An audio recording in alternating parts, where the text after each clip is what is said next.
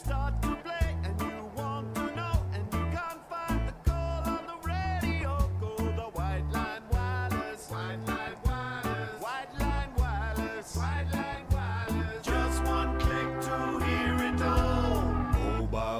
Oh, bloody bow. The vein of every true blue fan is the bad ex-cricketer anchorman. It's the same old words in the same old voice. Long past time there was another choice, like the White Line Wireless. White Line Wireless. White Line Wireless. White Line Wireless. From the box of dreams you're gonna hear the call.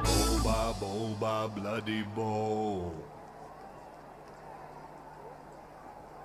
Welcome everyone to this World Cup match between Australia and the Netherlands. The Australians are bashing out the national anthem, followed by the White Line Wireless theme song. We know they're very good at singing this by now. They've memorised all of the lyrics. And I am joined today by Krish, who's on special comments. Hi there, Krish. Hi, Kat. How are you? I'm great. And I think it's Messy Jez on socials. G'day there. G'day, Kat. I'm happy to be back. I can tell you it's a bit cooler in Delhi today. The temperature is only 29 and 47% humidity. Does that mean that the mythical dew may come into play? I don't believe in dew having anything to do with cricket, but what do you reckon, guys? I've given up guessing. And that's all it's been, is guesswork, to be honest. Delhi typically doesn't have the level of humidity as the south of India, so the dew doesn't seem to come in, but we'll be proven wrong tonight, I'm sure. So we will wait and see. Anyway, Cummins has won the toss and he has elected to bat. We have one change in the Australian side. Cameron Green comes in for Stoinis, who has some kind of niggle. I think the niggle is called a slow run rate. Anyway, I'm very pleased to see Cameron Green come back in. Of course, Travis Head has been smashing them all over the place in the warm-ups, but he's not quite ready to come onto the ground. In fact, Cummins said at the toss that it was a bridge too far, so I don't know why they've got him on a bridge, but anyway, that's the way Cummins works.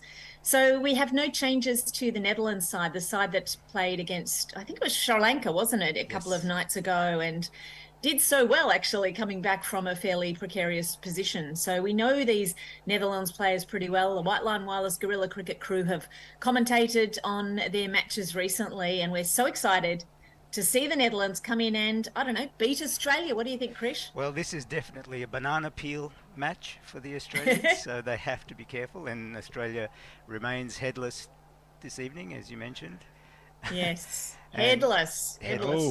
Correct. Very good. And the Dutch have an Australian connection with Scott Edwards as their captain, who plays for the Richmond Cricket Club. An important game for him as well, because this potentially lines up Big Bash contracts for him if he does really well in front of the Australian team. That's a great point. It certainly does. And also I just love this from Edwards.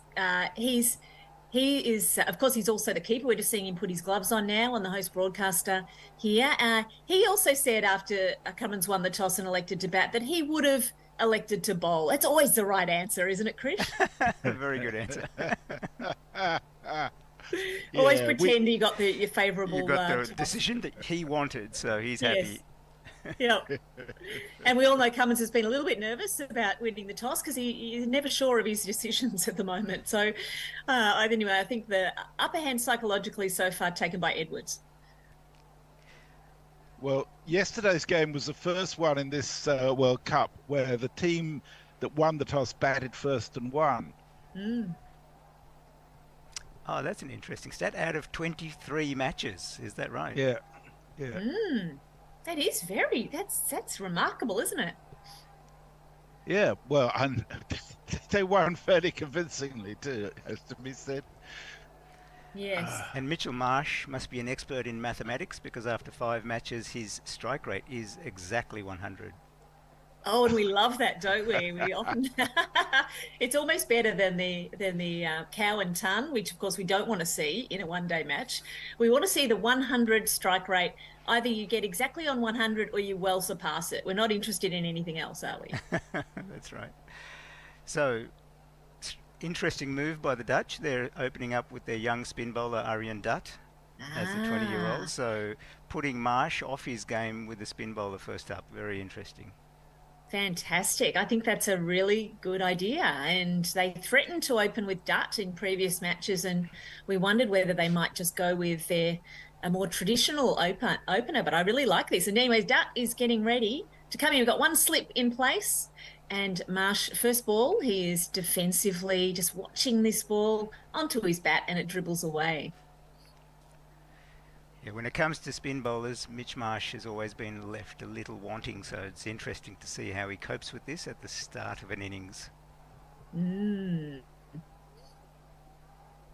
I like the stance on our slipper. He's very wide-legged here, and this first drive is through the covers. It's gone past the ring fielder. No one in the outfield, of course, at this point of the game, and that is 4 runs. I think the cover fieldsman there did a very good impersonation of the Sydney Harbour Bridge.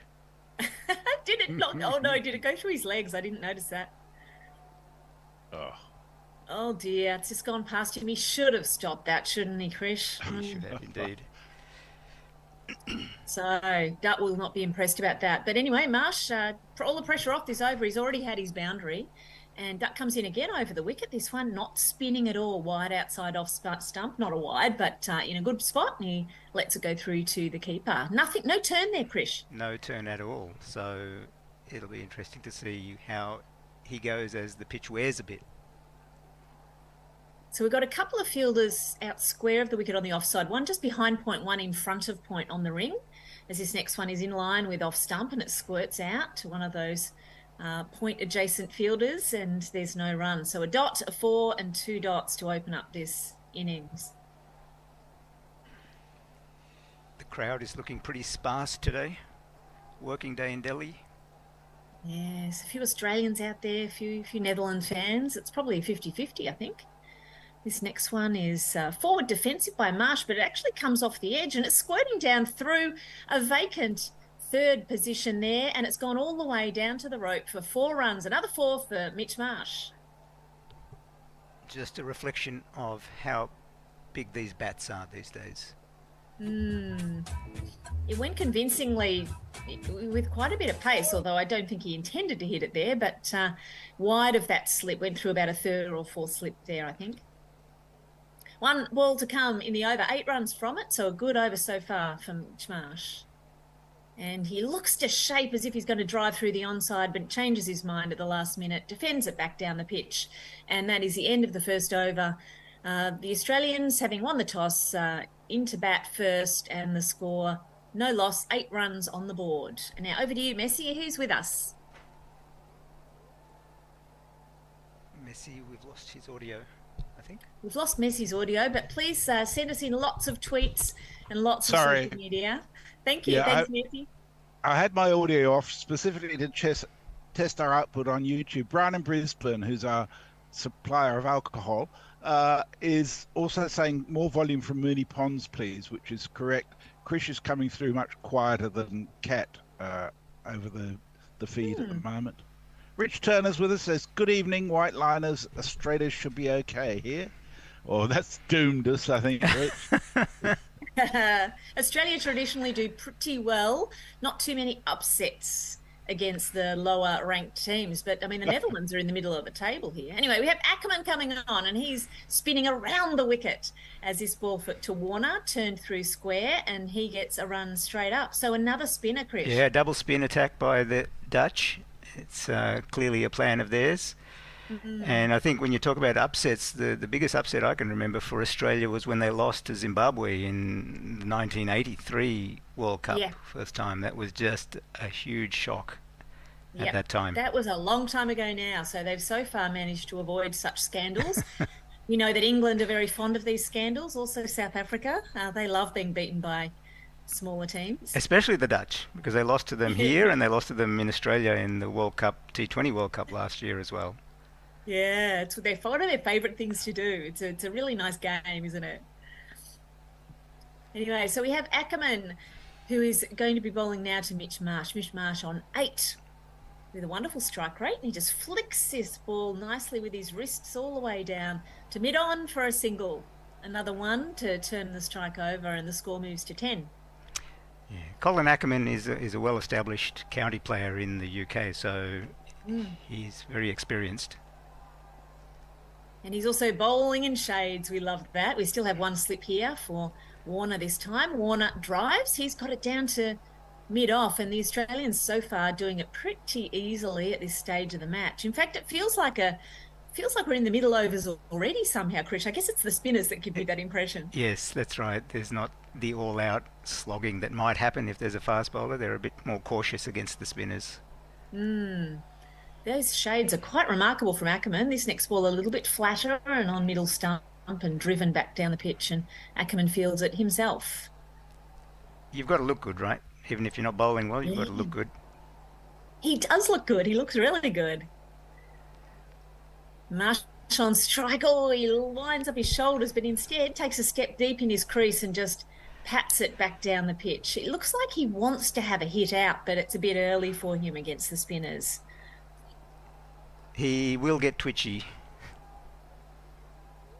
Yeah. And this next ball driven down to mid-off, and that was the end of the over. 3 runs from it. The score, none for 11.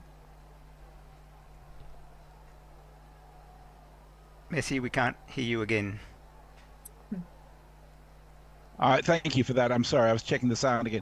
Interesting to see Green back in the Australian 11, but no Steiners. Also, Head still not ready, says Armchair Cricket Podcast. And Netherlands want to chase as a surprise, given how Australia fared when setting a target against Pakistan. To which James Worsted says, true, but they're not used to facing bowlers as quick as Stark. At least once they know the target, they know what strategy to adopt. And Mog, who will soon be in a producer's chair, says Steiners has the issue of being a bit too overrated and a bit too shite. Hello there. That's right. I remember Mog's not a great fan of Stoinis. And look, I'm happy he's been dropped as well. He hasn't been his best tournament. No. Anyway, it's Duck coming in, bowling his second over. It's flighted, and oh my goodness, Warner almost plays it on. That was very, very close to his stumps. He got an inside edge, and everyone is laughing, including Warner. Wow, Krish, what a very lucky to get away with that. And I wonder whether Colin Edwards, as an Aussie, is cheeky enough to sledge David Warner. Oh yeah. Yes, I imagine there's a bit of sledging going on there with the keeper behind the stumps, particularly for that shot. But this next one, it's a slash. It's a nice cut backward of point. It's going all the way out to the boundary, and it will be 4 runs for David Warner. So he'll be going back to Colin Edward and saying, well, that's what I can do. That's the right response, isn't it? After you've inside edged it almost onto your leg stump. Well, Scott Edwards is a Richmond fan, so he'll know how to sledge pretty well, I reckon. That's the advantage of having the spinners first up, right? You can sledge the openers because you're right there, right next to them, in their space. In their space, yep. We still have a pretty tight ring field for these opening few overs, and the slip is no longer there as Dutt is coming in this time to Warner around the wicket. This one's again a slash outside the off stump, and this is a beautiful shot. It's gone backward a point all the way to the boundary for 4 runs. Another 4 for David Warner. Yeah, that was rinse and repeat for Warner. He got the short ball outside off stump, and he was able to cut it with pushing his arms through that ball again. I must say, I don't want to curse him, but Warner looks in incredible touch. I mean, Marsh looked pretty good too. So these openers coming out, all cylinders firing. The score is 19 for no loss. And it's Warner facing up to Dutt around the wicket. And again, he tried, same position again. And there's still no fielder out there. It's gone backward a point for yet another boundary. This is incredible play for Warner off the bowling of Dutt.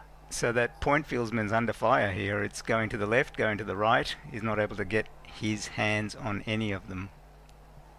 And they did move the slip out, as I mentioned. I think the slip was there on the offside, but still, it doesn't matter how packed that offside is, unable to stop. That is it's a great performance when you see 3 boundaries in a row like that in exactly the same position. Dutt a little bit nervous now. 12 runs off his over so far.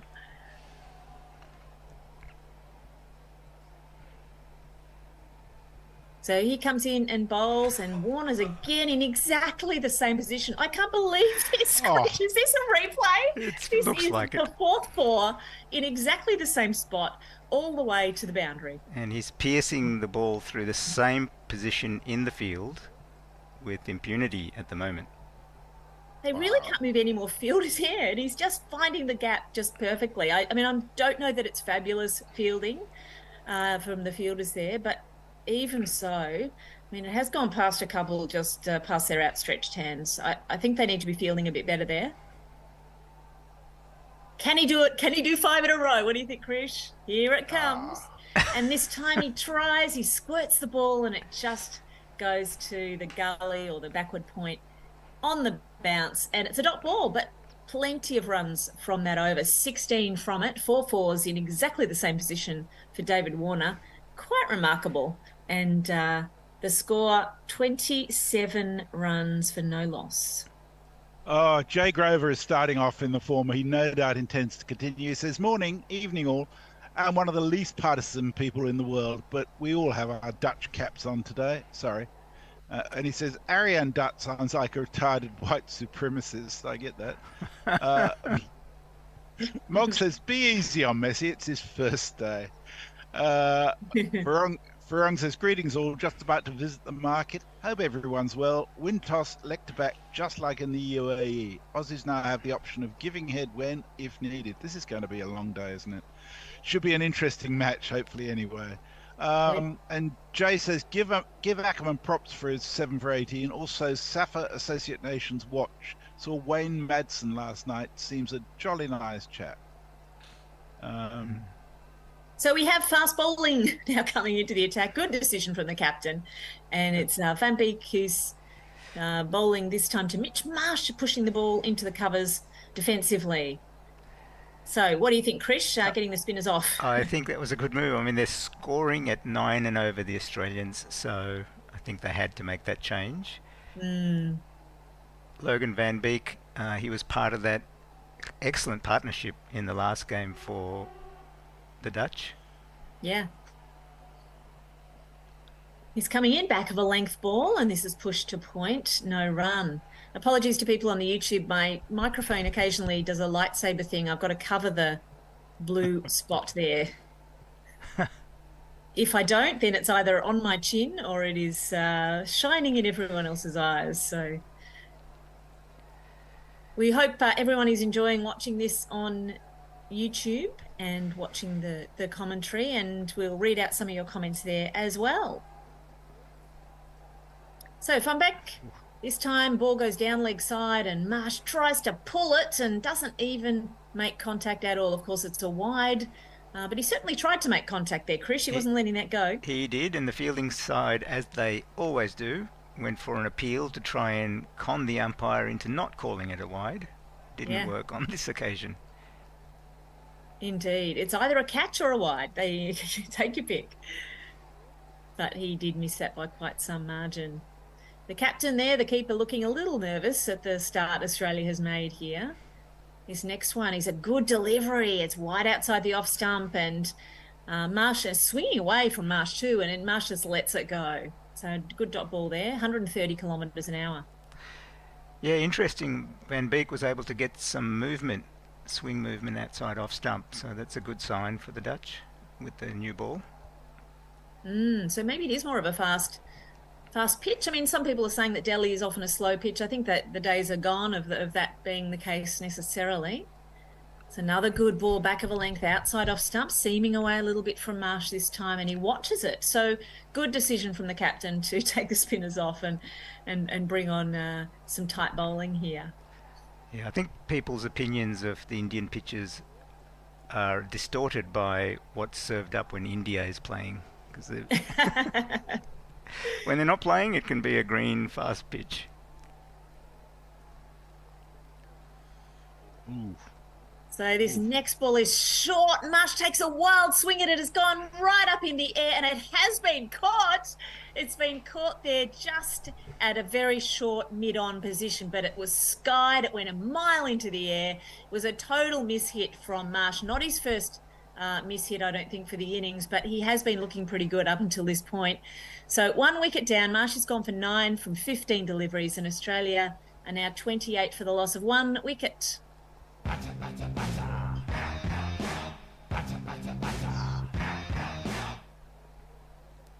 Poor shot by Mitch Marsh. I think maybe the spin bowlers actually made him a little bit more defensive than what he normally is when he faces fast bowlers at the beginning. So it might have had an impact on that shot that he just played. Yeah, I think perhaps you're right. Maybe the strategy, even though Australia went for 9 and over, maybe the strategy had something there, and the change in pace has brought about the wicket. So, correct decision there. Maybe it does have an impact. We'd love to know what your opinions are. Send us in some tweets about that. We have Steve Smith coming back out. I'm not sure if are we playing any jingles for the batters? I'm not sure if we are. Who's on production? Russ is nodding no. Nodding no. Well, I'll tell you, Stephen Kelk, who's of course in the Netherlands, says, "Come on, Netherlands. Can you write me another letter to get me exemption from work because of cricket, Messi?" You definitely can have that, Stephen. I'm glad they take my word seriously. So Steve Smith is averaging 18 in this series and striking at only 70 odd, so having a very poor series. Goodness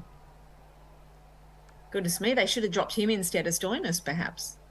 And I think he copped a blow in the nets and was in quite some pain, what I saw on the news before this game. Let's hope it makes him angry enough to have a bit of a wild swing. Anyway, still 1 ball to come in this Funbeck over. So Steve Smith on strike. He's just walked out to the crease, and Funbeck is right arm over the wicket, and this squirts. I don't think it was under total control. Squirts off the edge through square, but he has got a run. He is off the mark, and that is 1 run and 1 wide and 1 wicket from that first over for Funbeck, and the score, Australia are 29 for 1. Leah's with us. She says, "Hello, everyone." So it seems like Australia are worried about their net run rate, making sure they bat for as close to 50 overs, regardless of the Netherlands' performance with the bat. Well, that's a good point. Could well be that. Jay says, "I'm gutted that no one even smiled at my Dutch cap joke. Messi's just looked wearily resigned. Sorry, peeps." Yes. No, I appreciated it. I just, John Zinner says, "What do you think the first innings score will be given the pitch?" What do you reckon, Chris? 300 par? Yeah, Australia should be aiming for 300 to 325, I would suggest. Sounds good. And we know the Dutch are totally capable of getting that kind of score as well. Anyway, it's Van American who's coming in. Fast bowling to Steve Smith, and he just turns the ball into the onside defensively for no run. And the Australian form has been pretty patchy through this series. Even last game, although they had that 260 opening partnership, the back end of the innings fell away very badly. So I don't think they've put together a whole match yet, the Australians. No. Yeah, that's a very good point. So thank you to those who are interacting with us on social media. This next ball is again defended into the onside by Steve Smith. And if the levels are sounding beautiful to us, but we are listening to each other on a Zoom call, so if the levels are dropping up and down a little bit, make sure you let us know so that our production can even those things up. But everything is sounding perfect. You sound very loud to me, Krish. Thank you. So that's good. Perfectly loud. Not too loud, just right. So we have the keeper in a cap, which is interesting. And, of course, he's standing back to the fast bowlers as Steve Smith edges a ball onto his leg and does not get a run. 3 dot balls for Van Meerken to start off his over. So Paul Van Meekeren is 30 years old, and he's one of the Indigenous Dutch players in this team. So it's good to see local players come through in this team. Yeah, that's great. It shows that their program, their development program is working well. Steve Smith. There's one slip in place for Smith. He just drives this next ball to a short mid-off. And is that, it's not quite a first slip, is it? It's almost a second slip or a one and a half slip, I'd say. It's very wide first slip, yes. He's got very wide legs, so maybe he's covering both positions. He's must have very long legs, I'd say. So I heard an interview with one of the Dutch players, Van Lieder, who's suggesting that the Dutch team should have as much profile as Verstappen, Max Verstappen, in their home country. Yeah. His next ball swinging in the air. It is in the air a little way. It goes past backward point and down to third, and they get a single. It gets Steve Smith onto 2 runs. And maybe in the air for a moment, wasn't it, Krish? It was in the air, and the point fieldsman dived away to his left, but wasn't able to reach it. Maybe if the Dutch can pull off an upset today, then they will increase their profile to the Max Verstappen level. Yep, quite possible. So we've got a little bit more time to chat now that the fast bowlers are on. Just having a look ahead to the schedule for both of these teams. We'll talk about that maybe in the next over. As Van Meekeren comes in and he's bowling over the wicket to Warner. Warner's on 18, just defends this ball away. And that is the end of the over, just 1 run from it. And that's slowing the run rate down nicely. Australia 30 for 1 after 5 overs. Really good over by Van Meekeren. Go ahead, Messi. Jay Grover is a very delicate disposition, I think. He says, some homunculus looking fucker just appeared behind Krish's shoulder. Now I have the fear. I don't know, is Mog in there with you? Yes, he is. Mog's here. It was probably Mog. But and then he says, double arc. Now Messrs is coming through the computer screen. Double plus fear. Did you take overdose on your medication, Jay? And Mog says, I could have sworn someone just called Logan Funbag. Yeah. Funbag is what we're going to refer to him as. This next ball is lofted by Steve Smith out into the onside. He's going to take a couple of runs here. And that moves, he goes to 4 and the score goes to 32. So Australia's next assignment is in Dharamshala, which is the home of the Dalai Lama, and they're playing the New Zealand team there. Which will be a great game. Yeah. That'll be great. I mean, we know New Zealand very difficult to beat in this tournament. A full ball here from Funbag and driven by Smith, but fielded sharply. So we have, after that New Zealand game, Australia play Afghanistan, England and Bangladesh. So you might say it's almost the easiest possible run to the finish line for Australia. Especially given where England are. Yeah. I think they're one of those dogs that'll come back and fight and probably aim hardest at Australia, even though they're out of the tournament.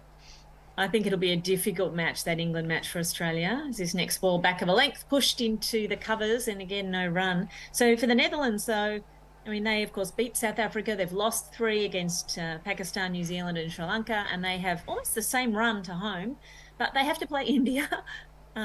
India, Afghanistan, England, Bangladesh. Yeah, so they might pick up another game, Netherlands, I think. I think they've got a very good chance against Bangladesh. They're not looking great.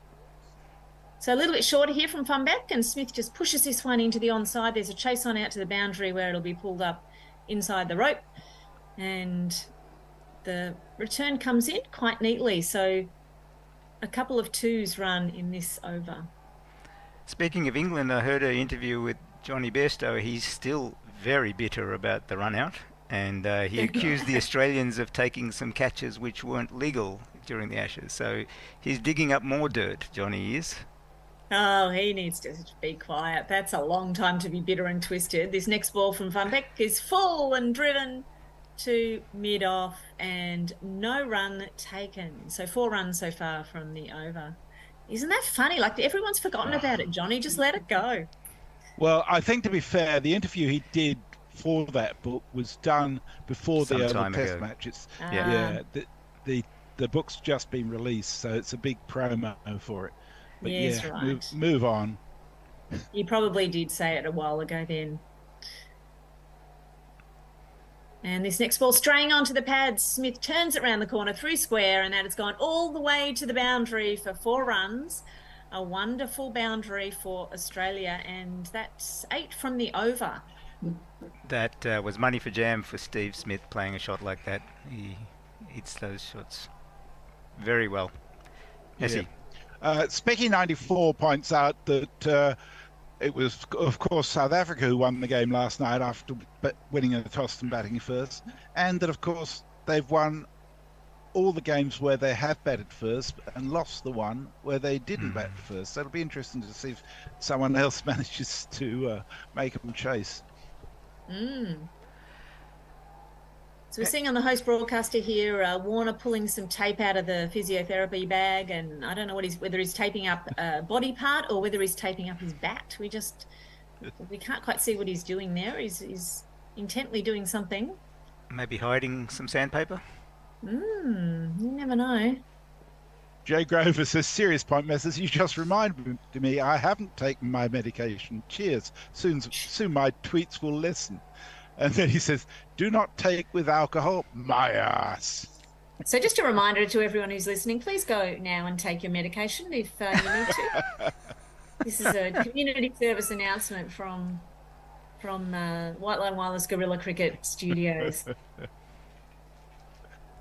So if you're just joining us, Australia won the toss. They decided to bat. The Netherlands were happy with that. According to their captain, they would have bowled. And currently the run rate is pushing 6 because the spinners started and Australia took a well advantage, getting lots and lots of runs. But then Mitch Marsh was out skying a ball that was caught by one of the off spinners. I can't remember which one. So anyway, Van Meerken's coming in. He's bowling wide outside the leg stump, called a wide. That was a beamer almost, but totally slipped out of his hand, I think. Great take by the wicket-keeper, and I'm surprised that they didn't appeal for a catch. Yes, indeed.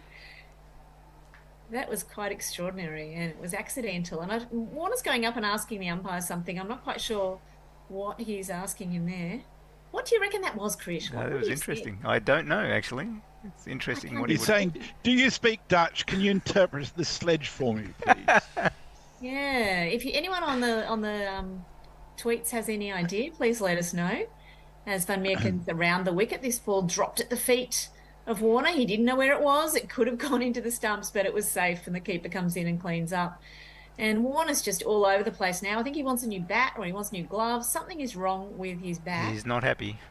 I don't know where he put his tape. We can't tell where he put his tape before. Maybe he did tape up his bat, but something is wrong. He's telling the umpire we need to have a little break in play. Has he got a broken handle? Out of it? Maybe you should get some tips from Grace Harris as to how to hit a 6 with a broken bat. Yes. So the It's stadium... going to be a little bit of a hold up anyway as the 12th man comes out with more bats. And who's that jogging out? Is that Stoinis? That's Sean Abbott. Oh, it's Sean Abbott. All right, poor bugger. Mog is on a mission to put the fun back in cricket. He says Logan Funbag and Paul Fun Merlin. Yes. I think we are supposed to give the pronunciation for the Vans as fun. So Van Meerken is in the middle of his over. So far, he's managed a wide and a dot ball. His figures are none for 2. He's coming around the wicket and he's bowling to Warner. Warner squirts off an edge down to third, and they run through for a single. Which reminds me, we need a 2020s version of Billy Birmingham to come up with all the alternate names for the cricketers. The comedian, Australian comedian.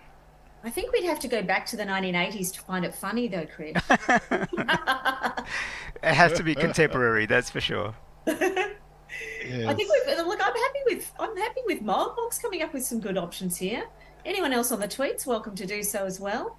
As Smith drives this ball out past mid-on, it's going out towards the mid-wicket boundary, and it's been fielded inside the rope. Smith getting a few 2s here. He's driving well into the outfield, not well enough for a boundary, but making everyone run around.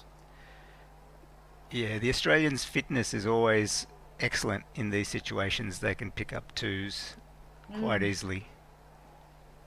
So we're just about due for a They have change to, here. because they're used to batting with Warner, who makes them do it. Yes. Yes. Indeed. At the end of this over, we'll have a change in commentary. You get to rest from our voices. This is short from Van Meekeren, and Smith lofts it into the mid-wicket region for 4 runs, 1 bounce, and over the boundary. A glorious shot, probably shot of the day there, Krish. I think so. We'll give him this There's tune. not one boy for me, I must have 2 or 3, I need 4.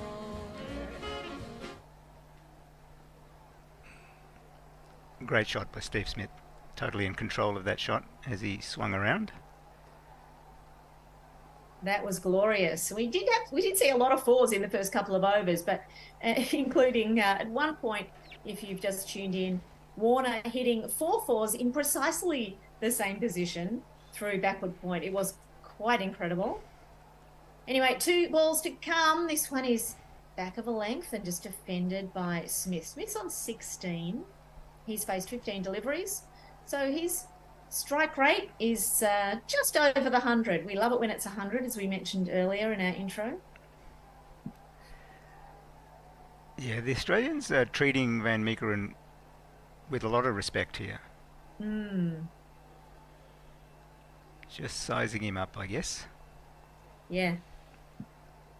Quite watchful of the fast bowlers. The run rate is still high. It's still north of 6, but not as high as it was. This next ball's driven through the covers. The cover fielders dive, but no one can stop it in the ring, and there's no one in the outfield. So that's another 4 runs. The score that brings up the Australia's 50, 1 for 50 after 7 overs with a run rate of 7. Well, maybe I'll do a couple of tweets while we change over. Jay Grover says, at the Tailenders gig last night, there were a recorded message from Bairstow taking the piss out of himself about the run out. I think he's ostentatiously paper gag, which ceased being funny a while ago. And Leah says, I wouldn't call industrial amounts of acid medication per se, and it's probably a bit early for it, but if you insist. And I shall hand over to Ben and Russ. Catch you later.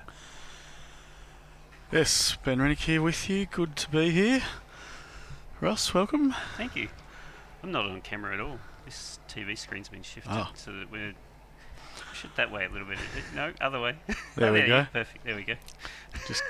Just at the edge of shot. Yes, fast start here for Australia. 50 for 1. The run rate now over 7. Smith just starting to really get going and just all by just playing proper cricket shots to the loose ball as Van Beek will come in again to Warner, and he can't get a run as he's poking that into the offside. There's a bit of respect here for Van Beek, but the other bowlers have really copped a lashing. Yeah, especially earlier, the 4 4s in 4 balls from Warner was quite something. Smith has such a strange hook shot, doesn't he? It's like watching a revolving door. That's it. He's spinning around on a lazy Susan, just helping it on its way. Geez, his cover drive's in full flight. He'd be keen to get a score here because hasn't been in the runs of late, but a good opportunity here. Not scoring quickly either.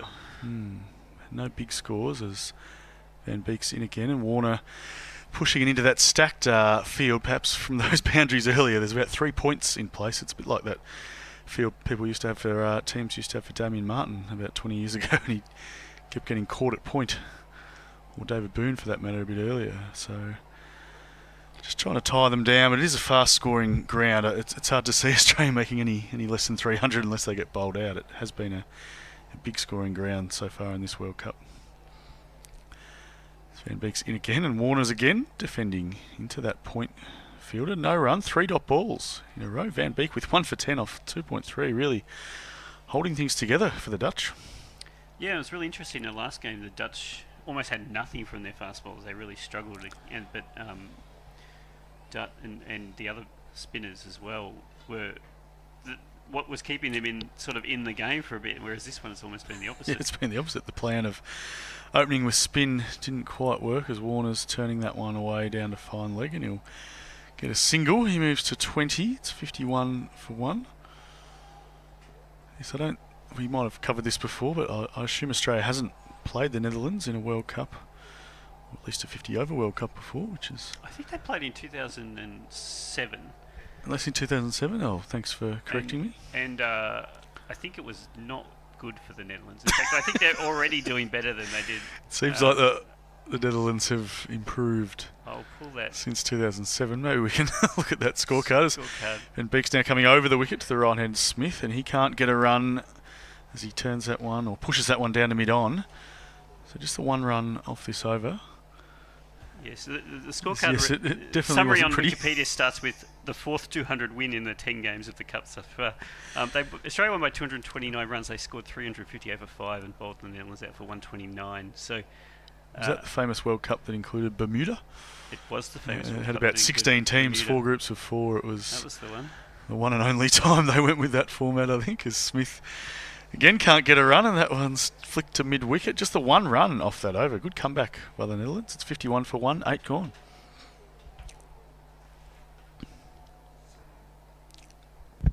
Some talk about medications on the tweets. Just what you want? Yes, with Jay Grover saying that he refuses to attempt to joke until the pills kick in. Sadly, even aided by antipsychotics and antidepressants, there's still no guarantee I'll be remotely amusing. While Leia replies, I wouldn't call industrial amounts of acid medication per se, and it's probably a bit early for it, but if you insist. Well, Leia's going to be on the call tonight, so maybe that will make for interesting broadcasting. We're looking forward to it. Second session acid drop. Yeah, the 2007 World Cup was... hubris gone wrong, really, wasn't it? Because they went 16 teams, but we'll only give most of them 3 games, and then we'll have an 8-team massive Super league. 8s. And then India and Pakistan get knocked out, and everyone's like, oh, shit. So that was when they all stepped in and said, India need to play Pakistan, and if there will be groups, then India and Pakistan will be in the same group magically. Yes, and they'll play at least and 6 games. And they will play at least 6 games. 9. And we'll sell the TV rights. So now India guaranteed for 9 games, and we're suffering everyone makes money. But we're halfway there. Game 24 out of 45, so we're past the halfway mark as Warner's steering that one down to deep third for a single as Van Meekeren continues. Yes, in some ways I don't mind the format. It feels like a football season or someone. It's very even. Everyone plays each other, but also it goes for 24 weeks. But also it's by the time you're halfway through, you're like, well, 4 teams can't make it, and there's about 3 teams going for 1 spot, and the top few teams are just resting players, and you're just waiting for a final series that's over in about 3 days. Yeah, So basically. there's not much build up to the final, as there is in other World Cups. As Smith's letting a ball go, that must be a big fine in a one-day international in the 9th over to let it go outside the off stump. We don't need that run. We'll get, No, we'll get the rest. It always seems better. The Rugby World Cup though runs at the same time, and because they've got it's a week been going forever. They have a week between games, and it's like and then because of the 5-team groups, they have to play 5 rounds, and you're like, this is still going. Yeah. I don't think that really works for anyone. The only World Cup that probably works is the Football World Cup. And Smith's pushing that one down. They'll scamper through for a run as mid-on comes in, but can't prevent single. Smith moves to 21. Yeah, football you can kind of get away like cricket with a game every few days, but if you need a week off, it'd be a bit like if there was a Test World Cup and there was a 5-day test and then 2 days later. off and then another 5-day test, and you'd end up going for about 8 weeks and everyone would fall asleep by the We end could of play it. a Test World Cup with the same format as the one-day World Cup, and it would go for 16, 18 weeks, something like that. 8 weeks. We should just block out 1 year in 4, and that year is the Test World Championship, and everything else stops. As that's a fuller delivery, and Warner can't get a run as he's squeezing it down to mid-on. This has been a good couple of overs here from the Dutch. The run rate back down to about 6. It was threatening to skyrocket for a moment, and they've just pegged him back. Perhaps Smith and Warner just thinking about their averages or thinking about a big score they could make and just settling in. Yeah, Warner started very quickly. You think of it, he scored 4 boundaries in 4 balls. The rest of it's been rubbish.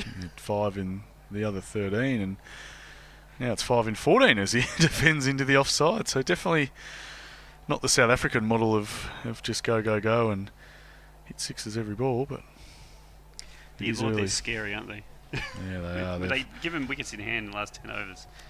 And the way De Kock's going, it must be his third 100 in the tournament. He's not sure why he's retiring after this. He could, perhaps because there's more money in the T20 leagues, I assume, but he could go on forever. He's only 30. Van Meekeren's bowling another dot ball as Warner. What is going on here? The Australians just content to play out the maidens. It's 53 for 1. Farong has asked, did someone mention earlier that today is Messi Jez's birthday? Happy birthday, Messi. Happy birthday, Messi. Happy birthday, Messi. Jay continuing to be confused by the composition of the Box of Dreams. What the ever-loving fuck? Is Gary Naylor in Mooney Ponds? Your entire house is freaking me the piss out. Not entirely sure who Jay was referring to. But we also have FZ, who is an Aussie here currently living in the Netherlands for the past 10 years. Can't decide who to root for, so going for the tie. Oh no, root for the Netherlands. Not for Thailand? Oh, the tie. I get it. As Van Beek will continue, he's bowling well, and Smith's tucking that one away behind square on the leg side. It's going to go for 4. The fine leg's up. There must be a deep backward square out there, but he's split the 2, and well, that's the first boundary in a few overs. Smith moves to 25. It's 57 for 1 in the 10th over. Still in the power play, so lots of gaps somewhere. I think in my mind I'm still thinking, well, the Netherlands, surely they'll just make 400. But it's, of course, very hard to make 400 in a one-day game, no matter who you're playing. So we'll just see how they go. And that one's tickled down past the keeper's outstretched left hand. It was it wasn't a great delivery down the leg side. They're looking around as if it might have been half a chance, but really that would have been a very lucky wicket. It's been given runs. I think on replay it might have been a few inches past the hand of the keeper. Yeah, he played that pretty well. I mean, they're going to keep bowling into Smith's pads. They will give up 400 because it's not a tactic I would recommend. Although he has been known to be caught, at least in test matches, at the leg slip or leg gully. At least England have employed that tactic a bit in the Ashes, and I think that's why they've got that short, fine leg in.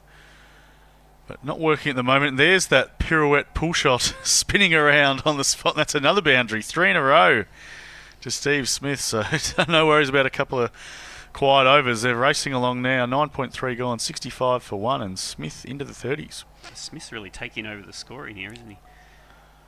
Warner was quick early. He just helps it on its way. He's not worried about hitting it in front of square, getting it early. He just waits for it and knows there's a gap. It's probably the safer shot too than trying to hit it over the mid wicket. Short fine leg. He's going to. And he can't get a run there as he's getting more of an inside edge out to cover. A fuller delivery from Van Beek, who's had his figures ruined a bit here. 1 for 23 now, if he's 3.4. That's a better ball though.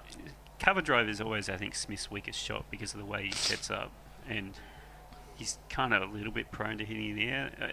I know he'll get runs through there, but I'd just be bowling in nothing but half volleys and just short of a length outside of stump and make him chase them. Yeah, and if you can get one to nip back as well, he's always prone to that LBW. We'll see what Van Beek's got now. It's another pull down the leg side, and Smith's getting a single as he turns it out to deep square. We've got a deep square and a fine leg in now, so they've decided if you can't beat him by having one player out there, we'll just join them by bowling into his pads and having protection. Yes, Logan Van Beek. I love that name, Logan. Logan Van Beek sounds like a superhero. He's charging in again around the wicket now, the left-handed Warner, and that one's fielded by the short third man. And there's no run. Warner stuck on 21, Smith 34. I was it's 1 for 65. Associate Logan with trust fund kids in movies and. Well, Glenn Maxwell's named his kid Logan. Well, I mean, he's probably got a trust fund. Maxwell's not short of a penny these days. Logan Vergis Van Beek, the full name. and Glenn Maxwell's kid is Logan Maverick Maxwell. It's just an excellent name for a Maxwell baby. we have a fact check from Messi Jez. No, it's not my birthday today. I've had enough of those already. And the next one's not until New Year's Eve.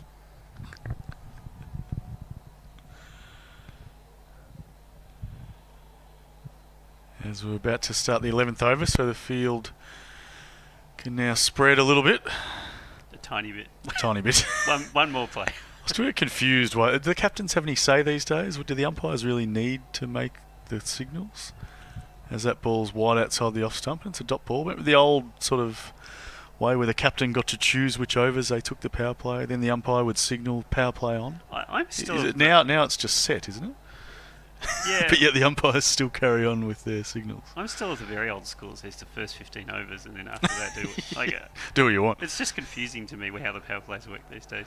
Well, it's just 10 to 44 out, and then one more in the last 10, isn't it? Something like that. Something like that. Someone correct us. Oh no. Should be 3 for 10 overs, as Van Meekeren's pulling out of his run up there. Yeah, maybe 2 out, then 3 out, then 4 out, then 5 out. You should get one extra out every time you get a wicket. For one over? Starts with 0. And then it comes back?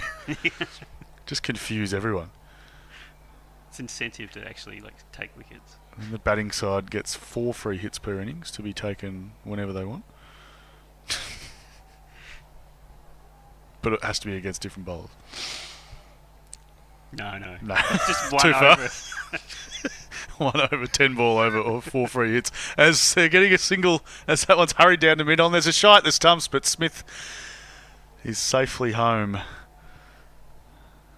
And it's 67 for 1. Smith's raced along now to 35 from 27 deliveries. That was some sharp running and sharp fielding as the bowler, I think, took a tumble there and Smith was diving. It was all happening, as Bill Laurie would say, but yes, he was well home. The Superman dive Good dive by Smith, saved him. Good dive. Kept the bat grounded. Solid. Did you see Pat Cummins dive the other week?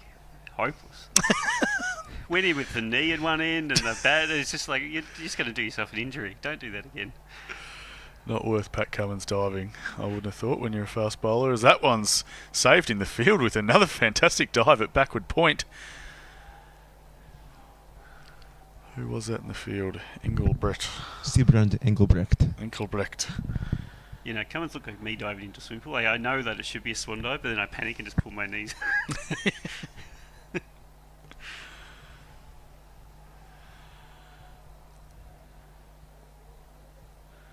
They're a good fielding side, the Netherlands. Very athletic. And so they should be. The amount of T20 and ODI cricket they play, it is their specialty, and that one's a short ball. Warner's ducked under it, but it's okay, says the umpires. And this is a good over by Van Meekeren, just the 1 run, which was a scampered single. He's almost completed 4 overs, just the 16 runs from it, so the question will be what comes after these two that are in the attack now, who are doing a pretty good job. Van Meekeren can get some bounce. In the previous game, he did 2 that not only went over the batsman, but over the keeper as well. So, very tall man.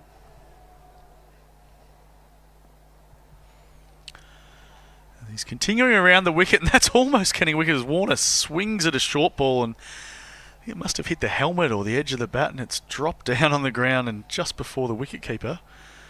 He's certainly, since those early boundaries, Warner, he's looking a bit out of sorts. He's only had 5 runs from 19 deliveries outside of that run, and I'm not sure how he managed to get this down. It's almost hit the back of the bat. He was early on. I think it was almost a slower ball bouncer, rolled the fingers across it, and Warner was... He's kind of bottom-edged it from a foot and a half above his head, which actually is quite an impressive feat when you think about it. And probably should have been called a no ball unless that was another short ball. He's allowed 1 to Warner, maybe. He's allowed 2. He's allowed 2, and he's turned that one down to fine leg, and that's another bit of good fielding, as I think it's our man Logan down there who's diving across to his left, and he's kept that to 1, and that's the end of a very good over. Just the 2 from it. Another one of those 67 for 1. Weird restrictions. You're allowed 2 no balls in one day, but only 1 in there. It should be like 1 no ball for the first 10 overs, but after that it should be 3, and then you can choose which overs you want to bowl through. And the play just goes, and you just adjust the scoring at the end in the break, I think. On that note, Ross, Mog comes with a warning. Careful suggesting variations on power play rules. The English will put them in the 100. Well, that's true. One thing we have What about the 6? The West Indian competition? The Chris 660. Gales, the 660. Well, It'll just be super over cricket soon. it's interesting we've never gone down the path of having like a bonus 10 or something if you land in a particular spot in the crowd. Yeah, well, the old last ball is worth double. 12 off the last ball if you hit a 6. Also, a question for Russ from Jay. Why is Russell looking so jocular? Is there some good happening in the world I've missed? No, I'm just really tired. Is he usually not We're at the halfway point of the World Cup and I'm just actually completely spent. So this is me high and giddy on lack of sleep. And there will be a bowling change as the field's just getting set. It'll be Singh to come into the attack. Hasn't done a lot of bowling actually, Singh, so far in this World Cup. No, I he don't does think. open. Singh open the batting. He does open the Forgive batting. my Yes. negligence if he doesn't. Yeah, I thought he was more up of the order, so we'll see what he's got. He's coming in to bowl some medium paces right home over the wicket, and Warner's just watchfully steering that one out to deep cover. So we'll see how much respect he gets. The keeper is back, so This is a little bit of pace on it.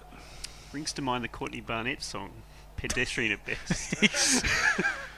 It's definitely big fan of cricket, Courtney. I think she was definitely writing about some medium paces.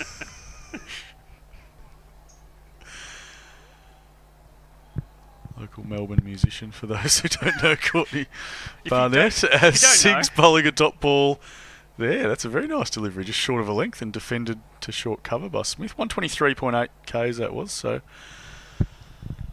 yeah, gentle medium pace, you would say. Yes, generously gentle. You should know Courtney Barnett. She's very popular across the whole world. Oh yeah, she's been on Ellen. Oh well. Before Ellen was Cancelled. I think. Is Ellen back? I'm sure she's back. Singh's in again, and that one's getting a bit of shape away from the right-hander, and Smith slashing it to mid-off, but he can't beat the field. He's not sure if he's talking to himself or Warner out there, Smith, but definitely gesturing that there was a hint of outswing, which there definitely was. Yeah, that's that uppish cover drive that Smith hits too. Like you really wonder whether you should stick in a short short cover or short mid off. Try and take advantage of it. Him trying, because his test matches he just doesn't play the shot at all. He just lets those go. But one day he'll I think hit those in the air. He's turning that one around to the onside, and they're going to try and look for 2 here as the fielder comes around, and they will not get back. That was very well done. The one-handed pick up and throw, and it's hard ground to get to. It's such a short ground. It must be maybe not quite as short as Eden Park in New Zealand, but there's some very, very short boundaries here in Delhi. Yeah, and I didn't catch it earlier in the game what the boundary dimensions on this one, but there's Can't be more than 60 metres. A lot of the grounds we've played on, they've had this pitch on one side of the square or the other, so you've had 70 on one side and 55 on the other. Singh's bowling a good over, and Warner slashes that to short cover, but can't beat the field. It was almost a crowd catch as the Dutch players went up, but Singh doing a good job here. Just the 2 from this over. This will be frustrating, Warner. 23 now from 26, whereas at one stage he was about 19 from 8, I think. So he's really slowed down. He's got that grin that he almost is his default setting now. And if the field placing graphic is any guide, there is actually quite a disparity in this ground too between the offside, in this case, being short and the leg for Warner being longer. Singh's in around the wicket to Warner, and he's getting a run as that one goes behind point, and deep third comes around. Fields on the slide, but that's the end of a very good over from Singh. 12 gone. It's 71 for 1. Warner 24, Smith 36. Leia saying that she's just waiting for the coin toss World Cup. The whole thing will be over in an afternoon, including some musical interludes, and the competitors can keep their blazers on for the entire event. And Jay saying Russ running on fumes is still more together than me after achieving Nirvana, the utter bastard. I didn't mind the old Super Sixes at the World Cup. 99 still probably the best 99 or format. 2003 was that? 2003 Maybe was, groups of 4? 3 groups no, of 4? 99 was groups of 6, and Or 2 2003 groups was of groups of 6. 7, which is a little bit too many if you're going to... I And just then, don't like a yeah. group that big. It also kind of makes it pointless, because the 7th team ain't going If through you're to playing the next 5 stage. games, you can kind of do that in 2 weeks. And then you're at the next stage as Warner's slashing an attempted pull shot. It's gone up in the air, but it's going to fall safely as it mid-wicket can't get to it and deep mid-wicket can't get to it, and it falls in the middle. He's definitely not picking up the pace and bounce here, Warner, with that pull shot. Van Meekeren just troubling him. A Dowd turned at the speed of a barge trying to chase after that. It wasn't... I feel like he might have got close. Probably wasn't going to get it, even if he was a bit quicker, but...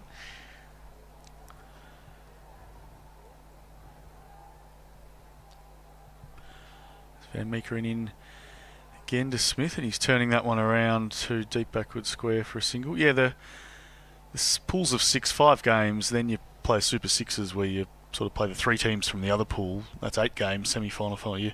It's still a long World Cup. I think It's pretty almost 3 groups of 4 where the top 2 from each group go in, maybe. Then or maybe 3 groups of 5, maybe 15's too much, I don't know. Well, You kind of want something happening every couple of weeks and then getting to the next stage rather than 6 weeks where not much happens. I have for a long time advocated a 20 team. I'll explain why in a sec.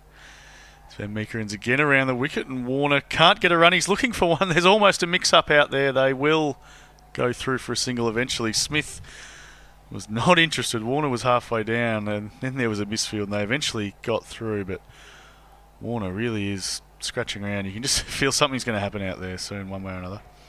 So 20 team World Cup, you play 2 games a day for 20 straight days. Basically, each group, 4 groups of 5. Yep. And then your top teams can go straight to the quarters, and your second and thirds can play off. So you've got an incentive, even if you're 5th in the group, to be able to actually, you could potentially get 3rd. Give yourself an opportunity. Van Meekeren in again, and Smith is with that cover drive. That's well fielded at short cover. It's O'Dowd. The long hair. What I said about him earlier. But I love how he doesn't bother with the man bun or anything. He's just, my Yeah. hair's out. It can't be comfortable. It'd be hot. But that's his look. But yeah, the challenge with the 7 team, 2 groups we get in the 14 team World Cup is like the 6th and 7th are pretty much really struggling. And then the 1st and 2nd, I barely had to try to qualify for the semi. So something that encourages you to come first and puts everyone in with a bit of a show, I think would be a much better outcome. Van Meekeren's in again, and Smith's just helping that on its way around to the leg side, and that's beaten both fielders. It's beaten the fine leg, the deep backward square. Smith hardly put any effort into that, and it's gone for another boundary. He moves to 41. It's 78 for 1. 1 ball to go in the 13th. Flying along Smith, 41 off 33. He's really carrying Warner at the moment because there's not much happening at his end. He struggled in this World Cup really to score quickly at all, but the Dutch have helped him by bowling almost exclusively into his leg stump line where he likes it.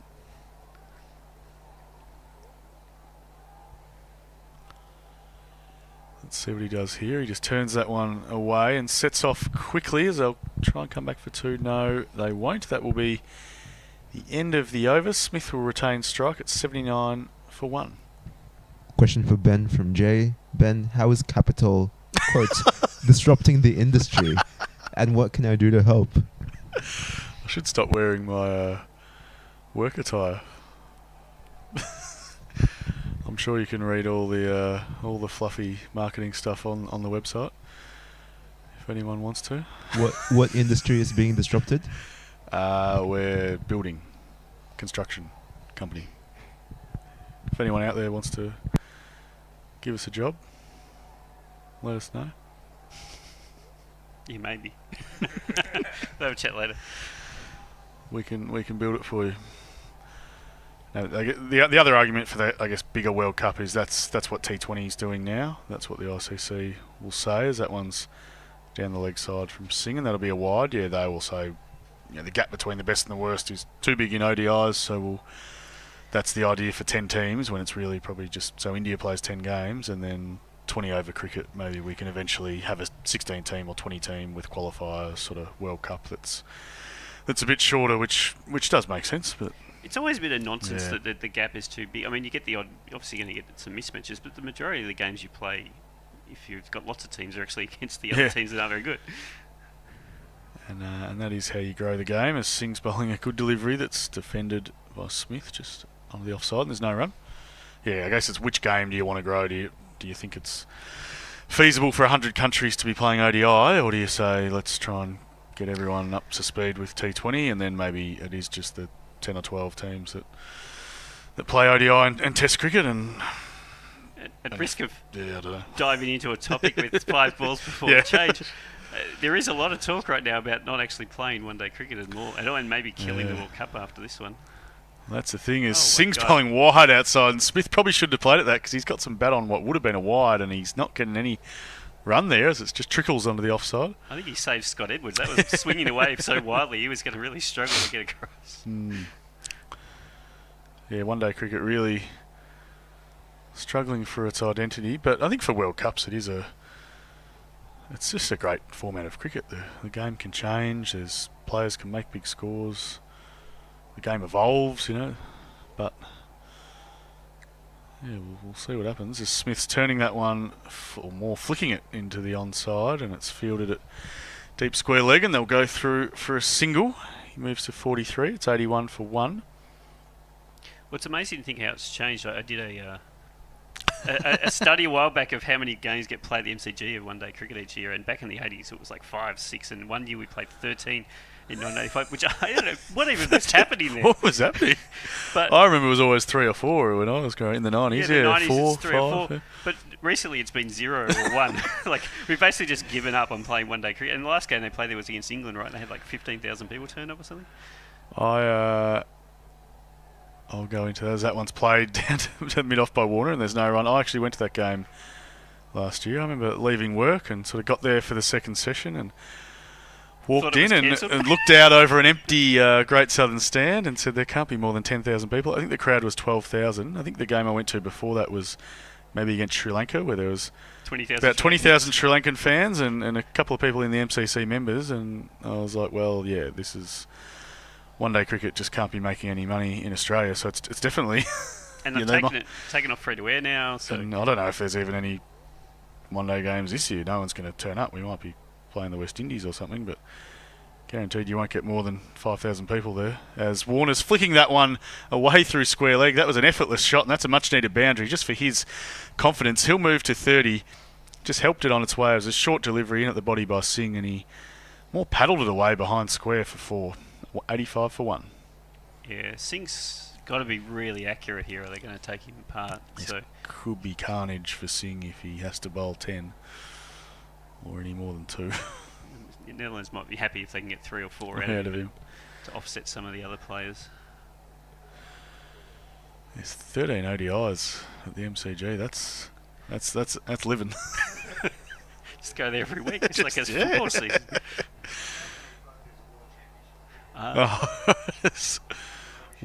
Warner's defending the last ball of that over. It's 85 for 1. Warner 30, Smith 43, and there'll be a change in the Do commentary you want box. to hit a sting? Let's hit a sting.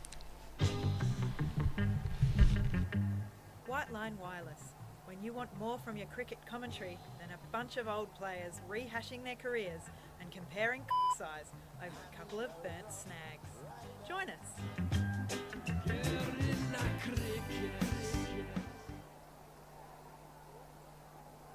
Yes, you're on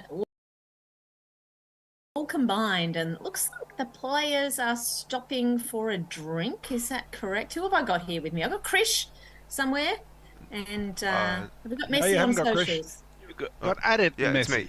Oh, we've got Adi. I can see you now. Yes. Took me a while to get in focus here. No, they're not Yes. having an official drink. It's just an unofficial drink, correct? You'd think there'd be one after 17 overs. Yeah, I don't know what's going on here. The world's gone mad. If Smith is outpacing Warner, maybe it's a result of the pressure of somebody getting dropped, either him or Labuschagne, and he's saying, "Oh, I'm better than Marnus." And Warner was also the beneficiary of that 4 fours in a row. Yeah, that's true. So take that Well, away. Yeah, they and were he- pretty and he's decent really- shots, it must be said. He's only just hit another boundary since then. So 4 in a row and then just recently a boundary. But it's Smith on strike. He's on 43 and he's facing up to Ackerman, one of our opening bowlers coming back into the attack. Was he an opening bowler? He was an opening bowler, yes. Yeah. Allegedly only in his second over. And this is flatter. And Steve Smith completely misses it. Goes through to the keeper, takes the bails off for practice. And Smith is annoyed at himself for missing that one, but a good delivery. Stayed low, I think. Ackerman's back to the top of his mark already, and he's got Steve Smith driving down to a wide mid-on. And Smith has scored, I think, he's scored most of his runs on the onside, hasn't he? Yeah, and that's not uncharacteristic for Smith, isn't it? But yeah, I think Ackerman was the bowler who bowled the 4-4s in a row and was promptly taken out of the attack. And maybe just being put back now that things have settled a little bit. His figures are only none for 4, so I don't think he was Oh, the no, one. okay. This next one is pulled by Warner, out into the onside, out into the deep where it is fielded. Yeah, Ackerman's figures at the moment, none for 5 from 1.5 overs. Smith's on 44, so we're on 50 watch at it. And crucially, his strike rate is well over 100. Yeah. Ackerman again bowling a flatter delivery. It's pushed to cover where the golden locked man, he looks a bit like Thor, I think, Adid, if we're going superheroes. Yeah, he always Odell. makes me think of Vikings. Max Yeah. O'Dowd. Yeah, he's a little bit Hemsworth in the face. This next one is flatter and it's not pushed out to Thor, but it goes through the covers out into the deep and Smith takes a run. That's 3 runs from that Ackerman over, the second Ackerman over. The score is 88 for 1 and over to Messi for tweets. Well, Mog says, fuck, I think I can be seen lurking in the back of the studio. So your anonymity as the masked jingler is being revealed, is it, Mog?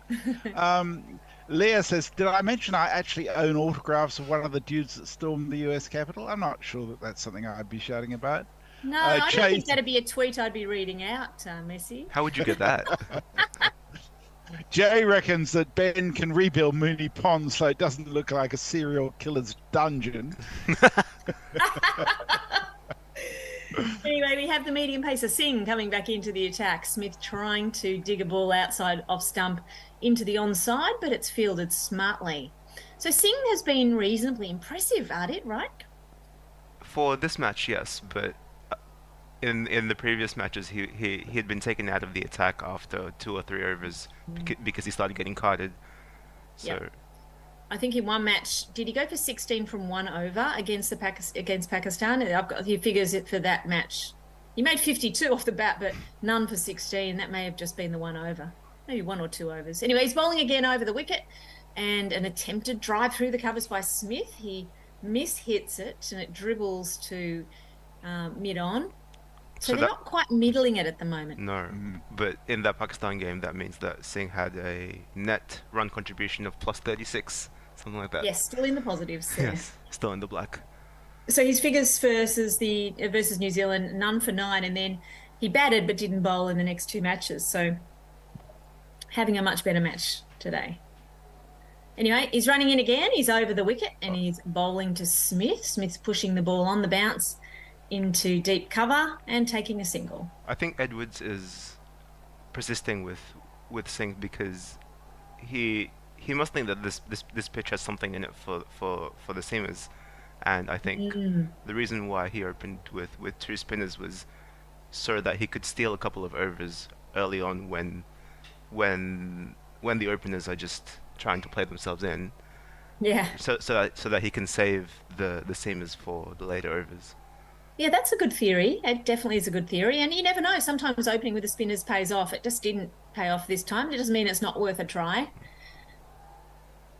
And Singh, his figures are none for 10. He's 2.5 overs. And this next ball is pushed to backward point where there's a slight misfield and an attempted run out, but they've got through for a run.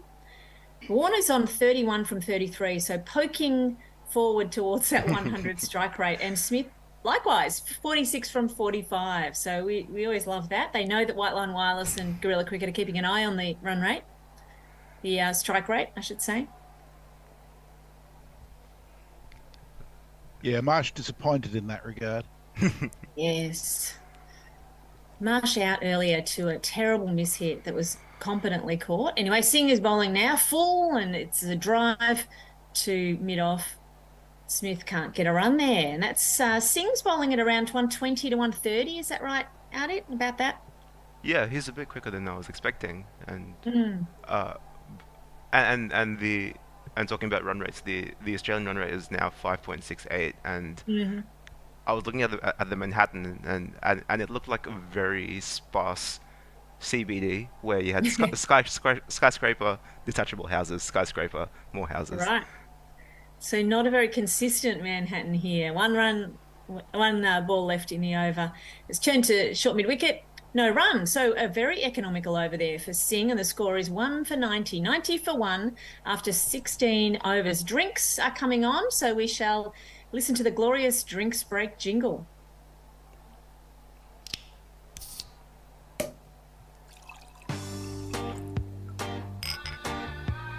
Drinks break.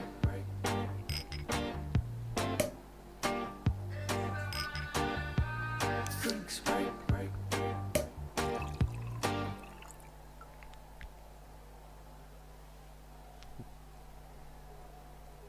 I can't tell when the jingle's over. Jingle's over. All right. So if the jingle even play, we may have just left you with fresh air there. Yeah, I was wondering if Mog's presence in the studio had resulted in no jingles at all. Mog says the qualifiers for this and the last T20 were much better than the actual tournaments, and that despite playing some of them at Geelong, where the boundary is about 15 metres from the wicket. Incidentally, talking of how many teams in the World Cup, the T20 World Cup next year is 20 teams who will be in 4 groups of 5, and then they'll move on to 2 groups of 4 before determining who's going to be in the semi-finals, and that's all going to be done in 25 days, I think, which is pretty good, actually. That'll be fantastic. Where is that tournament? That's in the West Indies and the USA. Yes. I think they're going to try and That'd play. be a nice holiday. Yeah. Are we going on tour? Guerrilla Cricket and Wireless on tour in the West Indies, watching all those qualifiers. That'd be great. Well, they're going to try and play India and Pakistan in New York. They're supposedly going to set up a pop-up 34,000 seat stadium in Staten Island, something like that. Let's see. That is remarkable. Fantastic. However, how does anybody know that India are going to play New Zealand? I mean, there are four groups of 5. They may not play in there. No, India, Pakistan. 2 groups. Well, how do anybody know who's going to play anybody? That's amazing that they should have some sort of foresight to be able to believe that might actually happen in an ICC tournament. They never randomise these groups. We know this, Messi. If they randomise them, it wouldn't be fair. It's actually much fairer to deliberately place the teams in groups. There's always 2 strong teams in every group and 2 weak teams usually, and that's the way it goes. So, yeah, every time though, isn't it, Messi? India, Pakistan. Yep. And it'd be amazing if that actually happened at the Olympics too. Wouldn't that be a coincidence? Well, yes, I think you're assuming again that it is a coincidence. It's not. They deliberately put them there. Well, Brian Barish came up with an excellent proposition for the Olympic teams last night, which won't happen, of course, which is the 5 teams apart from the automatic qualifier in the USA should be 1 from each zone. So 1 Asian, 1 European, 1 African, 1 Oceania, and 1 Americas, which would be great. But would be completely counterproductive as a front for having India versus Pakistan in the Olympics. It would. Yes. And of course, they cannot just arrange groups by accident. They couldn't put South Africa, New Zealand, Australia, and India all in the same group because there'd be too many good teams eliminated that didn't deserve to be. So I think the way they arrange the groups is quite fair. Stacking them. Stacking. Oh, they call it seeding, don't they? Yes, indeed. Pokey says, I saw Mog in his natural habitat. I didn't want to startle him by mentioning it, though. Have you got a dog with you? So we now have Ackerman coming into bowl around the wicket, and there's a miss. Both are at the same end. The Netherlands cannot get the ball in time to run them out. That was a terrible piece of fielding. And what an incredible, we never see this anymore. This was pure 90s. I'm so excited. Both batters, I think was it Warner who kept running? Ardit, talk me through this. Yeah, so Warner was ball watching as he went all the way down the pitch and maybe ignoring Smith saying no run, no run. Oh, there should be more of this. I love it. Absolutely glorious. They're going to have such an argument later on today as this ball goes out into the deep covers and Warner gets a run. We're seeing replays now. Warner just runs. Smith says no. Neither of them are looking at each other. Warner has run 2 runs. He got all the way to the other end. He's run 2 and he's just made it back to his ground because the fielding from Thor was not quite up to scratch, getting it back to the keeper as tightly as it could be. Very funny stuff here as Ackerman bowls flat and fast. It's driven by Smith down to mid-on. Yeah, sorry. Yeah, I don't see Davey laughing though. Yeah. I have no idea how Maxwell had completely stuffed that up. Yes, that's right. I don't think the Netherlands were watching either. This next ball's lofted high by Warner. It's gone up into the sky over cow corner for 6 runs.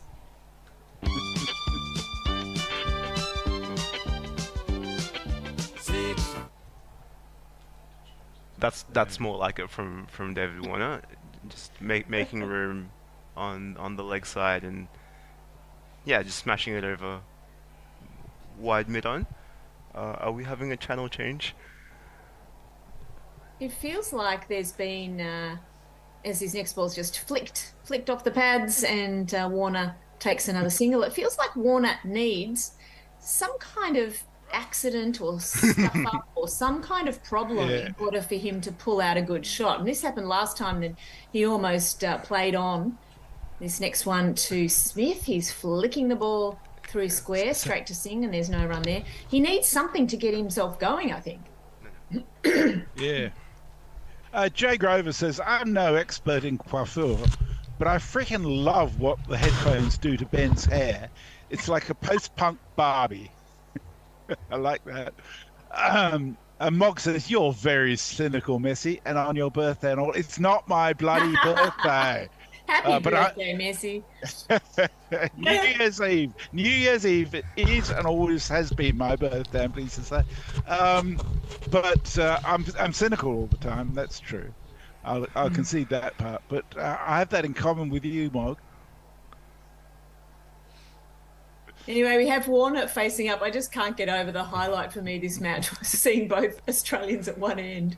Anyway, Singh is bowling, and he is bowling to Warner, who's lofting another ball up into the sky, and it's gone straight over, long on for another 6 runs. That takes Australia over the 100 mark. Australia 105 for 1. We'll play a couple of jingles there.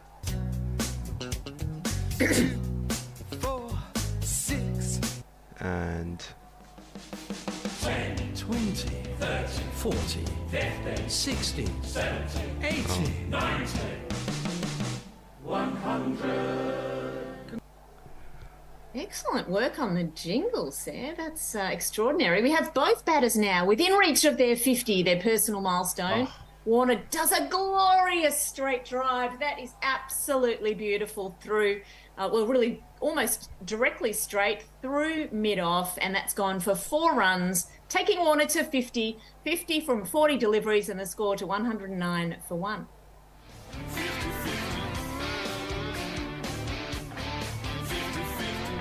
So it wasn't that long ago that we were talking about how Warner was just trudging along and Steve Smith was accelerating, but now Warner's strike rate has gone way up to something like 110, and Steve Smith's dipped below 100. It's the only way to recover from such a terrible running mishap. Yeah. This next ball pushed to point on the back foot from Warner. Warner, of course, versus Pakistan, made a glorious 163, and this is what we want to see, isn't it, Ardit, for Warner, who's on the verge of retiring. It's nice to see him go out with a bit of a bang with a couple of good scores. Yeah, it's starting the farewell lap nice and early, and having an intercontinental farewell lap at that. And, of course, he wants to end it at at the T20 World Cup in the West Indies and the US, like we were talking about. Excellent. Warner's on strike now. He's on 50 and he's facing up to Singh and he's just pushing a ball to short mid-wicket.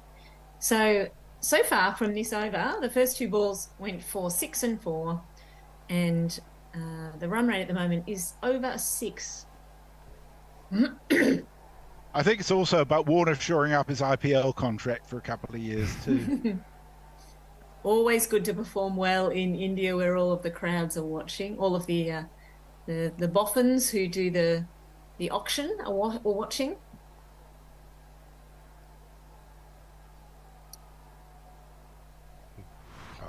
This next ball from Warner beats 2 fielders and it's heading out towards deep cover and to the boundary for another 4 runs. Seems to us that it's in 4. Well, this is his home ground because I think he plays for the Delhi Capitals, and we are in Delhi at the Arun Jaitley Stadium now. Yeah. That would explain why he knows where all of the short boundaries are. For a while there, Warner was just heading to the shortest boundary, which I think is that backward point for him, and so was Smith. Smith was going to exactly the same boundary, but for him it was the flick sort of backward of square. And the people who are fielding or people who are watching and spectating in that particular region getting, I don't know, 10 or 12 boundaries in front of them. It would have been a wonderful place to sit. Yes, best seats in the house. 1 ball to come here in Singh's over. His figures just damaged a little bit by 14 from this over. Before that, he was doing really well. Anyway, his figures at the moment is none for 25. Looking for his first wicket. Will it come with this ball? What do you reckon, Nard? I was about to say that he wanted to get his economy back under 6, but that's not possible. You can't do the maths, and he's still going to try. Is this next one's just pushed finally in front of point and it's heading out towards the rope, but the fielder comes around and they've run a couple there, very damaging over there, and we're finishing here with 16 runs mostly for Warner. Jay Grover says, can I just point out that Cat's jacket is fucking boss. Breakfast Club boss. There you go. I'll put my hood on too. Because you're a cool kid. And Leah says Pakistani running from Australia was out Pakistan by Pakistani fielding from the Netherlands there. That's pretty spot on. Yeah, that's great. We were talking about people with split loyalties between Australia and the Netherlands. We haven't mentioned yet that this is the Dirk Nannes Derby. And oh yes. And he's of course doing the call in the game, and I was just wondering who would he be giving more tips to, Australia or the Netherlands? Oh, the Netherlands. I hope so. I mean, you need as much support as possible for the Netherlands. So it's Ackerman who's going to be bowling to Smith. Smith searching for his 50. First ball is a dot, but he's on 47 from 50 balls faced.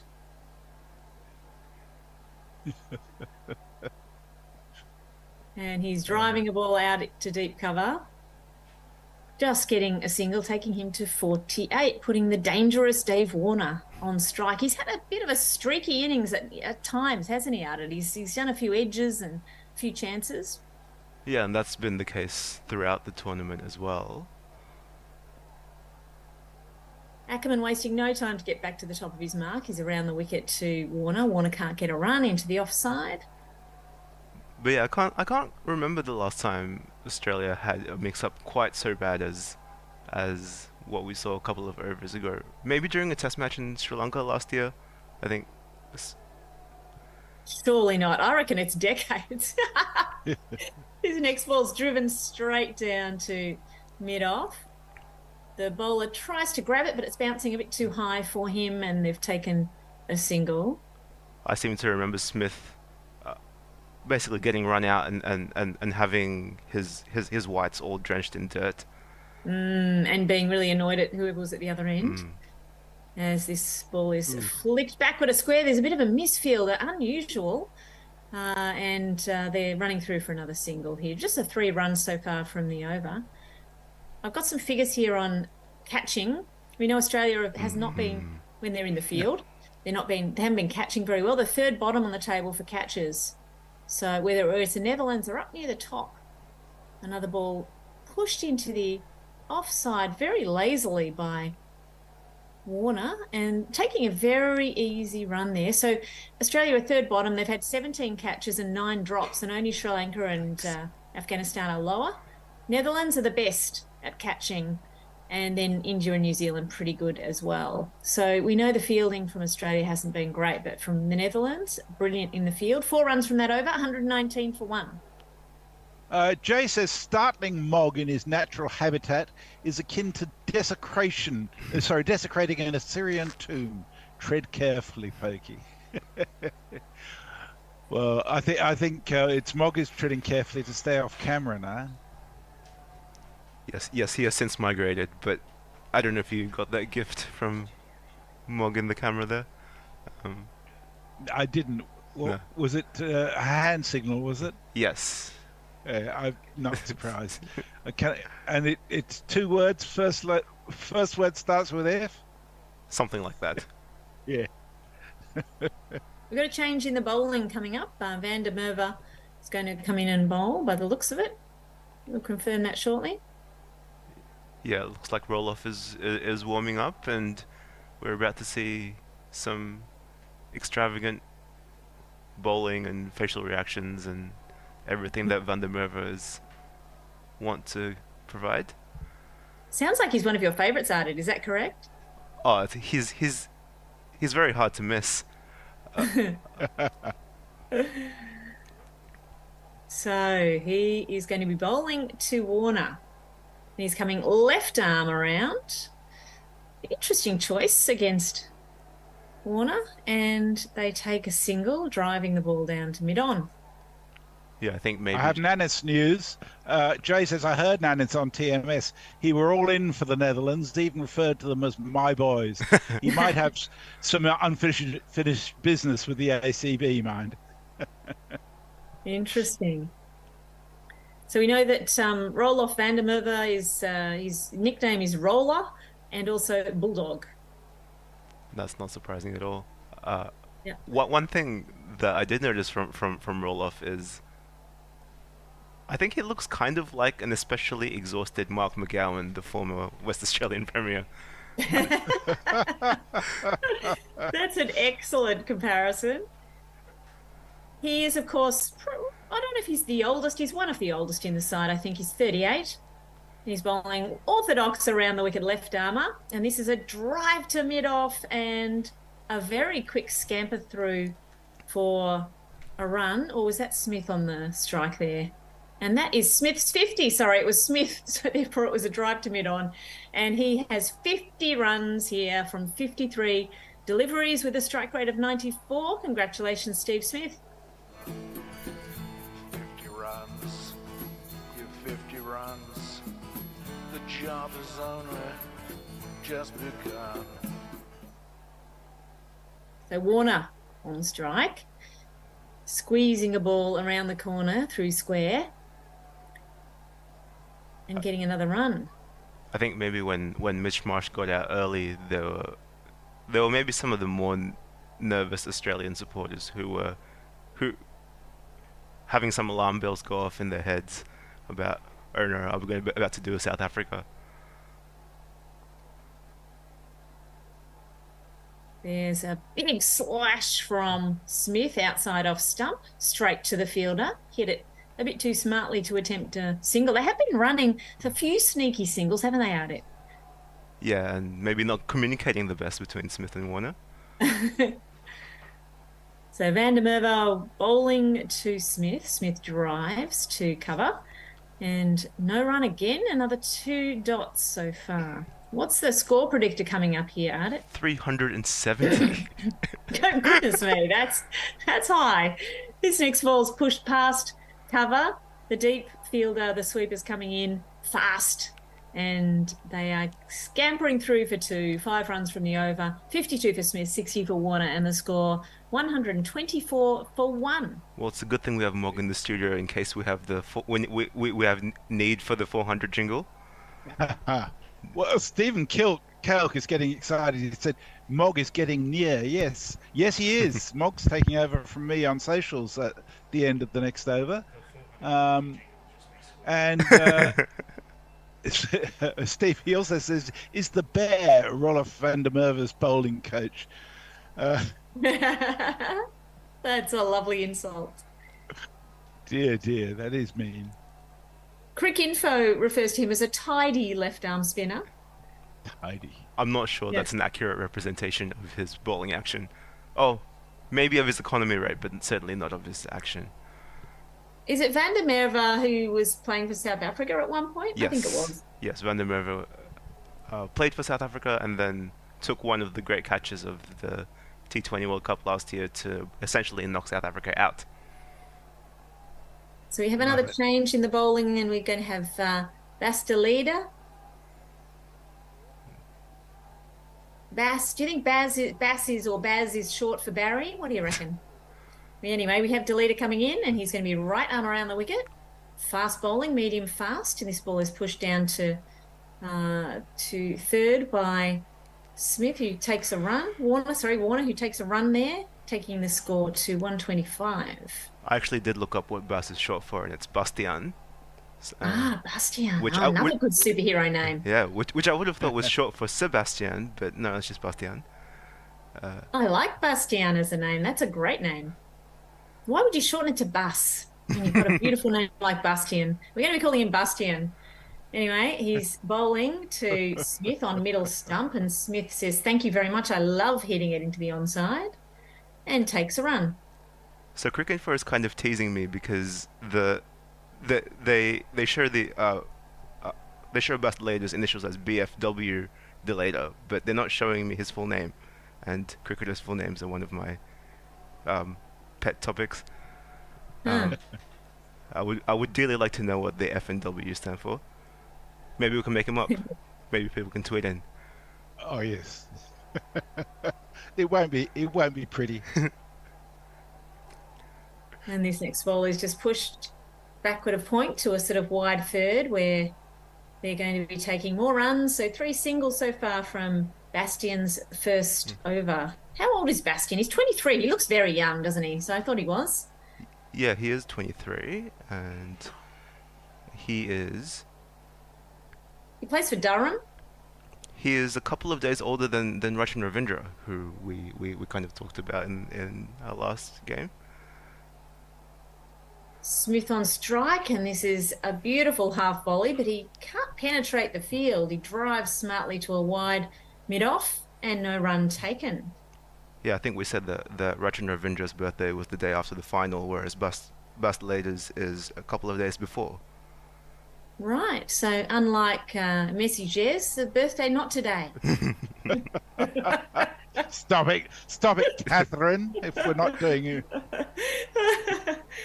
This next one's full from Bastian, and it's driven nicely by Smith all the way out to cow corner. It's 4 runs and a little bit over pitch there from poor old Bastian, and Smith says, "Thank you very much," moves to 57. There's not one boy for me, I must have 2 or 3, I need 4. That's a classic Steve Smith shot there, just playing it off his pads, beating mid-wicket over effortlessly to the boundary. Just having a look at Bastian's figures recently. None for 29 in his most recent match, as this next ball is pushed backward a point, and that is the end of the over and the end of our spell. There'll be a change, and Warner's on 62, Smith on 57. The score 1 for 131. I'll do some messages while we're changing over. The answer for you at it is Bastian Franciscus Wilhelmus de Lede. There you are. And Stephen Kelk says, the viewers on YouTube are wise. Many Dutch people have a ridiculous number of middle names that they don't use in day-to-day life. Nick Vickers says, morning all. Enjoying the commentary as always. Don't knock the Bears bowling. Remember, he could do a good job in the IPL. Yeah, right. And Ben is back with us now, and I'll hand over to him. And Mog, the next tweet is from Jay Grover about Mark McGowan. Catch you later.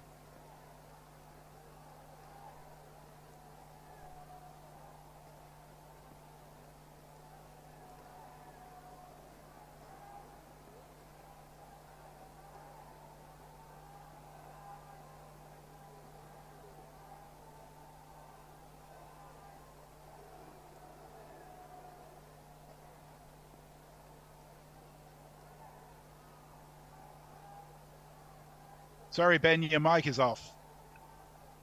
Not getting any sound from you, Ben. Oh, is that better? That's better. Oh, that's better. So no one heard that. I was just saying these two were going along at ease, just pushing the singles and getting the odd boundary and not too many fireworks. And just as I said that, Warner gets down on one knee and slaps that over cow corner for 6. So it's a classic Warner shot. If you were to put his shots in a time capsule, that would definitely be one of them. As Van der Merwe's continuing and Warner can't get a run. There's some fantastic names in this Dutch side. Not least of all, De Lead, The other we were great talking about. initials is VVS Lakshman. Yes. As Van der Merwe's in and Warner's playing another dot ball. So 6 and then dot as he can't beat cover. He's just got that grin. I think he's, ever since Sandpaper, Warner's had the same expression on his face. It's almost as if he's been trained to smile and not get angry and not be that guy. So whatever he's feeling, he's got the same grin as he's getting a single there into the offside. Except when he was giving out LBW. Yeah, there was one he got angry the other night, but usually he goes out just grinning and laughing, and you're like... He got really angry the other night. I feel like it's all going to explode at one point for Davey, because he can't keep this up forever. But Joel Wilson won't be on his Christmas card list. It'll be Smith now. He's on 57. Van der Merwe's coming around the wicket with his left arm off spin, and Smith can't get a run as he turns that into the leg side. So after that 6 off the first delivery, just a single from this over with one to come.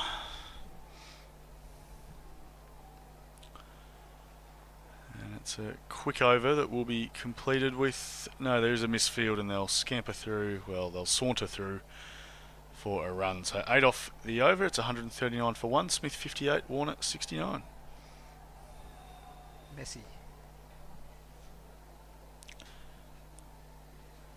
if you're talking, I don't think we can hear you. That's because it's meant to be me. No. Oh, right, sorry, Moggs. It's Moggs, sorry. Messi has left the building. I'm going to talk to people on YouTube. Stephen Coke says, unless the reign of milk begins. I'm only going to mention any tweets that involve my name, so you know what to do. I think the happiest person with Steve Smith's poor run of form at the start of this World Cup. Pause. And there goes Smith. Is that going to be caught? No, it's just over the fine leg. There was a diving, jumping attempt as Smith played that swivel pull shot again off to lead, and it's gone just over his head for 6 over fine leg. Smith moves to 64, 145 for 1. It's a very dainty, living dangerously. It's a very dainty pirouette, isn't it? Yes. Just helps it on its way. And he's done that several times today. He got just enough on that to the short boundary. Well, they're all short boundaries, but that one's short enough. As Bastian Franciscus Wilhelmus de Lead cries in vain as that one just goes to the right. And this one's going to be between the two fielders in a similar direction, but that's been clipped away all along the carpet this time between the fine leg and deep backward square, and that's 10 off 2 deliveries. He's dissected that one like a surgeon, and he's done that earlier in this innings as well. Yes, You know, I was about to say, I think the happiest person in the team with his poor form earlier in this series would have been the 12th man, because they would have had to come out onto the ground less for glove changes. But this innings, I'm sure he's had plenty. He has, and the lead's in again. Smith's flicking that one, or more turning it out to deep backward square for a single. 149 for 1. Yes, it's looking fairly easy for these two at the moment.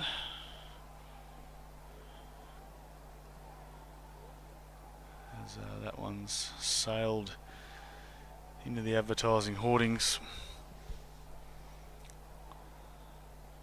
And you just sense the run rate will continue to go up and up as these medium paces continue to operate, as Warner's pulling that one through the leg side in front of square for another boundary. This is an expensive over from De Lead, 15 from it off just the 4 deliveries. Warner and Smith really now doing as they please. Warner on to 73 from 56. It wasn't too long ago when I was last on commentary. He looked a bit scratchy, but since then, no dramas. Yeah, that was a poor ball. It was just in his hitting zone at the right height, and it was just fruit for the sideboard, really. He go down for a minute, thought he was in with a chance, and then just put his head down as if to say, I give up, that's too good for me. As DeLeeds bowling a slower, foolish ball. Is that taken? That is taken! But short cover, outstretched hand to the right, inches above the deck. What a catch. Who was that, Chris? Roloff van der Merwe. Roloff van der Merwe. That came out of nowhere. It was a full toss. I think it was an attempted slower ball Yorker. Not sure if Warner's checked for this or the umpires just want to check if it's carried, but no one's walking off the field. The fieldsman was certainly confident. You'd think, I don't think that was a bump ball or a squeezed catch. It looked like if it was a catch, it was a catch. Live vision, it looked out. Yes, it was a great effort by Roloff van der Merwe. As is custom these days, especially with the Australians, no one walks off till we've seen about 16 replays, and we'll see what happens here. Not bad for the senior member of the team to bend over and pluck that one. It was excellent catch. He was certainly pumped up, and let's hope after the reaction. Well, he's caught it about 2 feet above the ground. It's just the roll they're checking to see it doesn't bubble out, but it looks a clean. Well, I think it's a bit like the Mitchell Starc catch where that potentially the ball has hit the ground. Yes. Whilst he's holding it. Yeah, oh yeah, I think out. That's going to be not out. Well, yeah, you can't give that out. So van der Merwe has dived away to his right, caught it well above the ground, but then as he's fallen down to the ground, the ball has come down below him with his hands on top, and it looks like the ball would have touched the ground as he's fallen down. Yes, he's put pressure. You know, would have been a try in NRL rugby. Yes. There was pressure on top of the ball, we think, and that's a relatively easy decision. Well, a bit of an anticlimax after the celebration and the catch. Well, maybe more in hope. He rolled around and came up with the ball, but I think it's fair to say without the Dutch that fans, pressure on the ground, it may well have slipped out of his hands. They're not happy out there, the Dutch fans are shocked, but obviously they haven't been watching the Ashes. Otherwise they would have known. They're all in disbelief. I think Warner's just saying, well, the ball hit the ground with pressure on top of the hand. That is, you cannot rest the ball on the ground as part of controlling the ball. That's very clear. And yeah, we saw that with Mitchell Starc, who stupidly did that. I don't think he needed to when he took that catch, the way he fell. Is Warner just having a go here at the fielder, or is a little bit of, or is he just saying bad luck, mate? There's a bit of a coming together. I think it was all, wouldn't say it was in good fun, but I think maybe Warner just saying, hey, that happened to us in the Ashes. Mitchell Starc, and yes, you can see the replay. Warner straight away went to the umpire. No, the ball touched the ground. Perhaps, I mean, if it's never happened to you, you might not. Correct. Might not actually know that rule. As Warner's slashing the next ball away for 4. Well, that's just rubbing salt into the wound there. As the that was a take that shot, wasn't it? Yes, backward a point. No chance for the fielder, and that over's going for a casual 19 after the Dutch thought they had a wicket, and it's 158 for 1. Warner 77. And what is Smith on? 69. After some minor tech issues, which hopefully have partially been resolved, I blame Tony because he's not here. We've got some folk on YouTube again. Jay Grover is suggesting that Tony's had a day off and it all goes to shit, and it's true. Fucking shambles. And Brian in Brisbane's calling for Tony. I'll ring Tony right now and see what he has to say. He'll help us.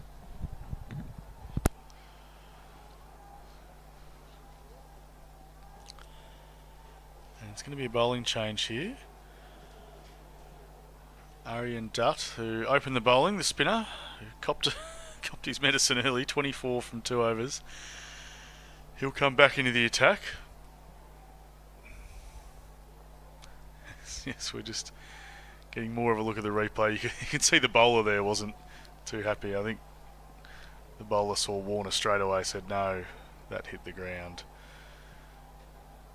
And well, if that was the Ashes, there would have needed to be a meeting of the Prime Ministers to to resolve that, and we would have hated the Netherlands if this was Test cricket, but I'm sure no one will remember that catch from tomorrow, as Dutt will continue with his off spinners, and Smith can't beat the backward point. There's going to be a shy at the stumps, but there's no run as Smith sent back by Warner. The run rate 6.8 after 23 overs. It has got up to that 7 mark. They'll be looking, well, from this platform to be getting up towards 400, and not that we're going to discount the Dutch's chances of chasing it, but you'd think it'd be unlikely. Net run rate might be very important just to get into that 3rd or 4th spot or 4th spot on the ladder, as Smith's carving that one out to deep point, and they'll come back for a couple. He moves into the 70s. It's 160 for 1. Of course, Australia's in the peloton, trailing the Indians and the South Africans.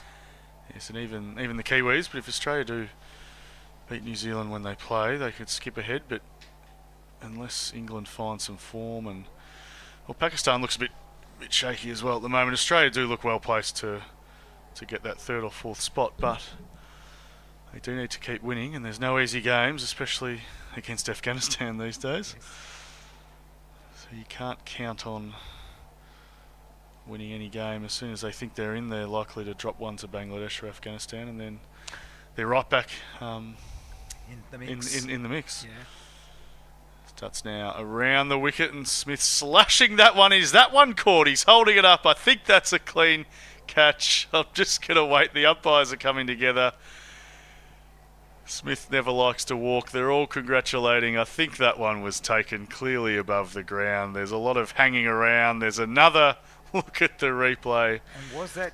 Johnny Bairstow won't be happy with this. No. He'll be calling journalists everywhere to dig up old wounds and start talking about claimed catches and walking.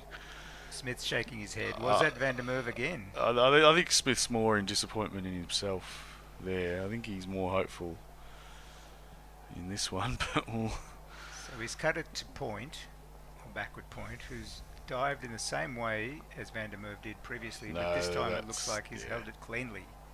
I think he's learned from his previous mistake, and he's held it up cleanly this time. Same fielder. This is probably terrible radio, but if you're on YouTube, he's got this catching technique of his fingers pointing down for low catches, which is generally not a great way to keep the ball above the ground. He really needs to... He's got his fingers pointing up as if it's an above head catch, and then he gets into this awkward position. But yeah, there's no doubt about that one. That's definitely... He's rolled the wrist at the right time. It's a great catch. It's a great catch. And he'll be happy with that. It was a disappointing 5 minutes for him. yeah, he's a sharp learner, obviously, because that was only last over. Yeah. And that has now officially been given out. I'm not sure why. I mean, maybe Smith couldn't see it, why he was hanging around, but that was clearly out in real time for all to see. But got to make sure of it these days, and that is the 2nd wicket. It's 2 for 160. Well, let's see whether the Australians will elevate Maxwell or Inglis or one of the hitters, or go with Labuschagne, considering the platform. We saw them do that against Pakistan the other night. Yeah, if it is Labuschagne, he might be thinking this is his last game before Head comes back. Yes, you'd think he'll be the one that would miss out. Marsh goes to 3 and they all move down. I was surprised Cameron Green came back into the side. I'm not sure whether we've mentioned that earlier. Stoinis. Did he have perhaps niggle? I thought wasn't seeing the world on fire. Maybe he had a niggle. I was not sure whether they dropped him, but I think he must have had a niggle, because certainly he's a better option than Green, I think. But it will be Marnus. Perhaps the captain's just said, get your eye in and get some form. We've got a good platform. But you're almost, I mean, unless you make 100 from here, if you make 30 or 40, I don't know, 2 for 160, you really need to go big, or you're on a hiding to nothing, I think. Correct. And 100 off 80 balls. Yeah, so that's the aim. Marnus, 100 off 80. Hasn't had a great World Cup, just the average of 30 at the strike rate of 64, so... Very disappointing. Definitely Travis Head will come in for him, you would think, at some stage. But it's been Dutt with the wicket, and he'll continue. And Marnus will Turn that one into the onside for a single. He's off the mark, 161 for 2. And in today's one-day game, Smith's 71 of 68 is just a par score in terms of strike rate. Yes, especially on this pitch at this ground. And not selling the Dutch short, but probably not the strongest bowling attack you would say in world cricket. So, but he's definitely set the platform, and he just looked so disappointed in himself that he picked out the fielder. There were 3 figures waiting for him, and that would have really got his confidence back in the shortest form of the game, but not to be. Duts in now round the wicket to Warner, who can't get a run as Point comes around and does the fielding. So this has been a good comeback by Arian Dutt. Just the 3 runs and a wicket off the over. 1 ball to come.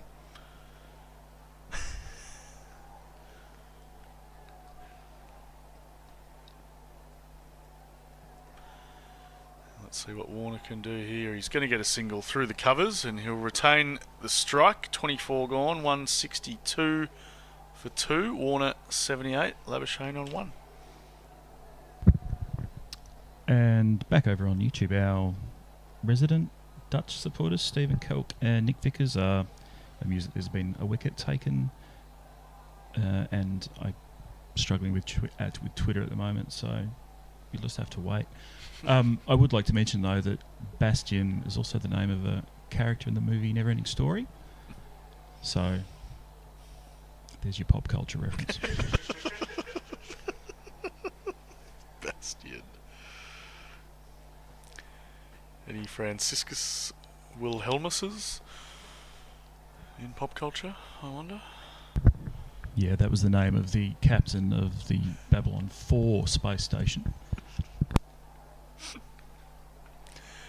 Thanks, Og. On YouTube, Jay Grover said, Smith's not angry, he's just disappointed. He's never happy as Warner will take strike to Van Beek and can't get a run. He's 78 from just the 60 deliveries. Really has a chance. Well, I don't want to think too far ahead, but he's almost got a chance to get a double 100 if he sticks around. Definitely to get a big 100 like he did the other night, and Quinton de Kock did as well recently. There has been some big scores in this World Cup, and what better time and conditions and ground than here for Warner. Van Beek's getting that ball to skid through on the pads, and it's been turned down to fine leg, but not a bad delivery. There's a unique grandstand at this Delhi ground. It looks like a multi-level car park. Is that the Gautam Gambier stand? The Gautam Gambier stand, yes. It's just the ramp that the cars drive up without exactly. any parking spaces. Maybe there's a car park behind. Maybe there is. They just... patrons sit amongst the cars, maybe.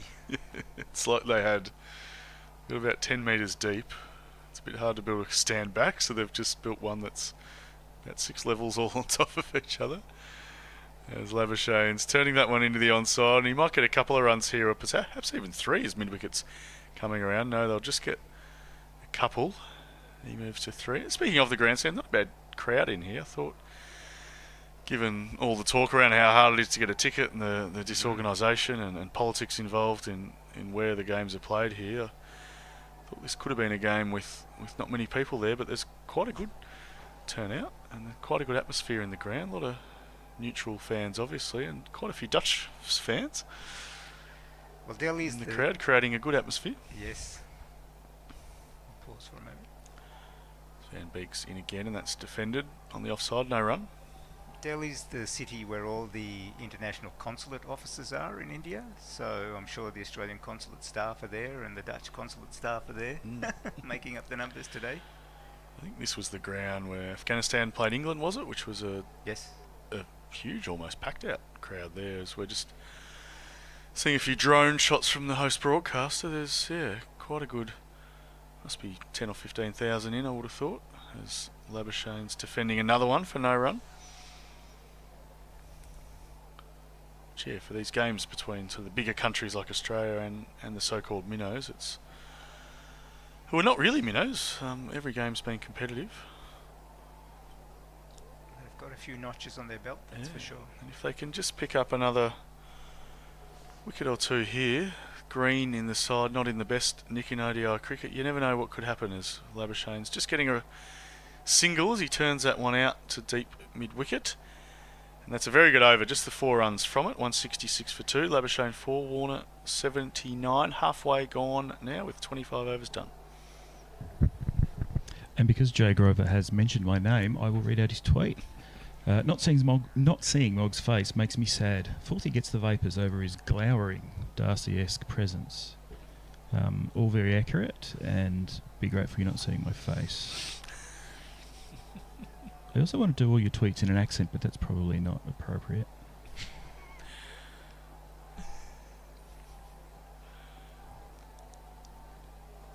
And Leah, hello Leah, says, I'm not sure the Dutch consulate staff even know that their team is playing in a World Cup at the moment.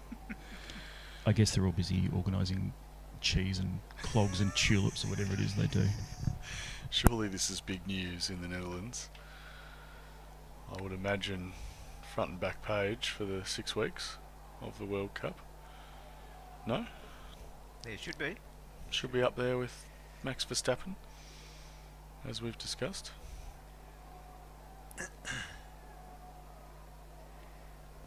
It'd be good if the Dutch could host a couple of World Cup games, perhaps when there's the next T20 World Cup in the UK. Yeah, and Ireland. That would be good for the game. And Ireland have a whole just European. Well, England's not part of Europe anymore, but that part of the World Cup is a single being taken off Dut to start the over. Yeah, I think was it the next FIFA Soccer World Cup or the one after is being played in I think about 6 different countries in Europe. Someone correct me. I'm not sure if it's Europe. 2034. There's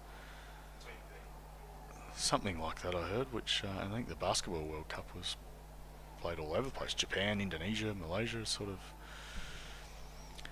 So it can be done as Warner's turning a single into the onside off Dut, 168 for 2.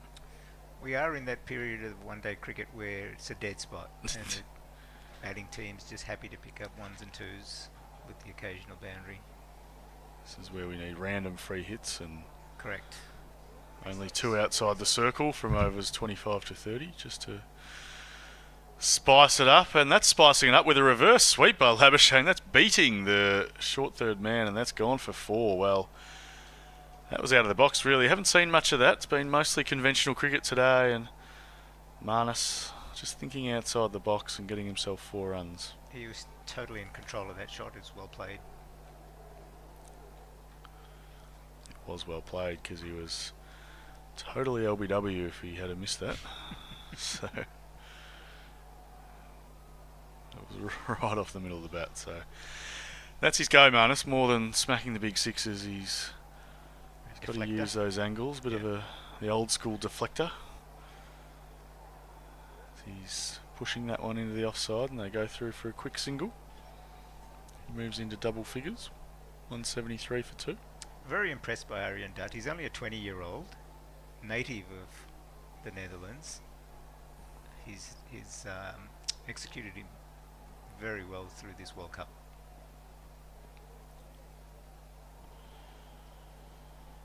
Let's see what Warner will do here. He's opened up the stance a little bit to open up that leg side, but he's defending that one into the offside. Quicker delivery from Dut. He's pushing him through above 90 Ks.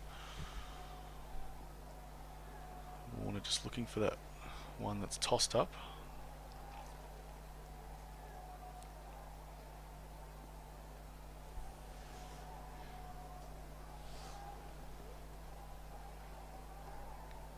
He then again to complete the over, and that's a shorter delivery in Warner again. Can't beat cover. And there will be no run. 7 off the over with the boundary. It's 174 for 2. Stephen Kelk has gone back to work, so I'll start being entertaining now. Nick Vickers says, in 2030, the World Cup will be in Spain, Portugal and Morocco. The first 3 games will be in Argentina, Uruguay and I think Paraguay. There you go. So 6 countries, but all just a over bit the of place. a different start.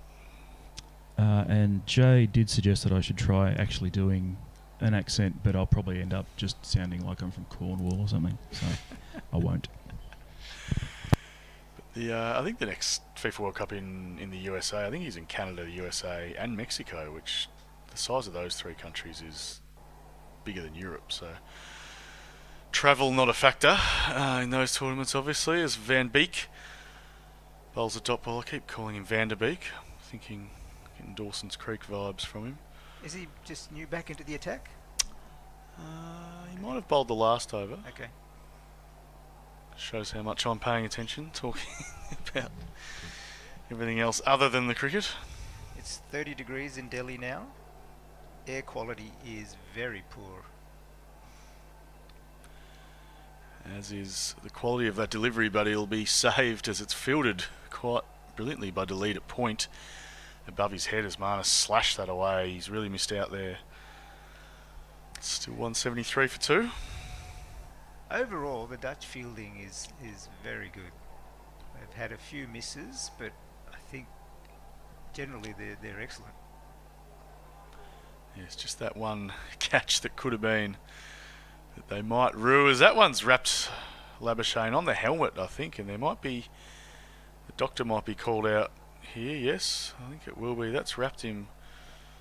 Was it on the grill or just above the grill, the side of the head as he was turning to play the pull shot? That was a quicker delivery. It really rushed him through, caught him off guard, I think. Wondering whether he got he a looks deflection okay into his helmet with that one. But yeah, certainly the concussion protocols come out. It's certainly a very quick concussion test. I'm not sure what they actually do, whether they just check the helmet. They obviously swap the helmet, but they ask him, "How do you pronounce your surname, Marnus?" As that one's straight onto the middle, almost front to side of the helmet. It was, I was going to say it was a glancing blow. No, it was a fair thud in there. But he looks okay, and you'd expect he'll count to 10 and reel off his birthday and the Prime Minister's name, and he'll be right. He always looks kind of stunned anyway. Is it an independent doctor who does this assessment, or is it the Australian medicos? I would have thought it's just the Australian medicos, but because then you kind of question the integrity of it if it's just the Australian medical team. Well, you would. I think that's the big debate going on, at least in AFL football in Australia at the moment. Is do we have an independent medico, or do you trust the team doctor that knows the player and has done all the pre-testing? And that could be a strategic move if Marnus was struggling and say he was none off 11 balls. They could say he has concussion and sub him off. But I'm sure a team would never do that to win a game. As we are just having a bit of an extended break whilst Marnus is checked out. Of course, in T20 cricket in Australia, you can sub the batsman out, right? Or sub a player out. Do they still have that rule? For any reason? That rule's changed? No. Okay. They did have that rule one season. There's been a few rules in domestic cricket. The old sub rule in the 50 over comp.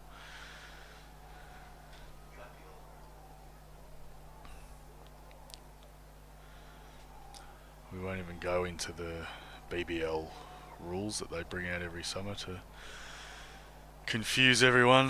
The captains wear a different colour hat. The leading run scorer wears some different thing. It's like the yes. I think part Tour de France, part cricket. They've copied that from the IPL. They have the leading run scorer and the leading wicket taker.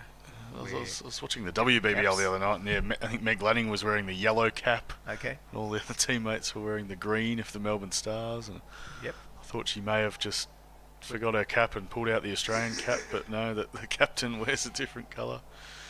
Or was that just because everyone's confused in cricket who the captain is? Yes. It's really hard for the umpires to know who the captain is. Or was that yellow cap just to signify that her team got bowled out for 29? No.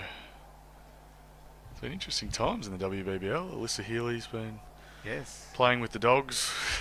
Were they her ruining pets? her hands. Well, I mean, when Mitchell Stark goes away, then it's obviously a bit of a handful at home for Alyssa. Allegedly, they were both her dogs. They were fighting. Yes. She stuck her hand into the blender and learned a lesson, I hope. We assume she wasn't out on the Terps and punched someone on King Street, and like most, Scandal's third about to break. footballers tell many a story about how they were playing with the dogs, and Indeed. turns out there was something else. Or they slipped in the shower, but it turns out they were filling in for a mate's basketball team, which they weren't supposed to be doing, and they did their knee. Doing their mate's wife. Which you can also injure your knee in the process. All right. We digress. Yes. We're back. Yep, Marnus is Labuschagne okay. is back. He's remembered how to spell his name, and he's going to be facing Van Beek, and he's turning that one away to deep backward square, and that's the first run off the over. 3 dot balls. And the single, 174 for 2. He moves to 11. I think the Australians must have been upset that the Dutch were actually on their over rate requirements. They said, no, we've got to slow you down here. So they've had an extended break. I was just wondering, we might be due for, at the end of the over, a commentary change as Van Beek's coming in and Warner's steering that one, you would say, out to deep point. And they'll come back for 2. He goes to 82, 176 for 2. We'll have a change at the end of this over.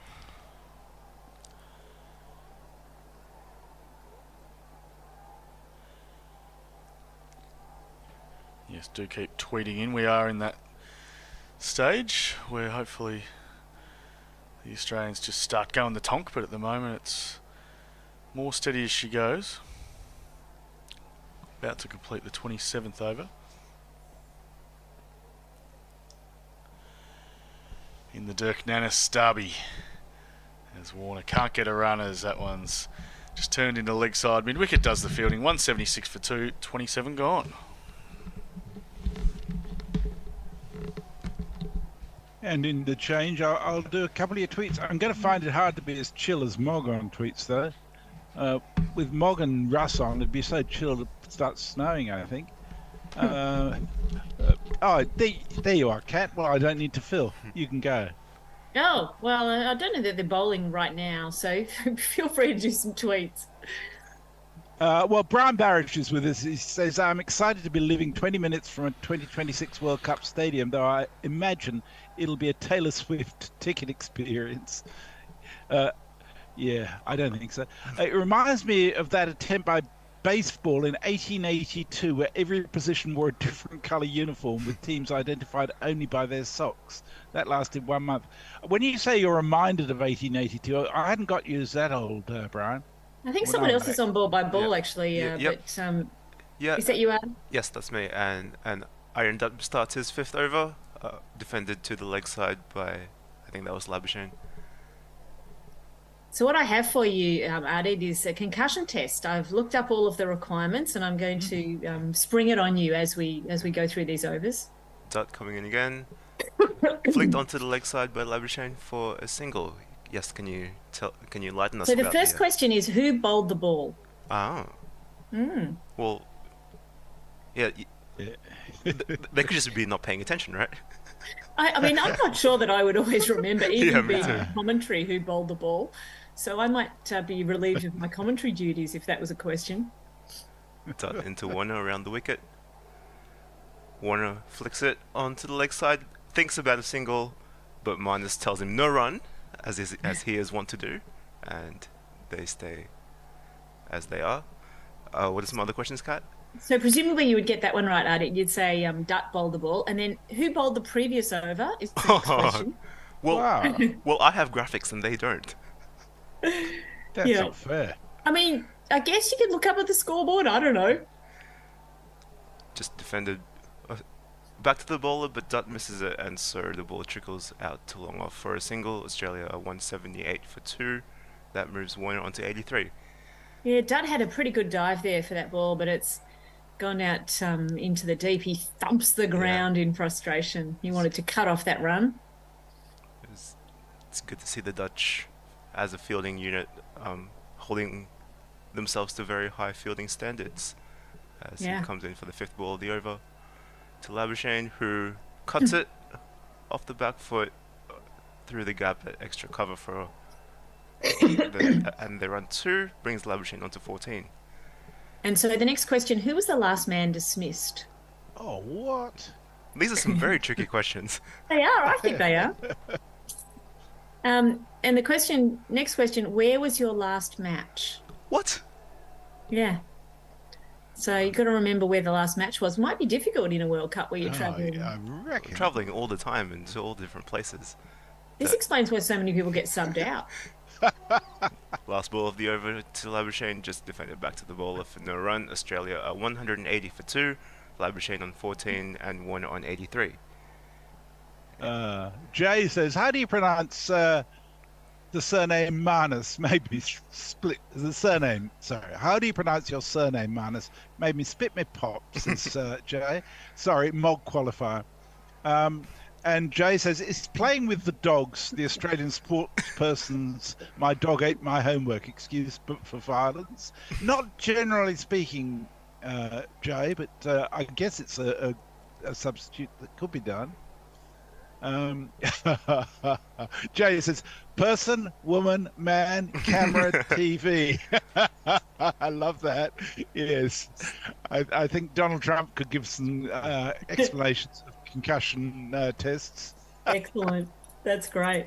I'm not sure he needs to be concussed to be administered that to need to be administered that test. As Paul van Meekeren looks like he is coming back into the attack. I was looking forward to calling a Logan van Beek over and saying that he doesn't want to wait for this innings to be over to make something happen, but into Warner, seems to have missed the flick onto the leg side and just kind of edged the ball back to the bowler for no run. Warner is on 83. We're almost on century watch for Warner. We have also Batman coming into the commentary box. Good boy. Excellent. Hello, And Batman. there are some more concussion tests. There's a thing called the Sport Concussion Assessment Tool, SCAT, the SCAT 5. And I'll give you some more questions in the SCAT. The SCAT has a lot of questions. More than Production 5? note, Cat isn't on screen. Van Meekeren into Warner. That's cut very firmly onto the offside, but stopped at the boundary by Baz the Later. And the batters run 2, brings Warner on to 85.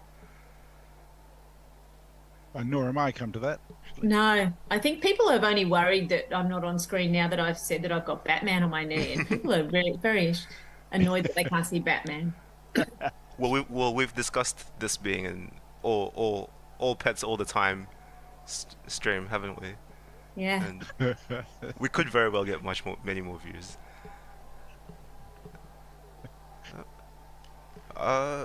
Everything looks good on this that's end. it? Yep. Van Meekeren into Warner again. That's short and just left straight through to the keeper by Warner. No run. So step 1 of the SCAT test is red flags, anything on the field, neck pain, double vision, weakness or tingling, severe or increasing headache, seizure, convulsion, loss of consciousness, fair is one of the red flags apparently. Oh, no. Meaning that you shouldn't continue. Vomiting or increased restlessness, agitation or combative. I don't know how you'd know with Smith. Especially with Warner. Exactly. With that last one, Van Meekeren into Warner again. Full, driven to mid-off, no run.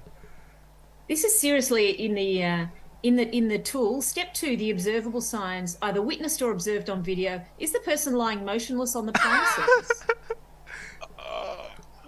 I mean, it doesn't have to be concussion, right? Like, if somebody is unconscious, then, well, they can't play. Yeah. Any balance or gait difficulties, a blank or vacant look, or a facial injury. And then there's some memory questions. Let's go with the memory questions in a minute after this next delivery, perhaps. Over the wicket this time to Warner. An attempted drive, but just bottom-edged for a single. Brings him to 86, and Australia 183 for 2. And so, memory questions. What venue are we at today? At it? We are, I think, at the Arun Jaitley Stadium. I think the Feroz Kotla would also be an acceptable answer. Yeah, so we will let you continue commentating. No head injury there. Next, which part of the game are we in? Well, I have innings? Well, I have graphics, so it's the first innings, and because I have graphics, we're in the 29th over. Excellent. And who last scored in this match, or who scored most recently? Probably Warner. Well, Van Meekeren is into Labuschagne now. Very, very short. Would this be given a wide? Yes, it is. It was well over Marnus's head. And our host broadcaster has missed the fact that it's a wide and they're not showing this sixth ball, so let's I think you can blame Channel 9 rather than the host broadcaster. Frankly, they just want to get the ads on as soon as possible. Yeah, so Foxtel has not been fooled by the wide. So interesting. And what has happened in the sixth ball of the over, Kat? So I do have the sixth ball of the over. It's just about to come up. We've had a player moving into short third, sort of a backward point region. Anyway, this next ball is dabbed out towards the square leg region. They're taking a single. Warner goes to 86, Labuschagne 15, the score 185 for 2. I think that is the end of the over. That is the end of the over. Indeed. Finally. I just have to say, I don't believe those questions are being asked, because I reckon anybody asked them would be scratching their head, looking at the scoreboard, looking around, thinking, who the hell am I batting with? I don't think they've been asking them. And also the speed that test, whatever test was being administered to Labuschagne, I don't think they had time for any of those questions even. Yeah. And Motley reckons you're getting your excuses ready for calling in sick tomorrow, Kat. Yeah. Indeed. My goodness, I've got a big day tomorrow. I've got to leave home at 6. Oh, Can't call in sick. Do you need one of us to give you the Scat 5 or another form of concussion test? No, it's only a board meeting. I don't think I would be able to get out of it, even if I had concussion. Even if you were unconscious? Yeah. There's another question too. Did your team win the last game? I feel like Labuschagne and Smith are saying yes to that regardless. Yes, exactly. Aryan Dutt comes in for a 6th over. He has quite a long and straight run up for a finger spinner. This comes into Labuschagne, just defended back to the bowler, no run.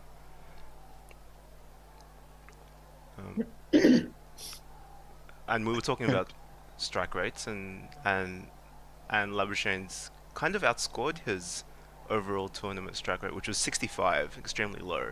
It's about 90 now. Aryan Dutt to Labuschagne again, defended again back to the bowler, and as I say that, he dots out a couple of balls. But there's been some talk about the fact that net run rate is being used as a tiebreaker is actually encouraging slower and more careful batting, especially especially towards the chasing team's innings. Back to Labuschagne now, and driven out to long on for a single that brings Labuschagne onto 16. But yeah, so I think Labuschagne's relatively low strike rate was because he was batting towards the end of Australia's 2 big losses, and they were trying to preserve their net run rate. So maybe it's not indicative of his scoring rate as such. Aryan Dutt around the wicket to Warner, just rocked onto the back foot, out to deep extra cover for a single, brings him on to 87. I can tell you that Warner has now overtaken Rohit Sharma to be the 3rd highest run scorer in the World Cup so far. Can you tell us who 1 and 2 are? De Kock, obviously number 1 with 407. Kohli second with 354. Warner's now on somewhere around 314. They probably haven't updated it for the last round. And counting. Aryan Dutt into Labuschagne. Kind of a standing sweep shot, and not well timed there through the onside for 4 runs. Australia are 191 for 2.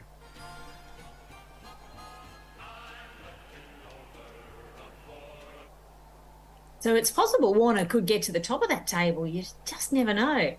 How many does he have to get to beat De Kock? Another 200? Another 100, less than 100 to overtake De Kock. Yeah, it's possible. Okay, well, that'd be a good thing to find. Into Labuschagne and flicked onto the leg side to deep fine leg for a single, brings Labuschagne onto 21. If you have a look at the worm so far for this innings for Australia, it's a pretty steady increase in in runs at the same kind of run rate. So no kind of increase in the gradient. It's just been high to start with, a few little flat spots, but mostly it's been increasing at the same rate. And if anything, just slightly tapering off in the last 10 overs. And well, Mog says I couldn't necessarily answer those questions if I wasn't head injured. Sorry, we're live. Are we live? we are not live. Okay. Jay says all of Moonee Ponds are too darn chilled. There's now a ramp between you. Except when Sapun starts on about Zampa and Inglis. My respect for Zampa has increased since I discovered he doesn't sing the Australian national anthem, I must say. Apparently that's been a recent phenomenon, and yeah, because we see Funmaker coming in for a 7th over into Labuschagne, who full ball driven straight to mid-off for no run. So he's only recently stopped singing it. Do you know the reason at it? There's been a bit of speculation, and well, the tournament started before the voice referendum, and he's only started doing it in the past couple of games. So maybe this is a little bit of a silent protest. Interesting. I think that there was a call for a silent protest, and that might be fitting. I can imagine Zampa doing that. Funmaker into Labuschagne and driven off the back foot to deep extra cover for a single, brings him on to 22. So Australia's slowing right down the last few overs. It's it's not terrible. It's still, up over 6, but just a slight tapering off here. Well, we were talking about the Manhattan being a few skyscrapers scattered among single-story detachable houses. We're seeing some medium density housing now. Funmaker into Warner over the wicket, just driven lightly onto the offside for a single. Warner is on 88. Australia now 194 for 2. And I think it's a good platform for 400, isn't it? Yes, and it's a good platform for the likes of Glenn Maxwell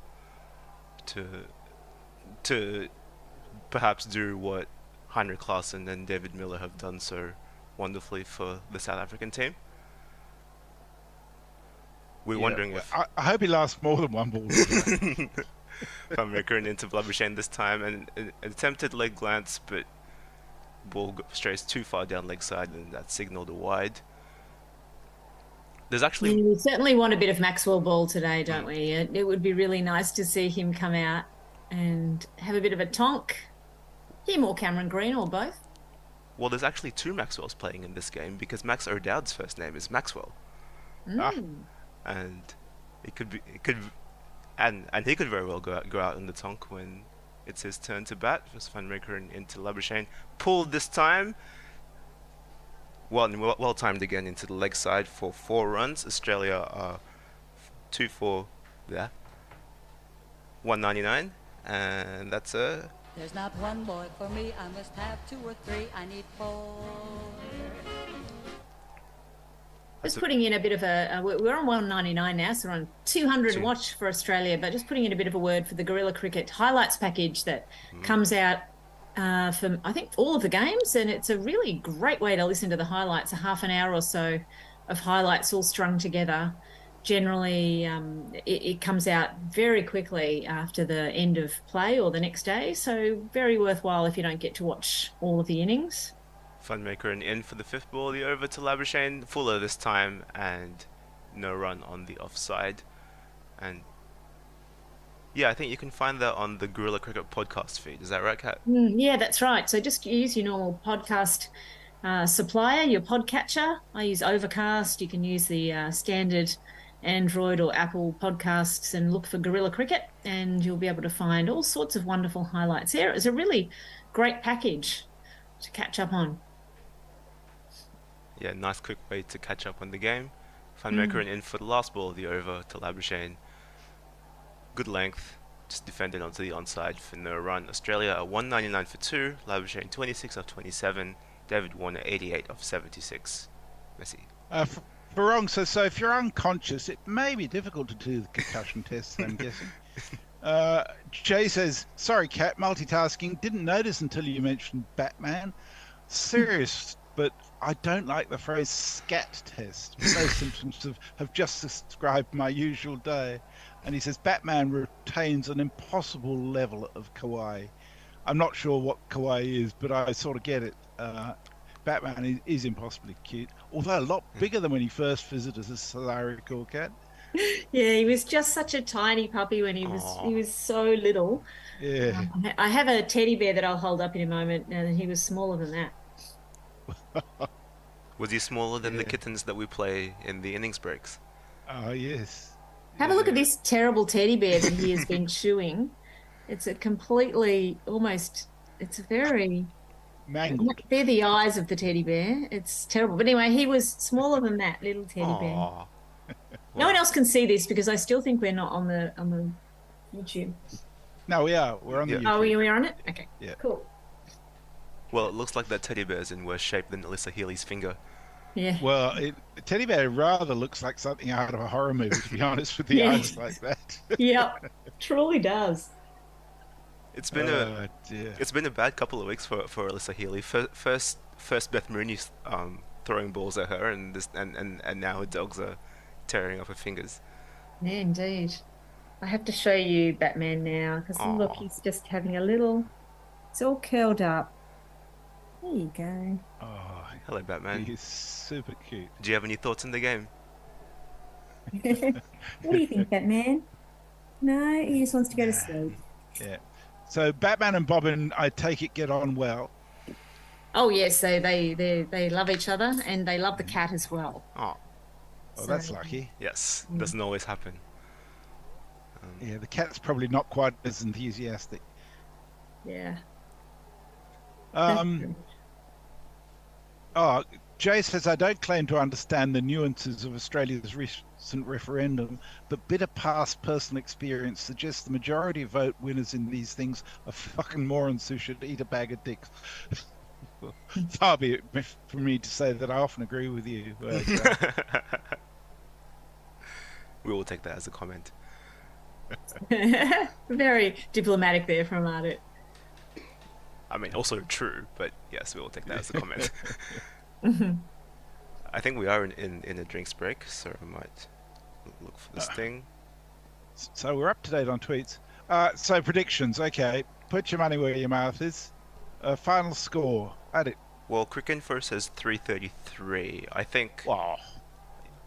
Yeah, I think that's selling Australia a little bit short. I reckon 365. I've got 395. Kat? I was going to say 360. I'm with you guys. Well, yeah. Depends how many catches they can hold. I mean, we are seeing some pretty good catching. It's just that Australia are not hitting it into the air often enough. Yeah, because David Warner has pretty much stopped trying to hit sixes, and we wonder when Australia will put their foot on the gas again. Do you think he's trying to get to 100 from 100 deliveries? I hope so.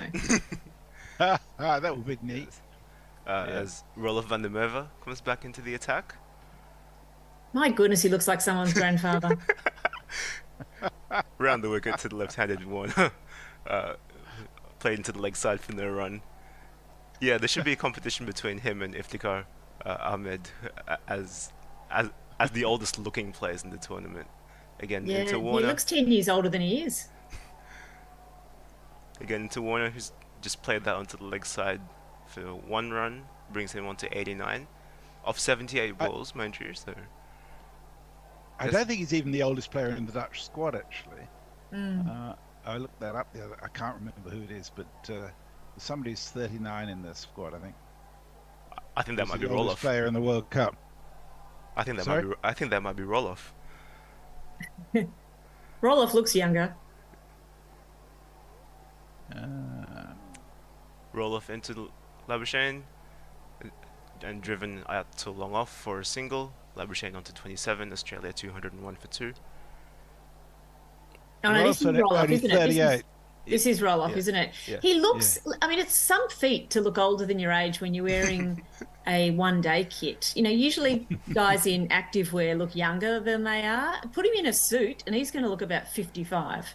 Yeah. Van der Merwe into Warner and played this time onto the leg side through the gap at mid-wicket, but just out for a single to the sweeper. Brings him onto 90. The nervous 90s onto 202. And yeah, I think we'll be having a change at the end of this over. Yes, due a change. Can Australia get to 400? I mean, they really need to have a good crack at it, right? Absolutely. Van der Merwe into Labuschagne. Clears the front leg, but couldn't clear short mid-wicket. No run. Yeah, Australia really need to show that they can make a big score. They're not trying hard enough at the moment. You shouldn't be accepting 3 runs from an over at this stage of the match. Absolutely not. But Labuschagne's strike rate's actually close to 100 now, so as Van der Merwe's aborted last ball of the over has been given a wide, straight down leg side, brings Australia to 203. Yeah, you wonder when they'll start to accelerate properly. Last ball of the over, hopefully now to Labuschagne, and that's just driven out to cover for no run. Australia 200 and 3 for 2. Labuschagne on 27, Warner on 90, and we are having a change.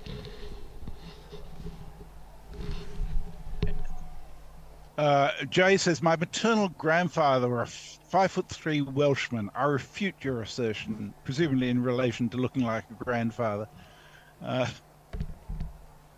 And do we have someone? We do. Ben is back with us. Welcome back, Ben. I'll leave you to it. Yes, thanks, Messi. That was a quick half an hour. Seemed to be. That went by as old Van der Merwe was copying it from the commentators about looking old. He's definitely been in the game today with those catches or non-catches and his off-spinners as Bastien the lead is back into the attack with Warner into the 90s, and he's cutting that through the offside. He's going to get 4 here, and he's going to race to 94 off just the 80 deliveries. That really was a loosener from Jalid, and well, they will be getting up towards that 390. Messi was saying if he keeps bowling like deliveries like that. There was a wide ball outside the off stump, full length, and Warner's feet weren't anywhere near the ball, but he just threw his hands at it and cleanly hit it through the covers.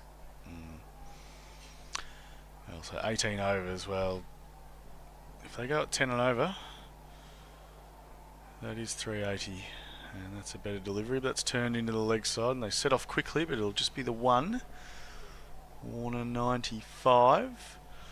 It's 208 for 2.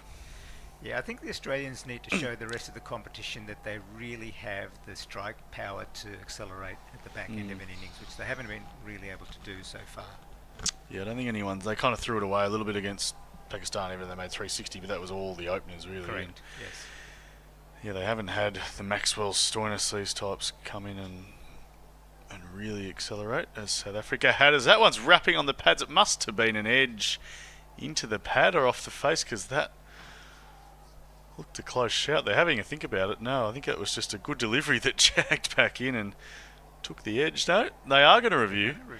I mean, Well, you may as well. You got 2. Yes, go.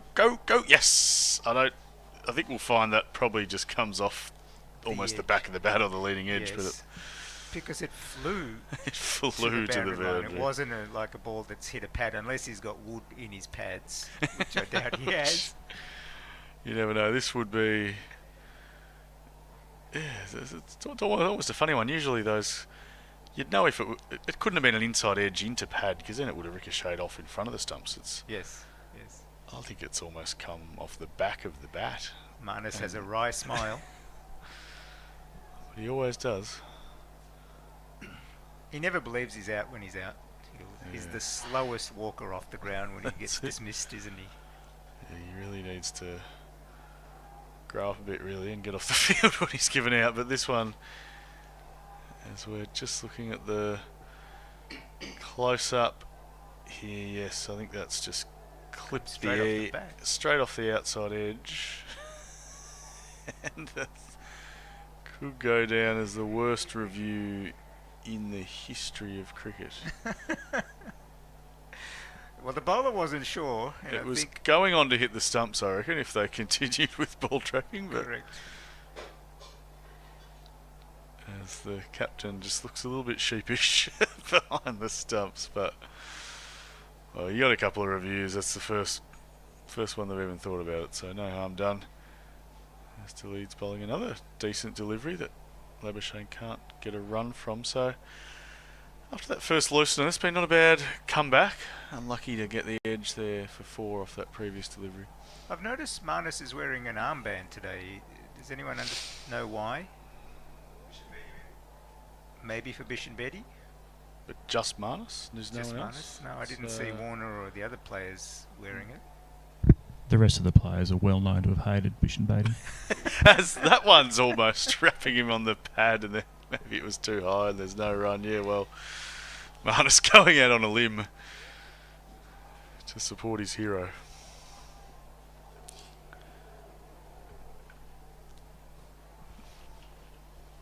It's 212 for 2, and they won't review this one. Well, this would be pretty funny if we looked at a replay and this one was out. It must have been too high. It wrapped him on the pads, but it was perhaps well above the knee roll. Still Leeds coming in to complete the over, and Marnus will get a single as he turns that down to fine leg. 33 gone. It's 213 for 2. Labuschagne 32. Warner 95. Mog, anything on the socials? No. Thank you. There was a big dramatic pause to build up to that one. Very good. Well worth it. There is a bit of love for Ben's hair from Jay Grover. I love going back to thanks. YouTube with Ben is on. It's like a glorious follicle lottery. I was going to get a haircut this Not- week, but maybe not anymore. Not quite in the Max O'Dowd No. league. Definitely no chance of going bald for me.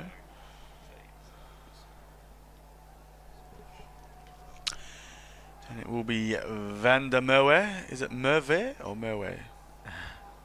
Your guess is as good as mine. You just can't be too sure, but he'll continue.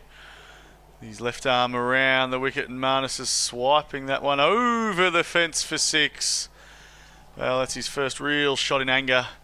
Well, I shouldn't say that. He's played a few nice pull shots, but that's the first maximum over the boundary. It's 219 for 2. Perhaps now's the time. Well, he can't keep plodding along at a strike rate of 80 or 90 with this sort of platform. He's really got to go big or get out now, or they're going to leave a few runs out there. So that was the classic get out of jail. And he's turned that one fine. He's going to get 4. Well, that's 10 off 2 deliveries from Marnus. He's just tickled that. It was not a great delivery down the leg side. Perhaps getting tired in his old age, Van der Merwe has now conceded 10 off 2 deliveries this over. Well, Edwards has kept him back well into the innings because he's only into his 3rd over as their most experienced spinner. Yeah, so let's see how he can come back from here. And that is a better delivery. Just it's getting a bit cramped up there, Labuschagne, as he played into the offside and there's no run. Yes, Glenn Maxwell really will be chomping at the bit to get out there, you would think, with this sort of platform. So a bit of pressure on these two to keep it going as Marnus is tickling that one past that short third man. It's a bit of a misfield. That should have been fielded. Van der Merwe can't believe it. That's another boundary. He's gone for 14 this over. He kicks the turf. That was a very clever shot by Marnus. He waited and played a real late cut, which wasn't fielded by a short third man. Should have been fielded by a short third man. Should have been fielded. Almost played that off the face of the bat. Just kind of poked it down there. Such was how well he picked it. He was in the right position. And they can't believe it in the field. And that one's tossed up, and Marnus can't beat short cover as he slashes at that half volley. Can anyone read Dutch swear words? Read lips of Dutch swear words? No, I think he just said fuck. Very loudly as Marnus turns that one in to the onside. And they'll get a run out to deep mid-wicket. And that was a very good over for the Australians. What was that? 15 from it. It's 228 for 2. Over on the YouTube, Stephen Kelk is apparently not working, and he said he would show you all some super chat love because the ship with the beer as tokens has come in, but the option is not active on GC2, so I'll just privately send you my account details.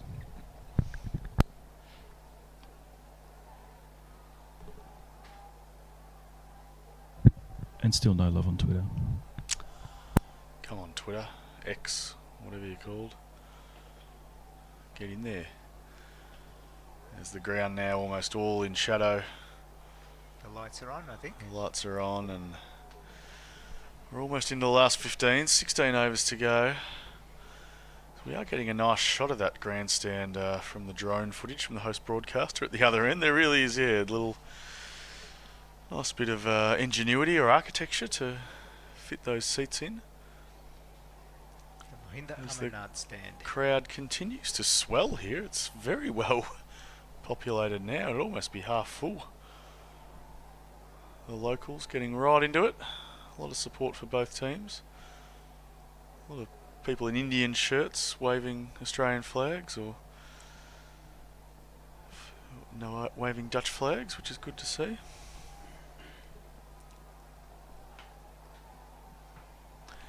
I'm not sure what the hold-up is here. We're just trying to work out what's going on. Perhaps just another impromptu drinks break. I feel like we just had a long drinks break. I feel like every over is a drinks break. It's my in one-day cricket. I don't know why. Yeah, it's probably my pet hate, really. It's probably another topic, but why do we have drinks breaks when every over the batsmen get a drink run out to them? Because these batsmen are more valuable than your house. Somehow over time we've got slower at playing cricket. Yep. Not quicker. Leah's piped in with some proper Dutch swearing. She says, to fucking Dutch is nuken, and alles naar de klote means all fucked up. I like that one. Very good. Alles naar de klote. Which is clearly what Roloff said last over. Yep. Maybe he said it in Afrikaans, so if anybody knows Afrikaans swearing, if you could let us know those. Roll off from Johannesburg originally. As Bastien de lead will continue, and that one's turned down to fine leg. Fielded by Singh down there, but they'll come back for 2. That's good running. Labuschagne getting on his bike now, 49 from 41, and he's really stepped it up in that last over, which he needed to, and he needs to go on here from Australia. Not that I think they're in any danger of losing the game from here. The run rate's crept up to 6.7 now. Would be a record in all the records if they were to lose from here, but they do want a bigger score as possible as Labuschagne's reaching his half century as he gets a run out to deep point. That's 42 deliveries, very well made. We were a bit sceptical in the box of dreams that he might soak up deliveries, but he's done his job so far. I think we should have a 50 jingle there somewhere.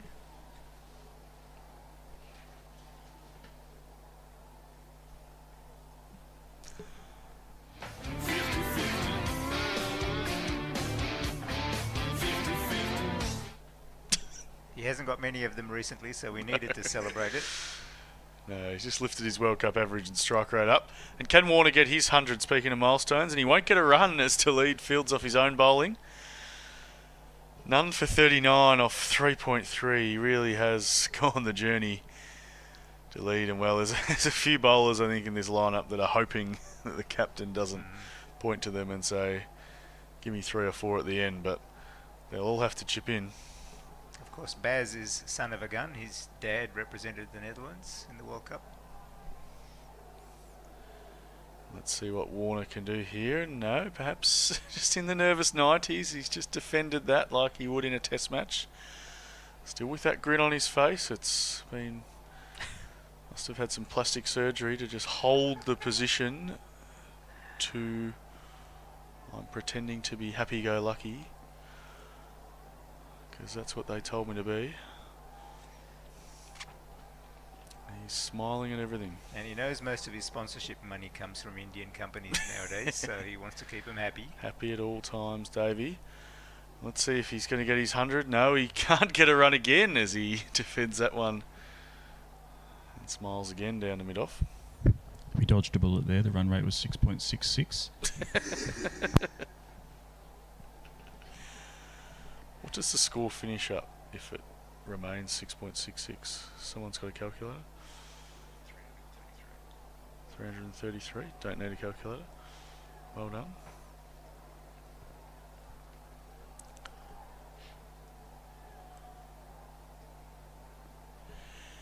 There's the last ball, the over, and Warner again can't get a run, so he's faced out 4 dot balls, and that over has gone for just the 3. A very good one for the Netherlands. It's 231 for 2. Warner stuck on 95.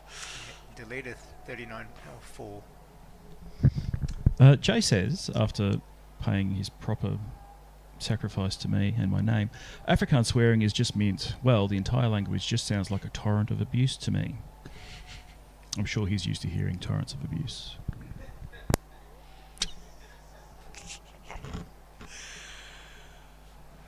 Some good work in the producer's chair. So we've got 14 overs left. It's interesting to see how the Australians accelerate. 15 overs left from this point. It's got to be all out attack. You got to go for 10 and over. 150, 281. Yeah, this is where the Surely. South Africans with Klaassen and Markram Miller and even de Kock when he's in. I mean, Warner the other night made 160 odd off 120. He'd be doing well to get to those sort of figures now, but he hasn't had quite the acceleration to really go on with it. He's almost seemed like he just really wants to get to that second 100, then maybe he'll go on with it. Well, I don't think they'll want 400 because the one time they scored 400 they lost. So it's a cursed number for them. Yep.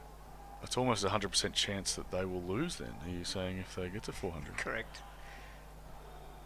Time for some loose bowling. We have a reminder about pronunciation. It's Deleda. Deleda? I think the Dutch are getting very upset. Deleda. Got it? Van der Merwe or Merwe? That's the other one I was wanting. Merwe? Is it Dut or Dut? Dut. Dut? Just Dut? Yep. And again, we have a huge delay between overs. And About Labuschagne is 3 pronounced minutes dickhead. for no Very good. Labuschagne or dickhead, as he's known, is charging down and hitting a 6 over mid-off. Well, he's not hanging around. He's definitely got the message that it's all or nothing here. It's 237 for 2. That really was just a ball. Well, not going to say half tracker, but it was just a length ball that was there to be hit. Yeah, he gave him space on the offside to free his arms, and Marnus just went for it.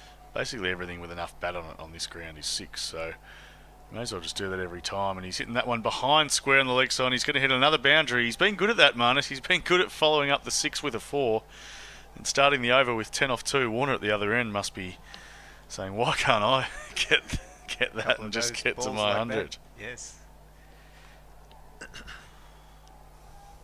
And yes, Marnus, maybe he will get that 100 off 80 deliveries or less that we were talking about, I think, on our last in together, Chris. We were saying he really needs to go on with it. A 30 or 40 is not much good. 60 off 44 has been very good, but George Bailey looks like he's giving him some psychic messages, rubbing his forehead, telling him what to do.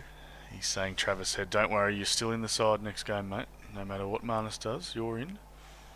And he'll be out, but we've got to encourage him. As Thor O'Dowd. Is it O'Dowd? Yes, it is. That's not an Afrikaans name. He's a Kiwi. It's pronounced O'Dowd. We're going to get into trouble here. Max O'Dowd is actually a Kiwi, so I think we're pretty safe there. But now they're definitely a worldly side. And Ken Warner can't get another run there either. And I think the captain, who the Melburnian from the Dutch side, was Tongan born. Yes, he was. Is that yes, correct? So that's correct, yep. They're covering all bases. He'll be playing on his nerve a bit now, I think. And Warner's working that one out through the covers, but he can only get a single. 96. One ball to go on the over. Can Marnus keep the strike? It feels like Warner's been in the 90s for as long as a test match. He hasn't faced that many balls. There's been a few dot balls, but I think the strike perhaps has just been farmed a little bit by Labuschagne. Engelbrecht, hopefully that's pronounced correctly, is in there at short cover as Marnus is making room and then just squirting a single. They're going to look for two here, and no. Warner doesn't go back, and O'Dowd does the fielding. Labuschagne will keep the strike. Warner will have to wait again. That's the end of the over. It's 244 for 2. I assume this is in reference to one of the Australians, but Joe Grover says, personification of the shit-eating grin. Warner? Yes. Yep. Smart Just little got kid that he is. For those on YouTube, try and do it. And Leah says, his nickname is Dickhead? I mean, I'm not surprised. He does strike me as one. It's not his nickname, it's just how his name's pronounced.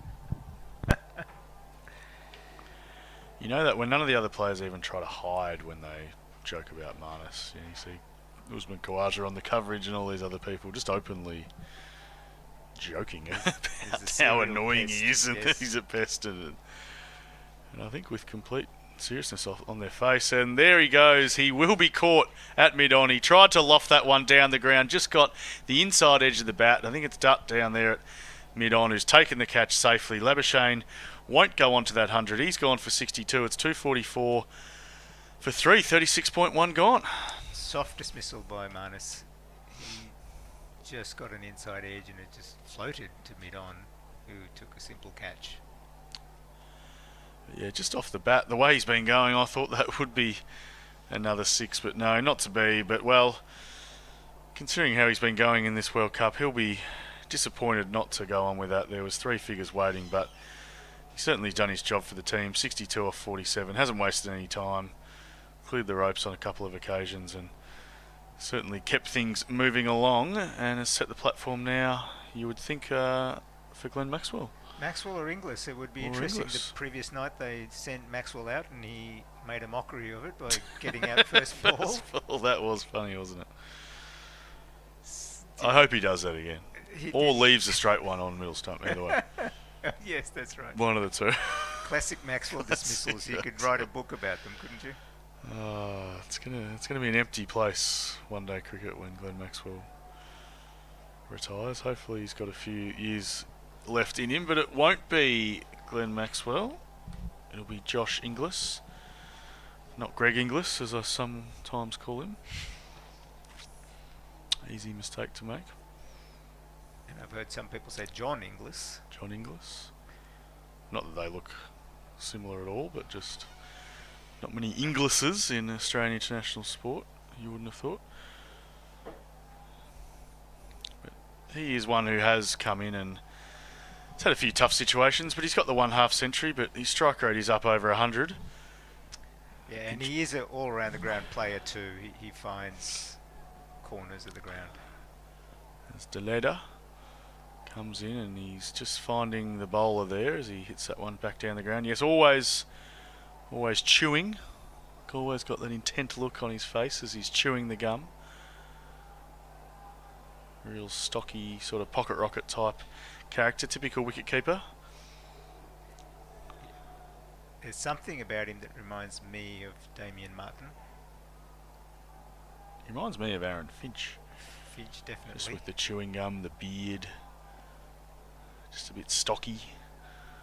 Probably not at all, but just looks a little bit compared to the super lean typical athlete these days. Perhaps chewing the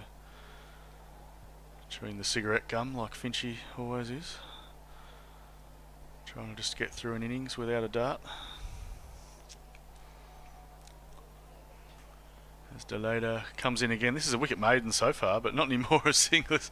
He might even get a boundary here as that one's hit down between fine leg and deep backward square. How many times have we seen that today? The ball beat those two fielders. He wasn't in control. He put his head down and just got a bit of bat on it and raced away for 4. Yeah, and I think to his advantage. He hit it to the ground, Yeah. so there was no risk of it being caught. I sailed in a little bit short there. Just looked a little bit ungainly, but I think he was in control there. He was in a good position. He got it early and hit it straight into the ground, and it's a good start for Inglis. Deleta's bowling a full ball there, and he's getting a toe onto it as he's in his follow through, and it ricochets back to mid-off, and there's no run. Inglis very animated there. He's pretty happy with the shot. That was a great shot by Inglis for no run. Straight back, just hit it straight back to the bowler though, unfortunately, who couldn't get his hands down and just had to deflect it off his foot.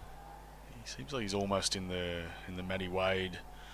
Maybe not as much as the bulldog in your face of the opposition, but just a very up and about character, very animated, very twitchy. Just on armband watch, Inglis is wearing an armband too. I think Warner had the armband too, so they must all be Bish and Beatty fans, as Inglis is getting a single out to deep mid-wicket, and he'll keep the strike. Again, Warner just stares back at the other end and says, come on, mate. I'm just 4 runs away. Stephen Kelk says, yes, eat that, Australia. Orange heart, orange heart, orange heart, orange heart. Jay Grover says, Mog, I've done intensive research and the name does not mean dickhead. It means coming from the French village of Buscagne. Further research revealed that the name Buscagne does actually mean dickhead.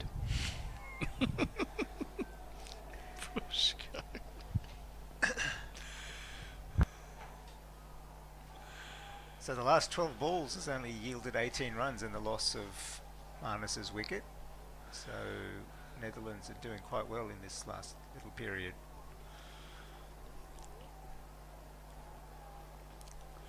Yes, it really is party time now. Inglis back on strike, but I feel like Warner just needs to get this 100 out of the way, and he could go really big. But for the moment, it is Van Beek, or Van Beck, maybe, as Inglis is steering that to third man, and Warner will retain the strike finally. That's the 250 up for Australia for the loss of 3 wickets too. Inglis is saying to Warner, there you go, I've given you the strike back, do something. Before the Dutch nationalists chime in, it's Van Beek. Van Beek. This is Yes. a learning experience behind the mic. As Warner's flicking that to fine leg, and he'll just get a single.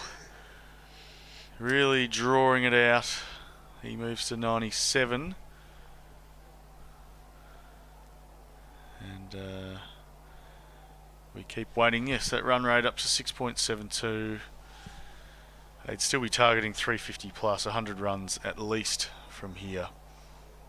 Must be the target. But as we've seen in a few games so far this World Cup, the last 10 overs doesn't yield too many, but that's yielding 6 runs as Inglis smashes that one over mid-wicket. He was on the back foot into good position, and that's gone sailing into the packed crowd there at mid-wicket. He's having a laugh. He's away. He's 12 off 7. That was pure power by Inglis. He just rocked onto the back foot and elevated it as high as he could. That was just a proper cricket shot. It wasn't a lot of foot movement. He didn't change position at all. He just picked it up early, slightly rocked onto the back foot and helped it on its way. It dropped in the crowd too. 88 metres. So he's really that would have been 6 on most grounds in the world. And will that be a sign of things to come? I suspect it would be. I think he would have been given the licence to swing often and swing hard. Yes, and we might just be waiting for the ball to make its way back from the crowd. There'd be a few fans here that wouldn't mind just absconding with a cricket ball, but no, it's safely back in Van Beek's hand, and that one steered down to third man. Will it beat the field? No. Dutt's made good ground, and he's kept it to 1. Warner back on strike. Well and truly on 100 watch.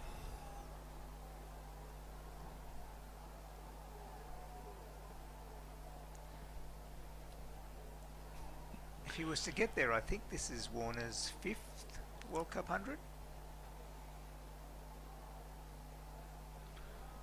Let's see how he goes. He's only getting a single. He's going to do it in ones. He's just been doing it in ones for about the last half an hour. We're probably due a commentary change soon, but I feel like we've deserved this 100. Maybe let's give us one more over after this.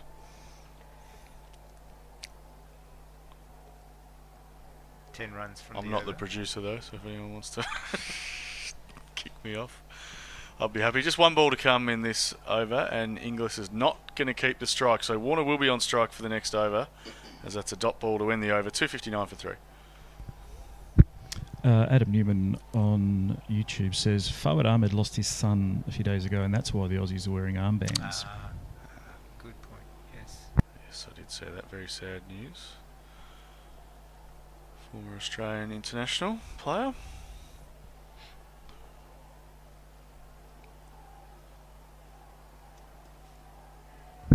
And in Jager Overwatch, he says in Yorkshire it's pronounced soft tart. I'm as confused as you are. Warner is pronounced soft tart.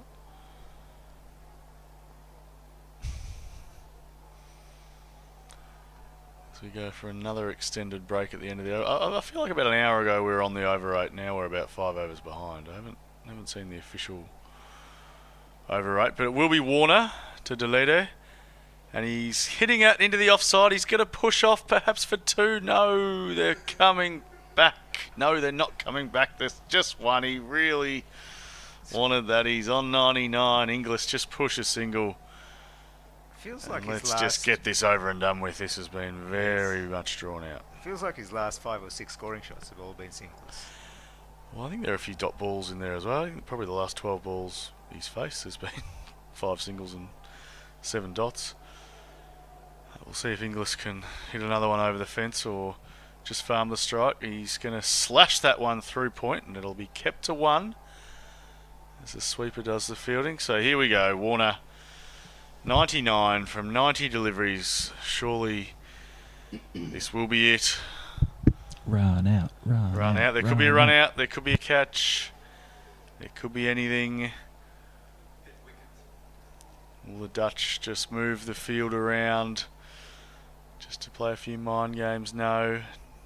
Delede's going to come in quickly, not wasting any time. Warner's steered that down to fine leg with the pull shot. It's been saved. No, it's been stumbled over the arm, over the fence. It's gone for 4. Warner just gets a bit of money from Toyota as he does the jump, does another weird flick of the chin, and puts the bat up in the air. That's another 100. He moves to 103. It really has been a fine innings from David Warner. Another one at this World Cup, and his rich vein of World Cup form just continues for Australia. Very good innings by Warner, and that little flick of the chin, he did that in his previous innings as well, so I'm not quite sure what that means.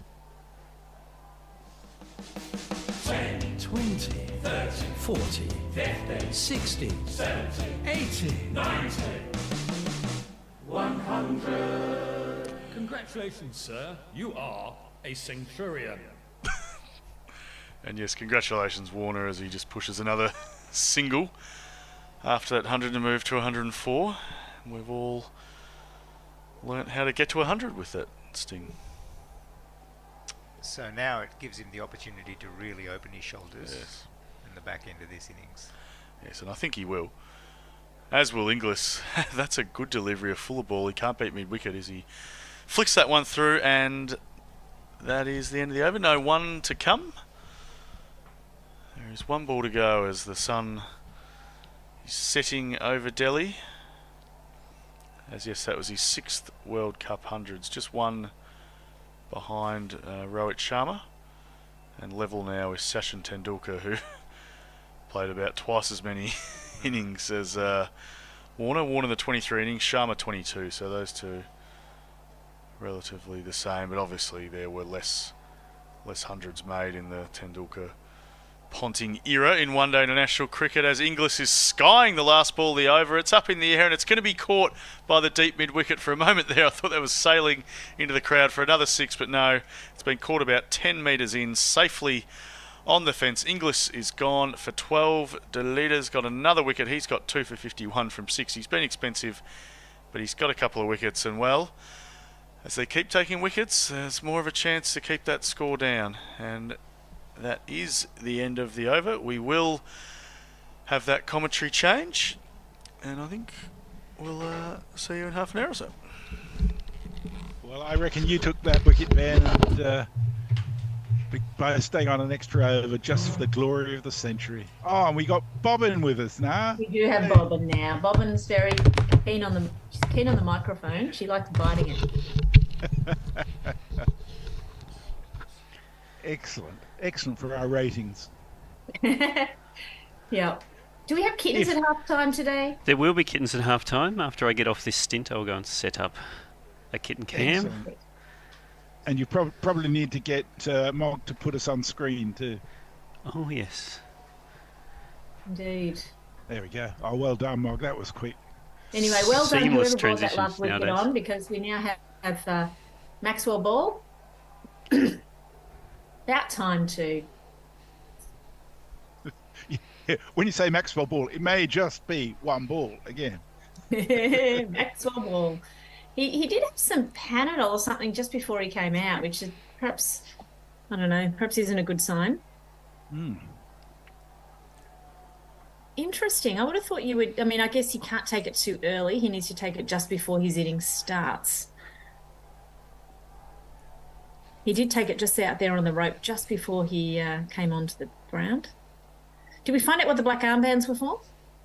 Yeah, for Farwood Ahmed's son who died this week, very sadly. Oh, that's very sad. Terrible. They're bloody shit black armbands. They're just a bit of black duct tape. Yeah, you think they would have a better setup at all of these grounds, considering there's so many matches. But anyway, we have Warner out there on 104, Maxwell on 0. It couldn't be better poised. We had Inglis going out, skying a ball out into the... trying to hit a 6, quite rightly, but not quite managing it. And DeLita took that wicket. So now we have Warner on strike to Funback, who manages to bowl a wide straight up. So I've worked out how to accept Mog's guidance on the pronunciation for Funback. And it is that he goes very, very red in this temperature, like a Dutch oven. And a Dutch oven, of course, can fan bake. There you go. Oh, there you go.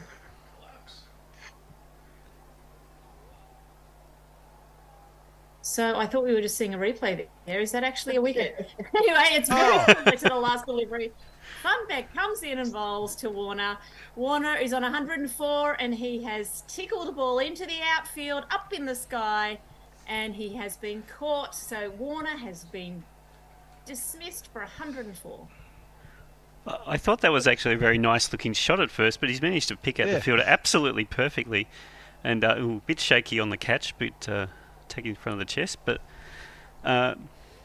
yeah, good innings, I guess, from Warner. I actually missed some in the last 2 hours because I was having some dinner, and all I saw from Warner was him creeping along a run a ball and then coming back and getting his century. Not a run a ball, like a run every over, and then coming back into his century to run every over. But he must have done pretty well in between because he got 104. Yeah, I guess he did. But my last commentary stint, I went off at half an hour, and he was on 97 when I left, and he only just got his century. So it took him half an hour to creep ahead by 4 or so runs. So probably just as well he's out. Got a couple of batters out there now. 0. You don't see it very often, the 4 zeros on the screen. 0 for Maxwell from 0 deliveries, 0 for Green from 0 deliveries. So these are completely virgin, haven't faced a ball batters out there at the moment. Yeah, it's interesting for Australia because they're very well set up, but they could easily only end up with 320 here, or they could end up with 400. They are 267 at the moment, but suddenly it's 5 wickets, and it was 200 and a lot for only 2 wickets down. Let me just find out what the score was, the actual real score. We've seen some great catches taken by the Netherlands, so they are absolutely top of the table as far as taking catches this tournament, and they've just continued. It's been really quite remarkable. Yeah. They were 244 for 2. Yeah. After 36 overs, so well, they've scored 23 off the last 3. Anyway, Van Beek continues. He's bowling to Green. Green has managed to drive a ball back to the bowler, who stops it from going for runs and doesn't get a run himself. It was a very impressive stop because he fell on his fell over. He managed to stop it while basically prone sideways on the ground and just reached a hand up. It was like a special sort of plank exercise there, you know, side plank, raise your arm, and he managed to stop that ball. Incredible. Green's still on strike, and this ball is tight line and length and driven straight, and the return comes in sharply. Can't take a run. So far from this over, we started with a wide, it seems like a long time ago, followed by a wicket where Warner was caught hooking a ball almost straight to the fielder in the outfield, and then we've had a couple of dot balls since then.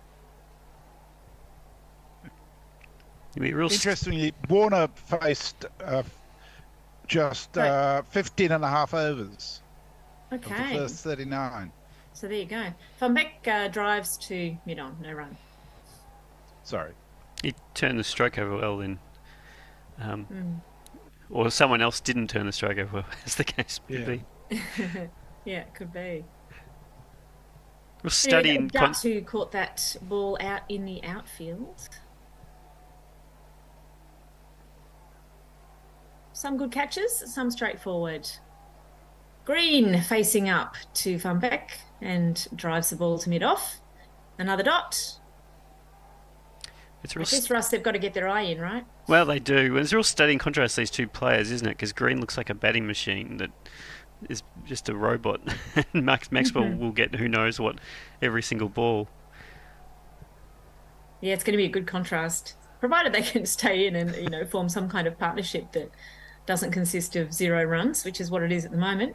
This next ball squirted out in through the covers. It's gone out through cover point. They've managed to take a single, so that's Green off the mark at least and brings Maxwell to the strike. Well, no. He's kept Maxwell off the strike. That's even funnier. Oh, that's the end of the over. Goodness me. Good work then, Green, taking the single off the last ball. Just one run from it and one wide. And over to you, Messi. Jay Grover says, Jay Grover, watch, fuck you all. I'm putting up my Halloween decorations and fashioning a David Warner poppet. He says, Bobbin understands me and appreciates my inanity. And then he says, my Warner poppet worked. After a lifetime of skepticism, I now believe in the power of the supernatural. Farong says, if Zampa bats this innings, then the collapse of all collapses has happened. 12 overs to go. How many wickets for Adam this evening? Well, he's been doing well recently, although I still fail to understand why. Well, Sapun's not here to badmouth him and get... Well, he takes 4, so he might... Yeah, I'm okay with Zampa. We are, of course, heading into the next power play. This is a straight drive from Green, and it's going all the way out to the boundary rope for 4 runs. Glorious shot there. Not any fielders able to stop it, and the score moves to 272 for 5.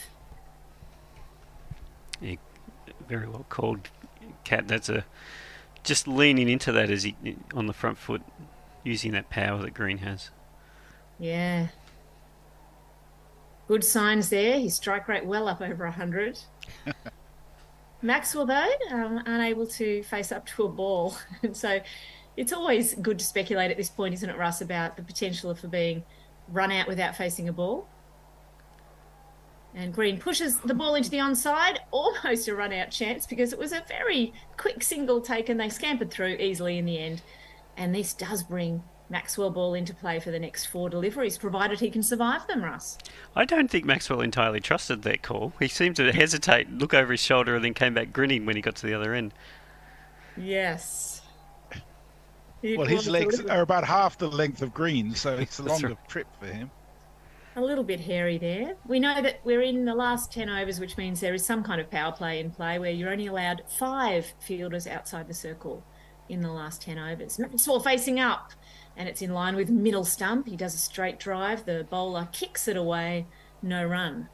Delader uses his feet a lot in his follow-through, and he's either got extremely talented footwork, and which may be true of large football playing country, or he's going to break his ankle at some point trying to stop a ball.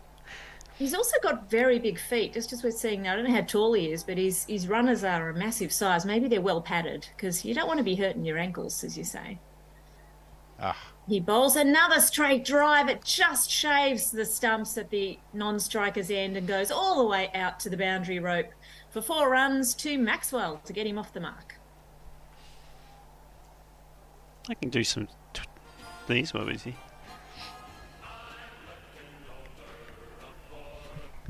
I'm not sure whether the music is happening. We cannot hear it. I popped one in.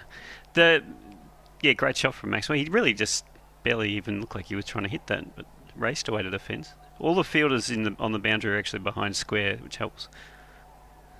And this next one is just creamed through the covers by Maxwell. There was nobody stopping that. It's gone all the way out to the boundary for another 4 runs. 1, 2, 3, 4. That's the problem with having all the fielders behind square. That anything that's punched through the covers is going straight away for 4. So 41.44 so far this over. 1 boundary to Green and 2 to Maxwell. You wouldn't think there were 5 fielders out past the circle. Another straight drive, and Delita does an amazing job with his feet. Pops the ball up into the sky, and the mid-off comes around. They just shoot through for a single off the last ball of the over. Russ, that footwork was quite remarkable. Yeah, it's like watching Dennis Bergkamp, except he didn't stop it dead at his feet. We've still got a single. The score 282 for 5. Over to you, Messi. So information for us. That famous chin flick by Warner is the signature move of the protagonist of blockbuster film Pushpa, according to Zhong Xina. And how much of a blockbuster is it? I mean, have you heard of it, Messi? Well, no, but then, maybe it's a South Korean blockbuster. Yes, could be. Crash goes the orange hammer, says Stephen Kelk. Baz Deleta actually means he of the huge orange feet in Dutch. Yes, indeed. He's great footwork. I mean, he managed to soccer the ball a couple of times that over. Maybe he just doesn't like bending down, though. Yeah, could be. Stiff back. Which is a bit weird, because he's only like 21 or something. Yeah. That's it. I think it's a good way of not perhaps hurting your fingers when you're a bowler. You don't want to hurt your feet either, so maybe it's not so great. It's okay if it hits the boot, but if it hits your ankle, it's incredibly painful. Yeah, exactly. So you got Van Meekeren coming in. He's bowling his 8th over. He's none for 37 from 7. Maxwell is full Maxwell ball, strike rate up above 200. And he's on 9. Green is on 6 from 7. And the score is 282 for 5. Looking like we might get 380 if they can continue at this particular pace. Back of a length and pushed out to short cover by Maxwell, no run.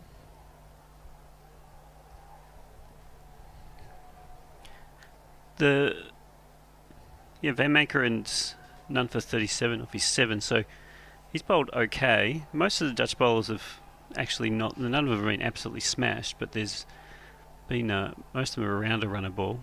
And I'm just having a look at Cameron Green's recent form. Of course, he's played in the World Cup match against India, made 8 off the bat and none for 11 when he was bowling. This next ball, if Bessie can put himself on mute, I'll describe it for you. It's a full delivery to Maxwell, and he drives it gloriously straight down past the stumps. Again, it's his favourite shot for 4 runs. Absolutely beautiful, Russ. Yeah, I mean, it's just in that kind of just on the half volley, and he leaned back into it behind the crease and really managed to get a really incredible power and timing to get it so quickly past the fielders. They've got 2 fielders at long on, long off. Beat them easily. Yeah, he just goes right in the centre, finds a gap beautifully there.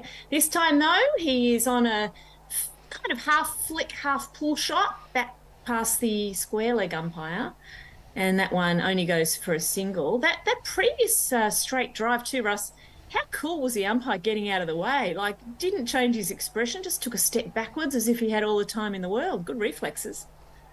Yeah, just knows where Maxwell's been hitting it, which is back 3 inches to the right of the stumps, and just moves slightly. Trust Maxwell not to hit him. Yeah, that's right. He's a good placement. Not hitting anyone. I'm just going to have a look and see if I can find Maxwell's wagon wheel, which must just be straight drives and nothing else.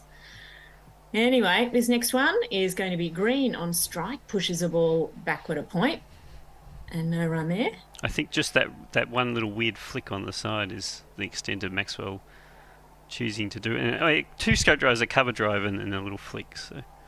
Yeah. Fantastic. But that just indicates that they're actually just bowling a bit full to him. Yes, that's a good point. So Van Meekeren looking for his first wicket. And he's had some good overs in this none for 42. Anyway, it's green on strike. The score is 287 for 5. Again, 2 full. Green takes it on the half volley, but luckily he's not as good as Maxwell when he's batting in the V, and he gets it straight to mid-off. Yeah, the only gap's behind the bowler, so they've... Green got 1 there in the last over. 1 ball to come in this over. Maxwell on 14. Yeah, off 7 balls as well. Hardly seems like he's been... Isn't the normal we expect him hitting over the top? All he's basically done is take advantage of some over-pitch deliveries. They're pushing the mid-off back now to Green. Maybe they're trying to give him a single to keep Maxwell off strike. Yeah. Yeah, it feels like Green might just hit it to mid-off again. Yeah, no, I'm behind square. See if he wants to be clever. No, and he just pushes the ball into covers to take that single that was on offer. I think you're right there, Russ. Keep Maxwell off strike. Good strategy. End of the over. 6 runs from that over, and Australia are 288 for 5. What have we got on the tweets? Some hope from Ajit in the Netherlands. He says both sets of Australian batters garnering 3 balls and Netherlands fights back. Can they restrict Australia to 330? I'd say probably not. Jay says, I've just realised that if Russell grew a beard, he'd look like a black Irish Kane Williamson.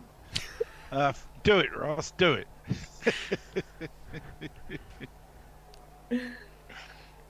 Yeah. Excellent tweets. Excellent reading too there, Messi. Very good.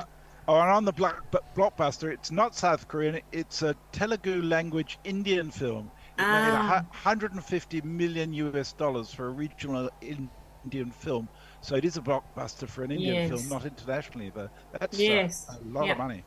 That makes sense. That's fabulous.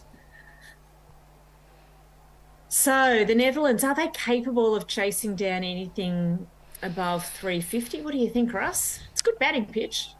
I mean, they bat. The thing with the Netherlands is they bat very deep, but not very. They're quite. They don't have a lot of strength in it, and they have a tendency to kind of, continually lose wickets.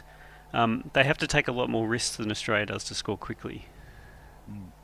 So Van der Merwe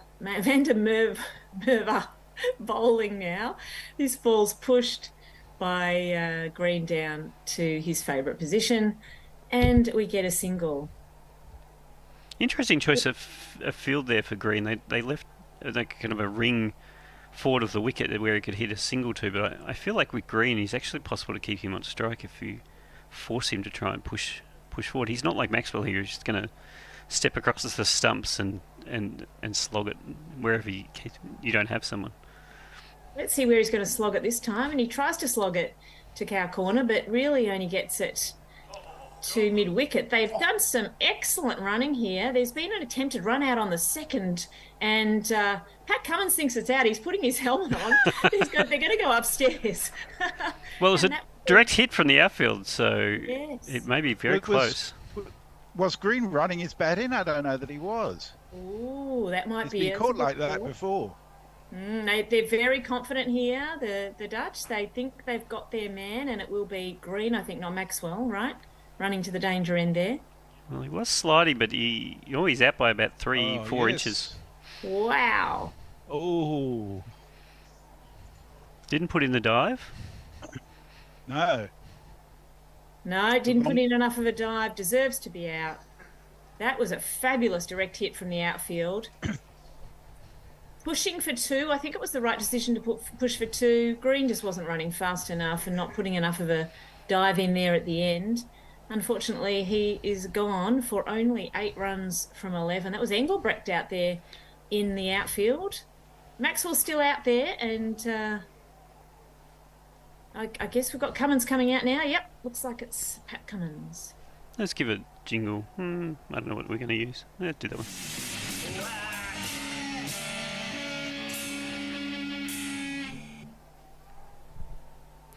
That was a dismissal jingle? I think it was. Well, it's in the dismissal jingles stockpile, so we'll... Excellent. Well, we have Maxwell. Let's have a look, and Cummins. Let's have a look at what Maxwell's managed to do in his recent matches here. So versus Pakistan, he of course was out for a first ball duck. He also bowled, none for 40. Sri Lanka, he made 31 not and 1 for 36 bowling. And against South Africa, 3 runs and 2 for 34. He's been bowling pretty well, hasn't he, Russ? He's been bowling quite well, yeah. His batting has been... like, he looked horrifically bad against Pakistan. No, was that the duck? No, the other one. That was the duck. Made a the few other runs. one where he scored 3? Yeah, he was terrible, yeah. South Africa. Anyway, Van der Merwe is very happy with that run out, even though it wasn't his wicket. This one is on the pads, terrible delivery, and it's just tickled by Maxwell. He tries to sweep, it doesn't make good contact. Might even hit his pads, and it's gone for 4 runs down to fine leg. There's not one boy for me, I must have 2 or 3, I need 4. I actually think... Well, I was going to say it was deliberate. It wasn't quite deliberate. He just got enough of a glove on it to get it past Edwards, and it fairly raced down to the fence. It would have been a wide if he hadn't hit it. This next one, squirting off an edge. It goes out square just as far as the umpire. There's no one there, and the ball's going to almost come to a standstill before anyone gathers it. And they've run 2. Very good running. Yeah, well placed by Maxwell. That was what he's trying to do when Green got run out. Everyone's out on the fence, so he just pushed it fairly gently in.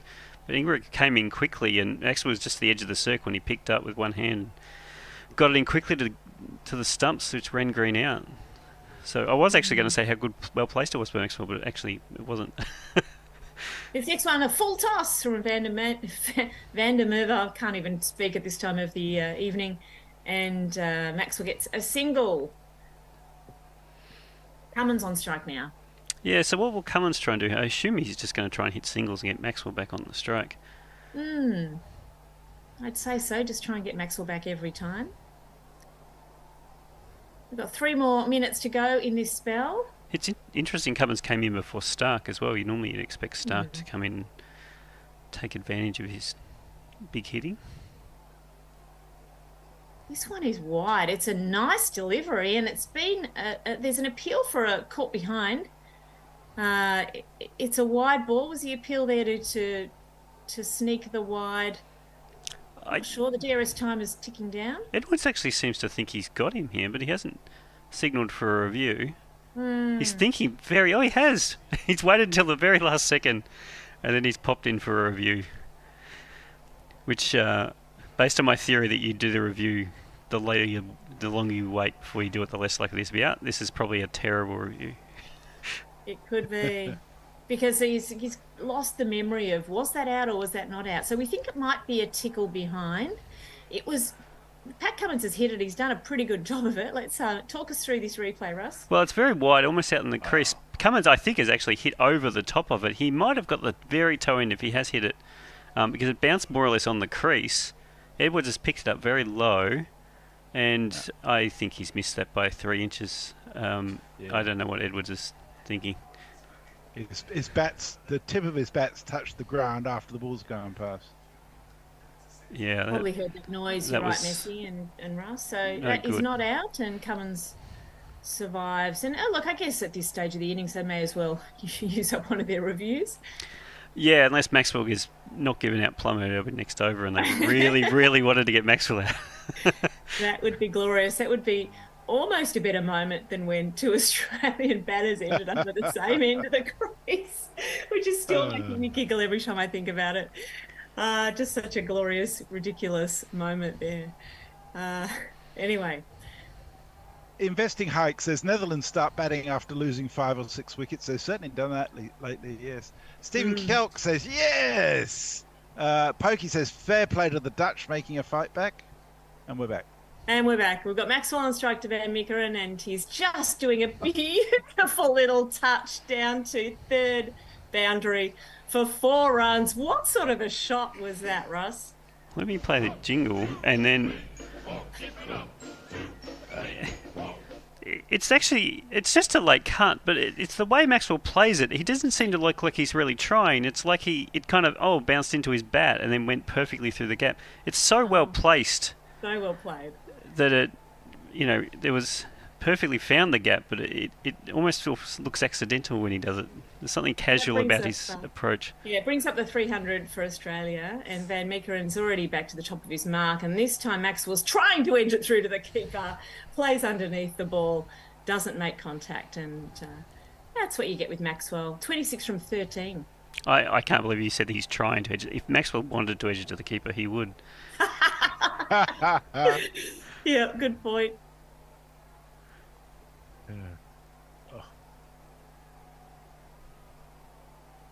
Where'd you change already, Kat? This is fairly Here we raced are. along.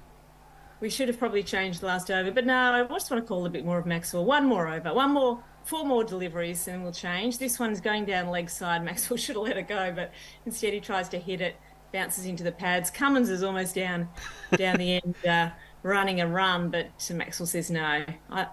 Maxwell's farming the strike with 6 down in the 43rd over. Let me keep the strike.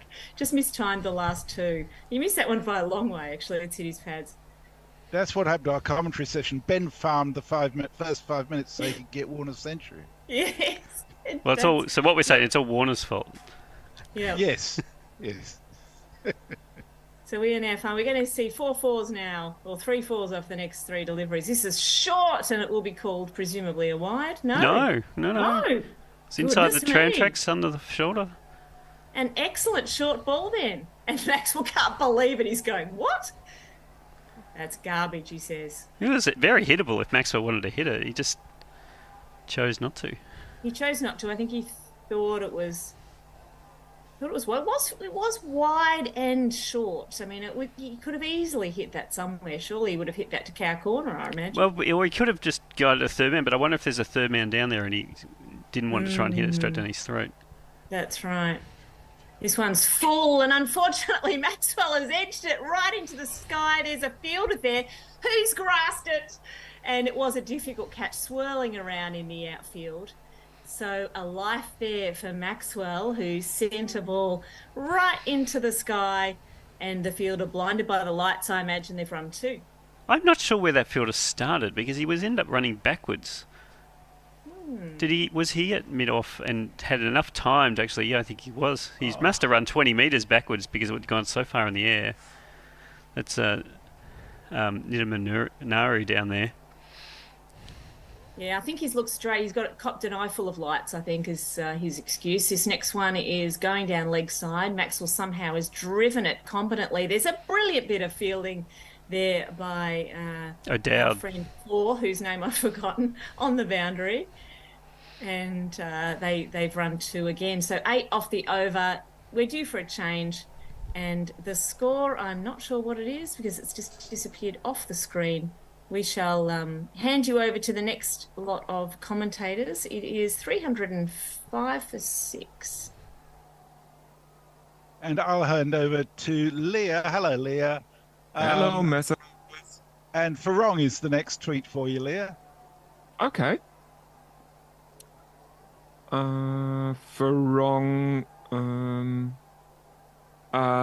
If he bats this innings, then the collapse of all collapses has happened. 12 overs to go, so how many wickets for Adams this evening is Farong's question. Yes, Adam Zampa. I don't know.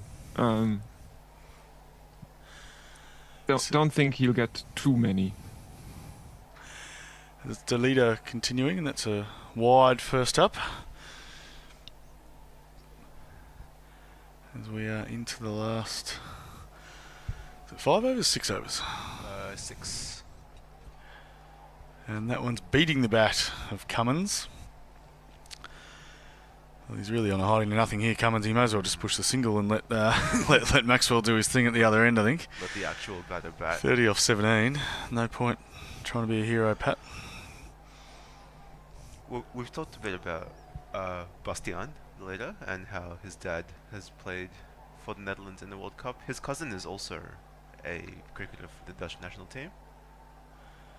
It's a very sporting family as Cummins is getting that single as he slashes away to the deep cover. We'll bring Maxwell back on strike. It's 307 for 6. That's his cousin Babette, who is the wicketkeeper for the women's team. Oh, wow. She has yet to play a World Cup game because Netherlands have yet to qualify for a women's World Cup. But how are the women's Netherlands side, I wonder? they're coming up. The leaders in, or swatting it, if you will, out to deep square leg. Just the one run, so far pretty handy over this by Delita. They played some qualifiers for global qualifiers to the next Women's T20 World Cup, and they took a game of Scotland, who is kind of a more highly fancied associate team. As Cummins is working that one into the offside, he won't beat the ring, but they'll go through for a single to cover. Yes, the Women's World Cup, was it the T20 or yeah, that's 50 over World Cup where Thailand made an appearance a few years ago? Yeah, so Thailand qualified for the 2021 and the 2020 edition in Australia, and should have beaten Pakistan, but that game was rained out. So, not sure where Thailand are in the men's T20, but it's good to see them up and about in the women's. As that one's being edged up over slip, will it be caught? No, it's just away from the fielder who's running back, who saves the boundary with some good work down there. They'll come back for a couple. Maxwell living dangerously. He moves to 33 from 19. That was a bit of a slow ball bouncer outside the off stump, and he threw the hands at it and just managed to clear the field. Are you saying Maxwell wasn't in complete control of that? Oh, maybe he was. Maybe he wasn't. It's hard to say. I'm not sure if Maxwell's in complete control of getting out of bed in the morning with some of the injuries he's got over the years. What was it Steve Smith he's said? just that kind of guy. What was it Steve Smith said? He needed to train smarter? Didn't train smarter. What was his last injury where he did his knee at a wedding or something? I mean, what was he doing there? Anyway, he's getting a run as he whips that one into the leg side, but it'll only be one.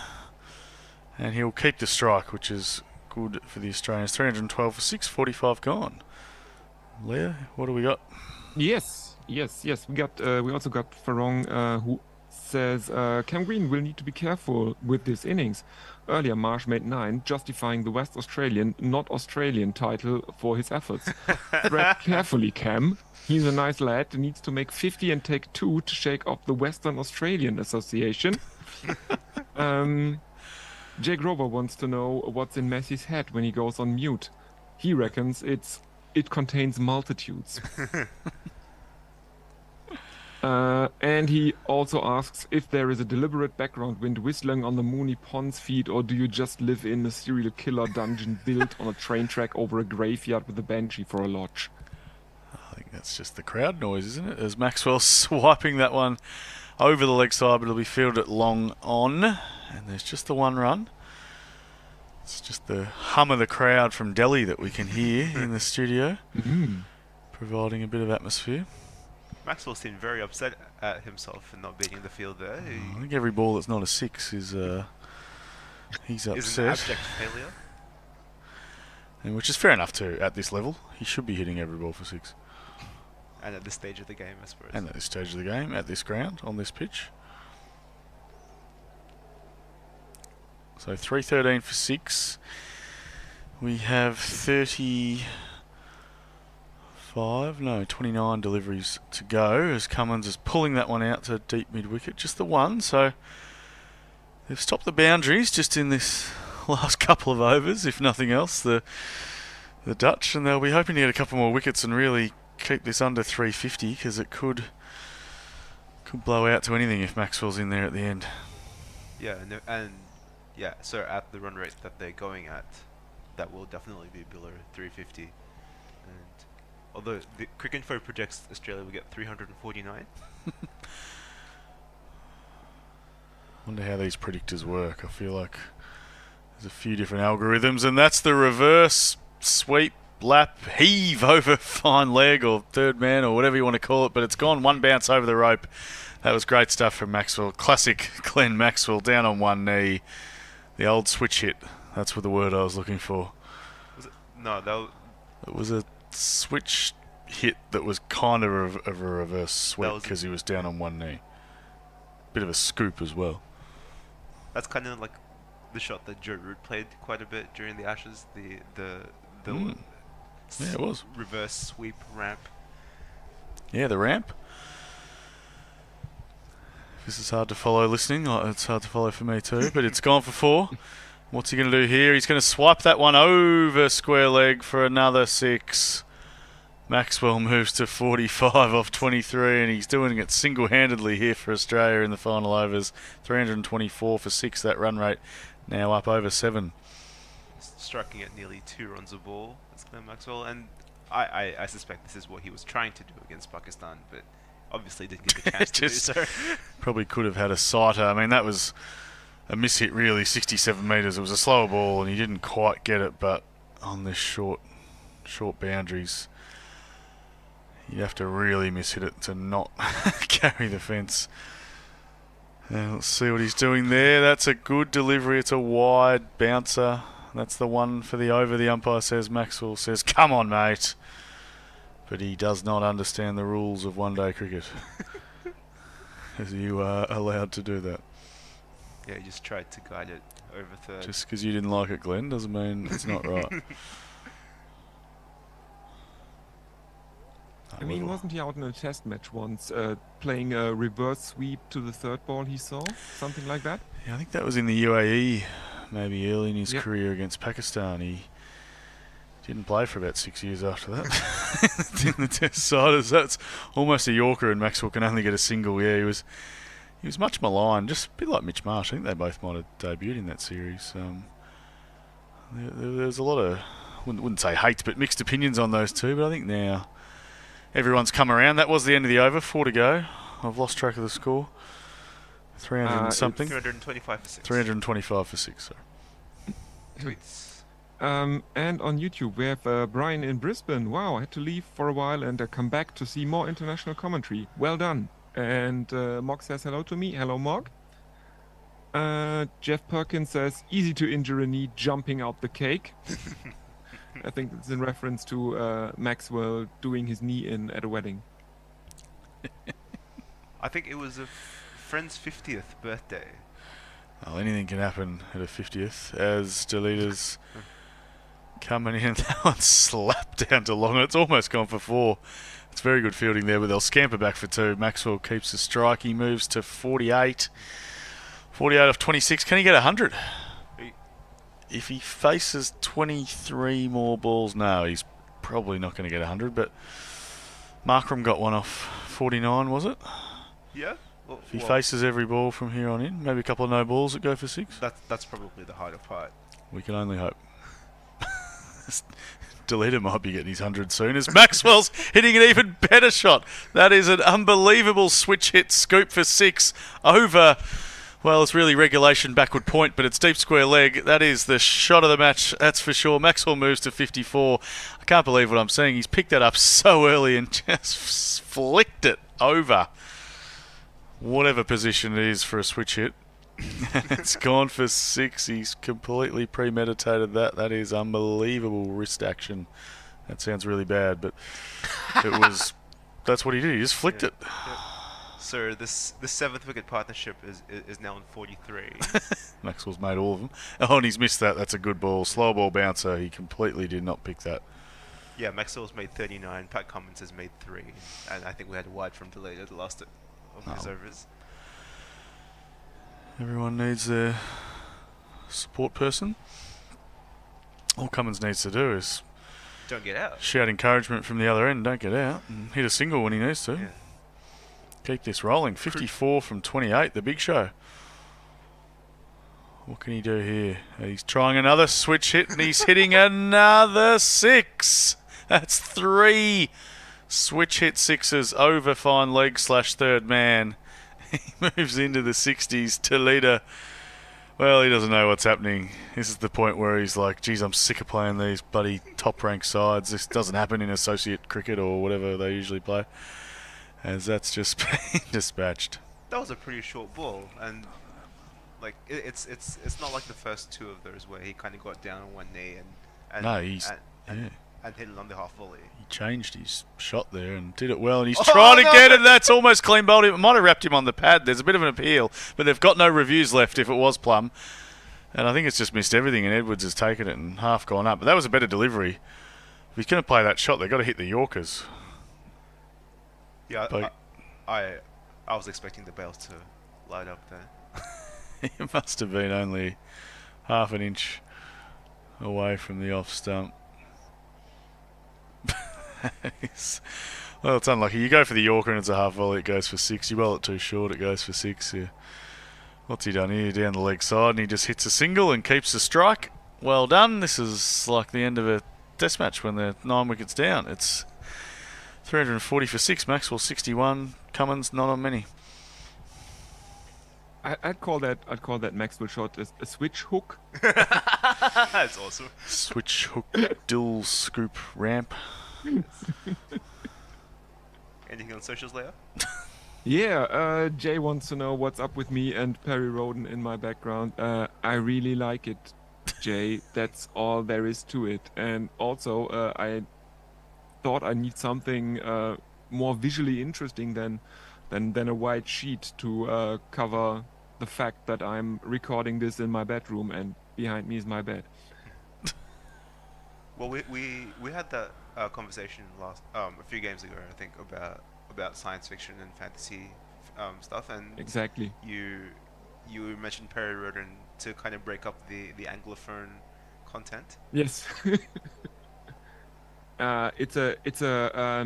It's the longest running science fiction series in the world, actually. It's a German pulp fiction series with over 3,000 episodes. So when did that start? Wow. In 61. Wow. That's before either of my parents were born. So I'd need a few quiet weekends to catch up on 3,000 episodes. As Van Beek will continue, he's at 2 for 43 off 8, so good figures, but maybe not anymore because Maxwell's hit another one for 6. That's been dispatched over long on. That was a full ball. Wasn't the worst delivery of all time, to be fair to him, but Maxwell's just sat back in the crease, made it a half volley, and got under it and hit it over mid-on. He moves to 67. The 100 is on. Yeah, I'm feeling it. This is a very bad time to meet Glenn Maxwell in full. His strike rate now is over 200. It's over 200. 209. And what's he going to do here? He's going to steer that one behind point. Oh, I thought that was going to go for 4, but the fielder's come around and done a good job to save it. Oh, Van Beek will be well pleased with that. He's got Cummins on strike now, who surely just pushes a single. He would want to wait for this innings to be over. That's very good. Oh, now I'm not going to be able to get that song in my head. Dawson's flowing locks. James Van Der Beek's in and he's bowling a wide. That is an excellent leap by Cummins. That was a well wide. Obviously the plan to try and bowl dot balls and keep him on strike has come unstuck. I'm pretty certain James Van Der Beek is a former teenage heartthrob who took the piss out of himself in How I Met Your Mother, I think. No. Murder Train. Don't trust the. Yep, I do remember that. He was quite funny in that. There's another wide goes by as we discuss some more pop culture. Yeah, he played himself in that sitcom. Yep. Did Dawson end up with Joey? No, she ended up with Pacey, did she? She ended up with Tom Cruise. And then Tom Cruise, yeah. Now we're getting sidetracked. As Cummins is swinging that one into the odd side, he's probably going to be caught. No! O'Dowd's completely stuffed that up. He's come in, he hasn't made the catch, and then it's just gone through his legs, and it's gone for 4. Well, yeah, they really should have. I think he really should have made that catch, or at least made an effort on the slide, and all he's done is watch it dribble past him. That is, well, that's not even club cricket. That's real pub cricket stuff. That is. It's just it's spun too. To be fair to him, I think it's spun out of his way, but it really was a lazy effort in the final overs. And Cummins has got 4, and he swings again, and it's going to be O'Dowd. Hey, if we had an ironical cheers sting, we would play it, as he saved that one. And well, this has been a long over with 2 wides, drop catches. Still 2 balls to come. 354 for 6. Yeah, like you said, there was a huge amount of spin there, and it is hard to account for that sometimes in the field. It was like he pulled out too late. Like you've almost got to make a decision to stop it earlier, or just once you're in that position, you got to go for the catch. I think as Van Beek's bowling a wide one, and Maxwell's slashing that for 6 over third man. That was completely deliberate. He opened the face of it, threw the hands at it, and that sailed over backward point / deep third fielder. He moves to 74. It's 360 for 6. There's still 13 balls left in this innings. He needs 26 for 100. If he keeps the strike, he'll get there. Absolutely. But yeah, that was just a boring old lofted square. No, he didn't even change his stance. No reversing, no nothing. I mean, Cummins should give him a talking to. He's out. The captain's out there. Yeah, needs to slog smarter. Well, this is... He was born for this, Maxwell, and he's going to get a single. And that's probably a good result because he keeps the strike. He moves to 75. It's 361 for 6. What do we got, Leah? Mark is suspecting that I'm in the pay of Big Perry, and Pokey Bumfinger says that it was an underrated comedy. I can only assume it's a reference to How I Met Your Mother that didn't get enough seasons, and I'm pretty sure that's... How about Your Mother got enough seasons? I think it was that. Yeah. Don't trust the... But yeah. Yeah, it was not a bad pretty show. Sure that was sarcasm.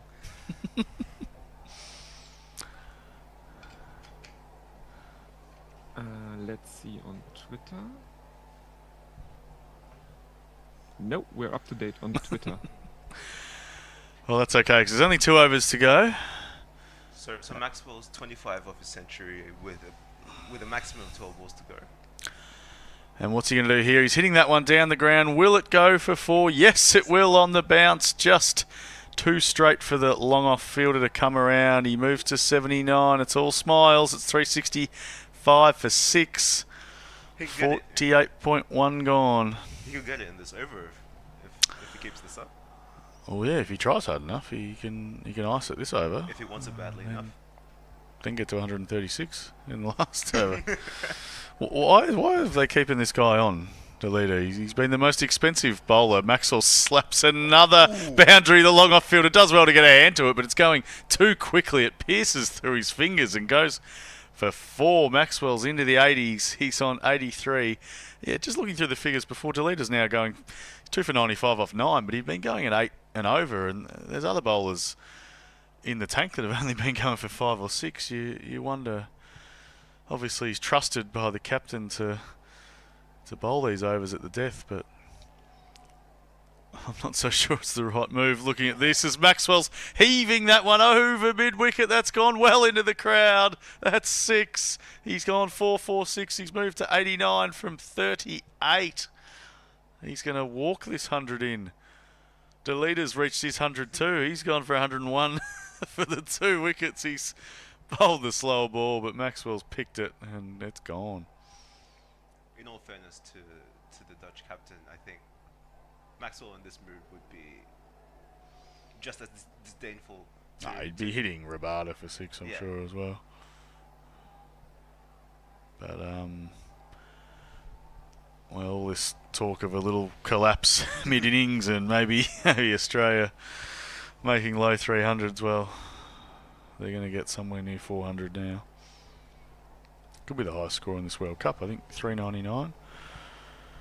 Oh, South Africa so far as Delita's bowling a full toss onto the body of Maxwell, and that one's gone out of the ground. That's over the scoreboard, or somewhere. Couldn't even see it land. That's another 6. He moves to 95. This over's gone 4-4, 6-6. It's gone for 20. And Maxwell's now on 95, and it will be more surprising if he doesn't reach his century. Knowing Maxwell, though, something will happen. He'll play a switch hit and get clean bowled or something. But you'd think he would just hit another 6, wouldn't he? He's not going to be like David Warner and take 3 weeks to get his 100. Zampa will be loving this because 113's not far away. Yeah. Oh, that will be good. Great start from producer Mog. Cummins at the other end, he's done his job, 8 from 7.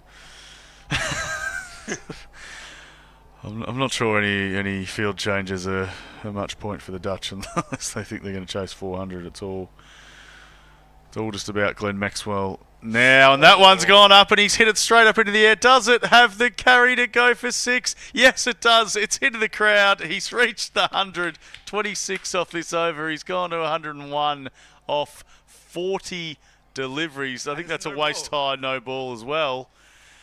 Well, what did Markram score? His 100 off 49. This is easily the fastest in World Cup history. It's not quite the fastest of all time, but it must be in the top 10. 101 off 40. Well, as impressive as this is, he's no Jake Friesen McGurk. What did he get? He's off 29. 29, yeah, well. But I think he's done well enough for us to give him a 100 jingle. 10, 20, 30, 40, 50, 60, 70, 80, 90, 100. Congratulations, sir. You are a centurion. Maxwell is indeed. Yep. Is this the highest that any player has ever come in a World Cup and made a century?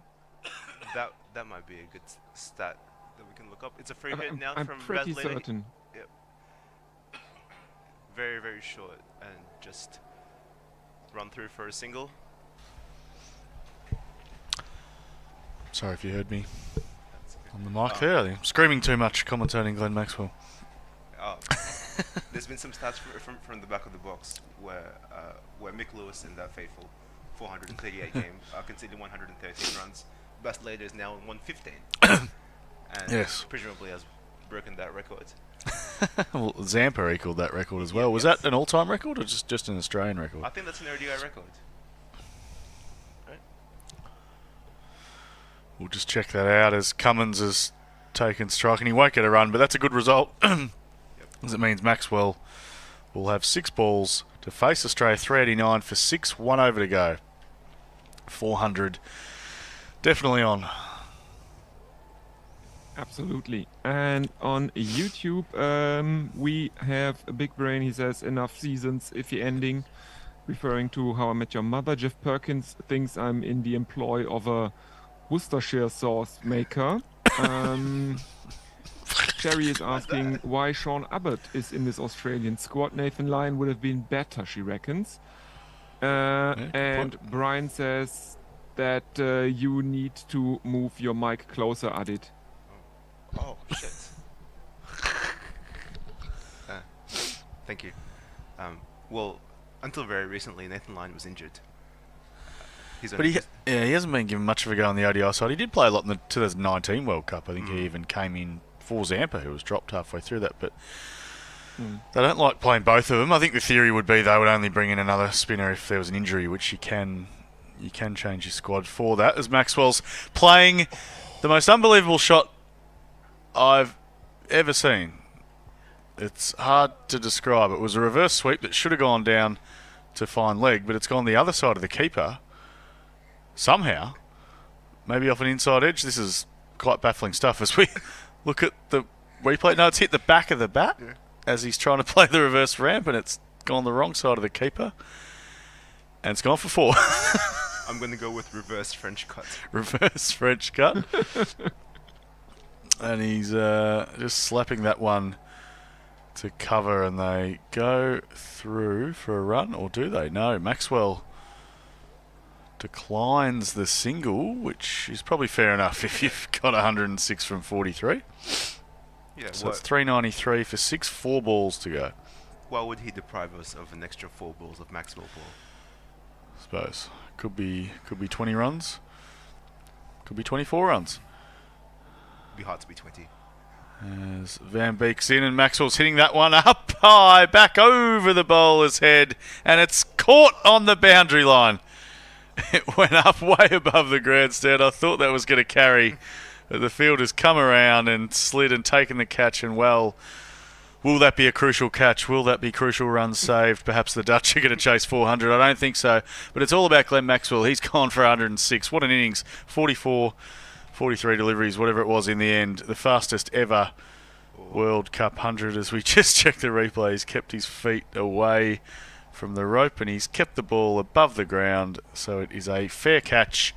Maxwell gone 106 off 44. It's 393 for 7. What an innings. Well, it depends now if Australia want to get the to the 400 mark, because like we said before, they only have a 50% win rate once they exceed 400. Just stop on 399, you reckon? Yeah, just like the South Africans did the other day. It seems like we're still checking the catch. I'm not sure why. Maybe it's another one if he grounded the ball. No, he's got two hands under it. Yeah, I think they just don't know why. They probably just want to dot the I's and cross the T's. He's got a hand under it on the ground, yeah. They want to check the But I hands think and the that's feet. and then he finishes by putting pressure on the ground, but he's got full fingers under it, so I think that's okay. Yeah. But I mean, if the third umpire did want to send Maxwell back out, I don't think we would be complaining. He's certainly taken his time, and he's eventually given it out. Maxwell's already off the ground, so can you come back out, or is that still a rule? No, I don't that think if you're off the ground, then bad luck. You've walked. You've given yourself out.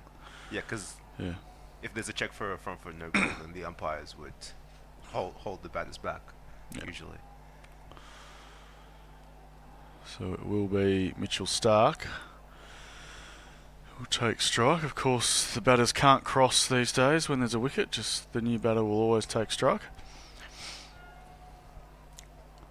And well, he'll have 3 balls to go, and Van Beek's in, and he swings across the line. That's straight up in the air, and this will be another potential catch. It's another one taken. Well, Van Beek's on a hat-trick. This game just keeps on giving. Stark's gone first ball. Can we get a hat-trick? The comeback's on. A World Cup hat-trick. Well, who will it be, Zampa or Hazelwood? Zampa. Well, if he takes 2 of the next 2 balls, then they'll have bowled Australia out.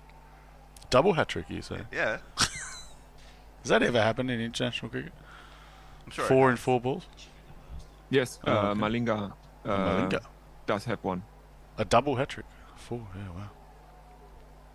I know Malinga's got multiple hat-tricks in ODIs, I think, or T20, but... Well, there you go. Well, 2 balls to go, 393 for 8, so perhaps the dream of 400 is gone, unless there's a couple of boundaries, but the dream of a hat-trick is alive, perhaps. Is well on. Fastest ever World Cup 100, and not just the fastest as we look at the list. De Villiers 52, Maxwell's also 4th on the list at 51, Kevin O'Brien 50, Markham 49, and then bang, Glenn Maxwell beats that by 9 balls. Batting so nice, he's on that list twice. Yeah. I think it would be... I think the funniest possible outcome is if Zampa or Hazelwood, whoever comes out, just dots it out. Well, maybe he dots it out, but then we get a run out. So it's a team hat-trick. Yes. But no one has to feel bad that they're the batter that went out. Interesting. Maxwell he doesn't have too many ODI centuries, only a handful, and 2 of them are in the top 4 for fastest in World Cups. So it will be Zampa. Hat-trick delivery. Van Beek's in. He's bowled the Yorker, and he's just squeezed that out into mid-wicket, and they'll go through for a run. That was well played. It might the old sucker ball, sort of slower ball half volley might have been the better option, but he went in for the kill. Good on him. And there's 1 ball to come, 394, so only a ball clearing the rope will get that 400. Was it in the 2015 World Cup when Maxwell went completely ballistic time and time again, but he only managed to score 1 century in that time. Yeah, that's and I think it just says that he's too good for our base 10 biases. And that will be a wide outside the off stump. That really was a ragged delivery. It was well wide of the tram lines, and We'll re-bowl that. So 395 for 8. Van Beek all of a sudden's taken 4 wickets. He's taken 4 for 70 from almost 10 overs. He's definitely the pick of the bowlers. Well, could get a fifer. Yeah, you could get a fifer. Fifer against Australia. He'd love that. He's a Kiwi too, so. He comes in again, and that one's swatted away on the onside by Cummins for 4. They'll equal that South African score of 399, and that's where the score will finish. Cummins a handy little 12 off 9 balls at the end. Zampa 1 not out. Australia 399 for 8 off their 50 overs. It's all about Maxwell, but we'll go through the card. Mitch Marsh was out early after Australia won the toss, elected to bat. It looked like a road. It's a small ground, high-scoring ground. Marsh out early for 9, but then Smith and Warner put together a huge partnership before Smith was out for 71. Labuschagne came in and really upped the ante for him and the team. 62 from 47, Inglis 14 from 12. Then Warner was eventually out after making his 100. He made 104 from 93. Cameron Green 8 off 11, and then it really was the Glenn Maxwell show. That partnership must have almost been 100 with Pat Cummins, who didn't contribute much, but Maxwell went bang, bang, bang, bang, bang, made the fastest ever World Cup 100. He finished with 106, caught off the boundary off 44. Mitchell Starc was then out first ball, and Cummins 12 not out. Zampa 1 not out. The bowling figures, Arian Dutt 1 for 59 off his 7. Not sure why Colin Ackerman wasn't used a bit more. 4 overs for 19, perhaps had a niggle. Van Beek 10 overs for 4 for 74, as we were saying. Van Meekeren none for 64 of his 10, not bad. Vikram Singh 4 overs for 27. Van der Merwe 5 overs for 41, and the old De Leader really copped it with his 10 overs, 2 for 115. So the Dutch will be chasing an even 400 for victory at a run rate of 8 per over. Any final thoughts before we wrap up? Well, at the very least, the Dutch would just aim to do better than the English in their chase against South Africa. And yeah, absolutely. And I was just checking the total partnership for that between Maxwell and Cummins. It was 103 of 44. Maxwell 91 and Cummins 8. Well, they'll be talking about that for generations. The day Maxwell slaughtered the Dutch in Delhi. But for now, we'll have a quick break. Let me just get. We've got a couple of tweets. Social media messages in. Jay Grover dares me to Google Dan Dare versus Perry Roden. I actually know who Dan Dare is. Jay, I'll have you know. Farong kind of corrects the jingle. He says he's not a Centurion, he's a Victorian. And Jay Grover also says, I literally don't think anyone is a Jack Fraser McGurk, possibly a Scottish pirate in the 18th century. Does sound made up, doesn't it? And Josie Oak says, I see the big show turned up. So far, we've just had the no-show in this competition. And that's it for Twitter. And over on YouTube, Morg is very delighted that the 400 jingle crisis has been averted. And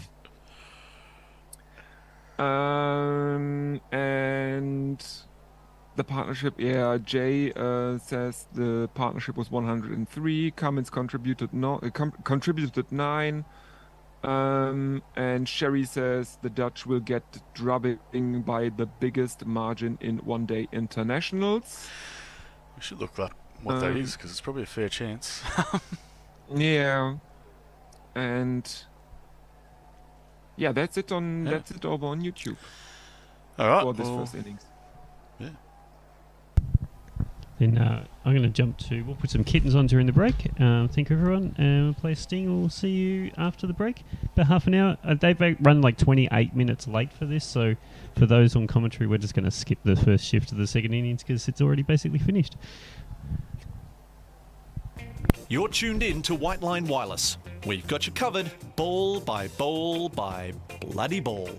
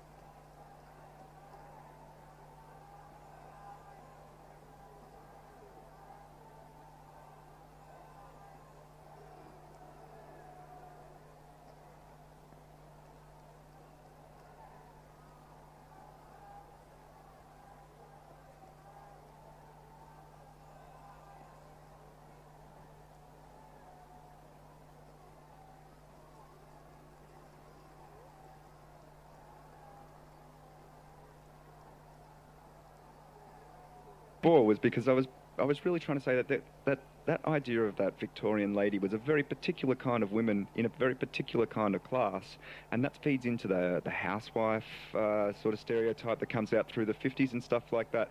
And so all of these things that we think of as traditional women's roles are usually for a very small proportion of women in a very small amount of time, and then they just seem like they were always done because they were done 2 generations ago. Yep. And you still have media from that time. I mean, they do all those experiments where they show children, you know, women's magazines from the 50s that told all the perfect things you were supposed to do before your husband was home, just to shock the heck out of the young kids. But just the fact that there was magazines devoted to the 400,000 things you needed to do at home before your husband got home, and just the other. I mean, I've been working since I was 18.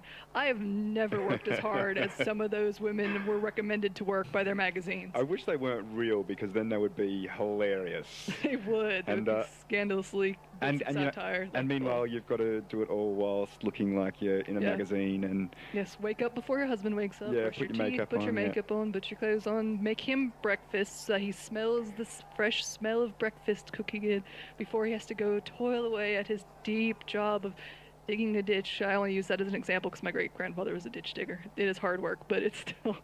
Well, I'll seg off the getting up and putting your makeup on in the morning into the next part of the story, because perhaps the biggest argument of this early English tour was over the uniform, because the authorities were insisting that English women play in stockings.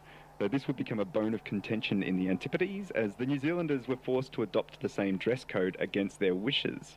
The Australians stood firm, being aware that playing sport in Australia in summer in stockings is bonkers. So the English women get out there and they're like, well, the men at home said we have to wear these woolen stockings, and all the Kiwi women are like, you've got to be kidding me, right? And they're like, oh, you've got to wear them too. And you're like, what a bunch of deeks. Wait, what? A bunch of deeks. But I mean, looking at high-performance women's sport, it wasn't until very recently that women stopped playing in culottes. Yeah.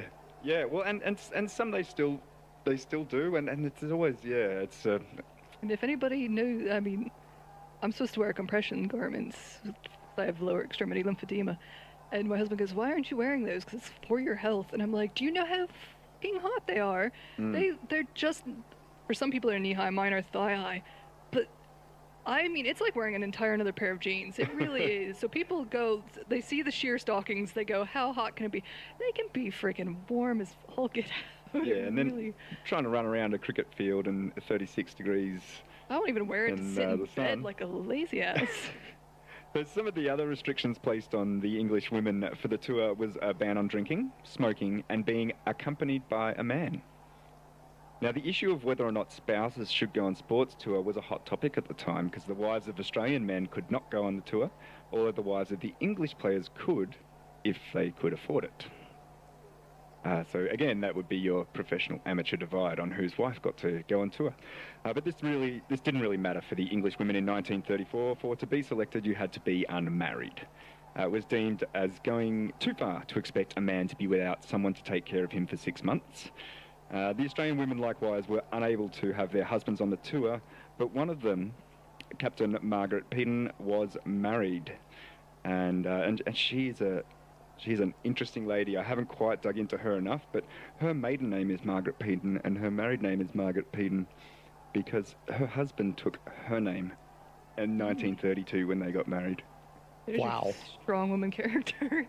Well, I have a feeling that husband might have been something along the lines of a ditch digger, and I think Margaret's dad was a judge. So yeah, weight to it. Is there strong precedent for this in Australia? No, that's not something there will be precedent, but it's not something this is the first I've come across it. Okay. Someone's changing their name to fit into an elite society. Wondering if working class Australian men would marrying into upper middle class Australian families would more commonly be expected to take their wives, or rather their wives' fathers' surnames. Yeah, absolutely. It makes perfect sense. Yeah. I mean, in a lot of cases you would. That's probably the reason you might be marrying her.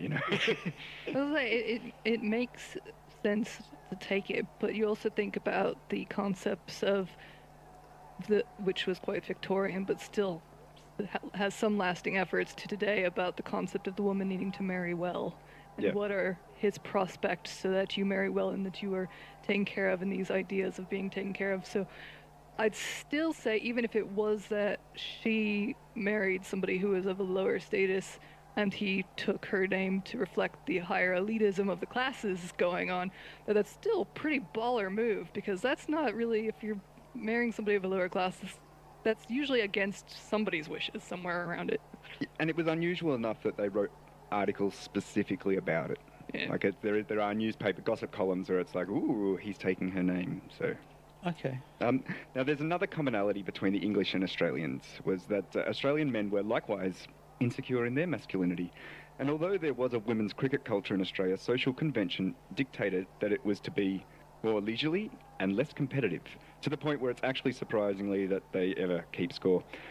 In deference to this, the Australian women decided they would refrain from calling the matches tests, and they definitely weren't playing for the Ashes. And there would be no overall series winner declared. So they kept score during the match, but they're like, oh, we're not going to have a series winner. This isn't for any trophy or any competition. It's just... And this was the decision of the Australian women? Yes. Yes. They didn't want to make the men feel uncomfortable. Because I don't know, have either of you picked up what would have happened a few months earlier? Well, Bodyline, presumably. Yes.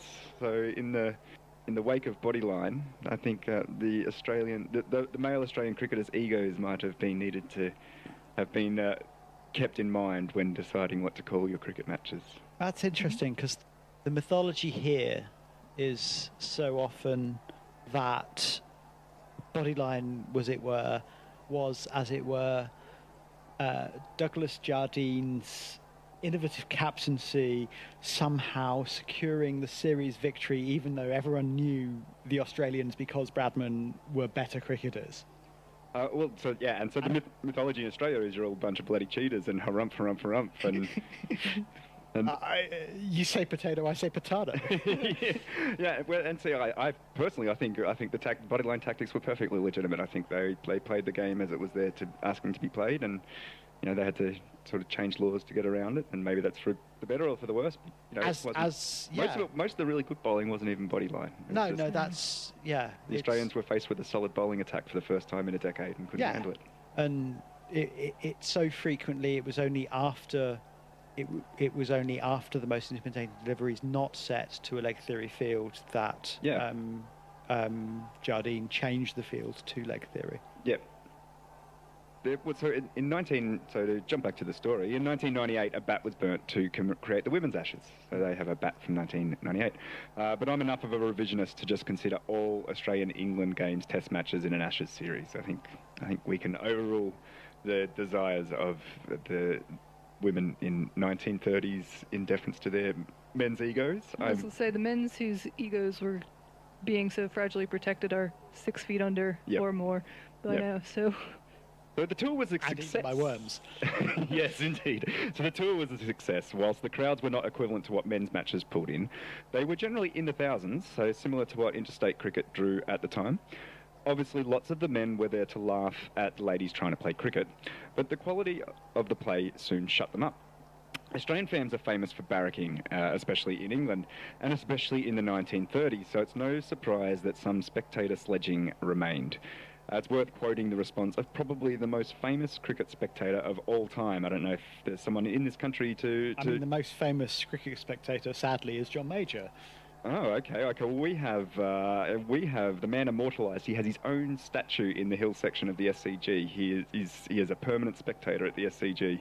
His name is Yabba, and so he was this guy, and he used to sit there with a hat, and he was like almost the Australian cheer squad leader for the first few decades of the 20th century. Okay, during the '99 World Cup, they were actually it was just as spread betting took off. If I remember correctly, Sporting Index took bets, a spread bet on how many times John Major would be pictured on television during the '99 World Cup. This was 2 years after he'd lost the '97 election. Yeah, John Howard was a bit like that too. He was always there. But anyway, so Yabba's there, and Yabba, so he's made a name basically sledging English players. And someone's asked him there why he wasn't heckling the woman, and he said, "Why should I? The ladies are playing all right for me. This is cricket. This is. Leave the girls alone." So he wasn't afraid of a sledge, but he was there for cricket, and the cricket was good.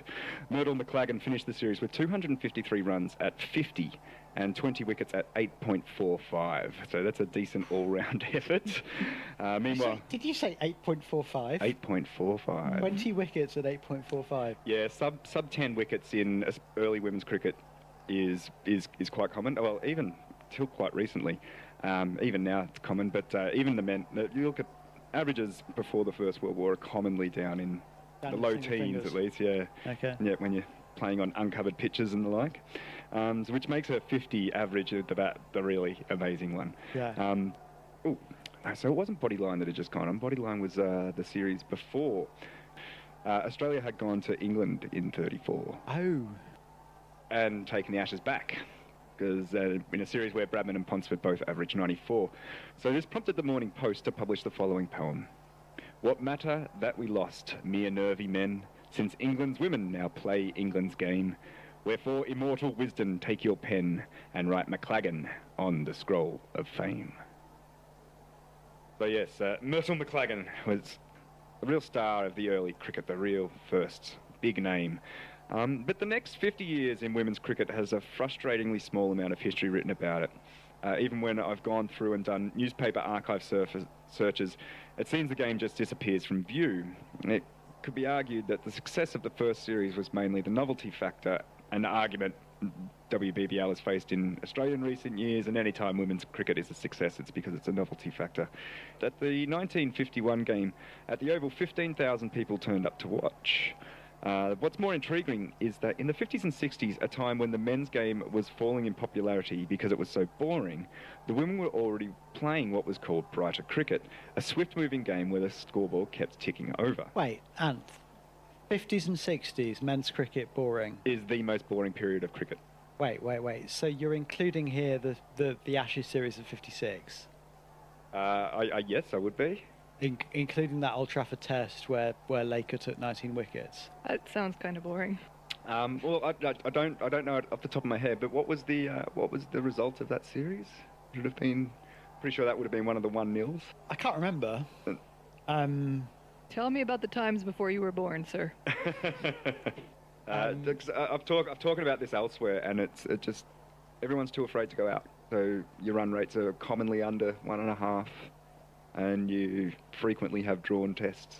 But what I do remember is that Old Trafford test where Jim Laker took all 10 in an innings and took 9 in the first innings and took 19 wickets in the single test. I would think that would spur the question, what else do you remember about cricket in the 50s and 60s beyond that? I remember fuck all in cricket before 1990 except the... I mean, where does your lore lie? Yeah, no, that's a legitimate question. I mean, my pre-1990 cricket knowledge so often comes from those series of great cricket matches, commentaries that Test Match Special used to release on cassette tape that we used to listen to during the 1980s. Yeah, so there'll be that test that stands out, right? But I guarantee you, if you look up newspaper reports of the time, there'll be heaps saying, this is how cricket should be played, this is brighter cricket, this is what should be happening. There aren't. Like the 1960-61 West Indies tour of Australia is incredible. It's the first tied test, and then a test series that goes down to the wire the very last day. It was incredible, and that one of the reasons it's so incredible is because it comes right in the middle of this period where people at the time are saying, Test cricket's dying. Nobody wants to watch cricket anymore because it's a boring game. And they were doing lots of things to, try and change, lots of ideas to change the game and how to fix it up. Still, I was going to say, that's still quite the concept that still exists in cricket now, which is if you can bat your team to a draw by making 85 off of 607 balls, you are the hero because that is proper cricket. And... maybe proper cricket. I mean, I'm not arguing that. That's a commitment, especially to stand out there that long and to have faced that many balls. Yeah. But at the same time, it's just from the people that want things to happen, it's right boring. Yeah, and it's always a tension between the cricket purists and the people who want to try and get more people watching cricket. So the 1956 Ashes series was a 2-1 victory, and Australia won the first test at Trent Bridge. One of the more exciting series. Potentially. Mm.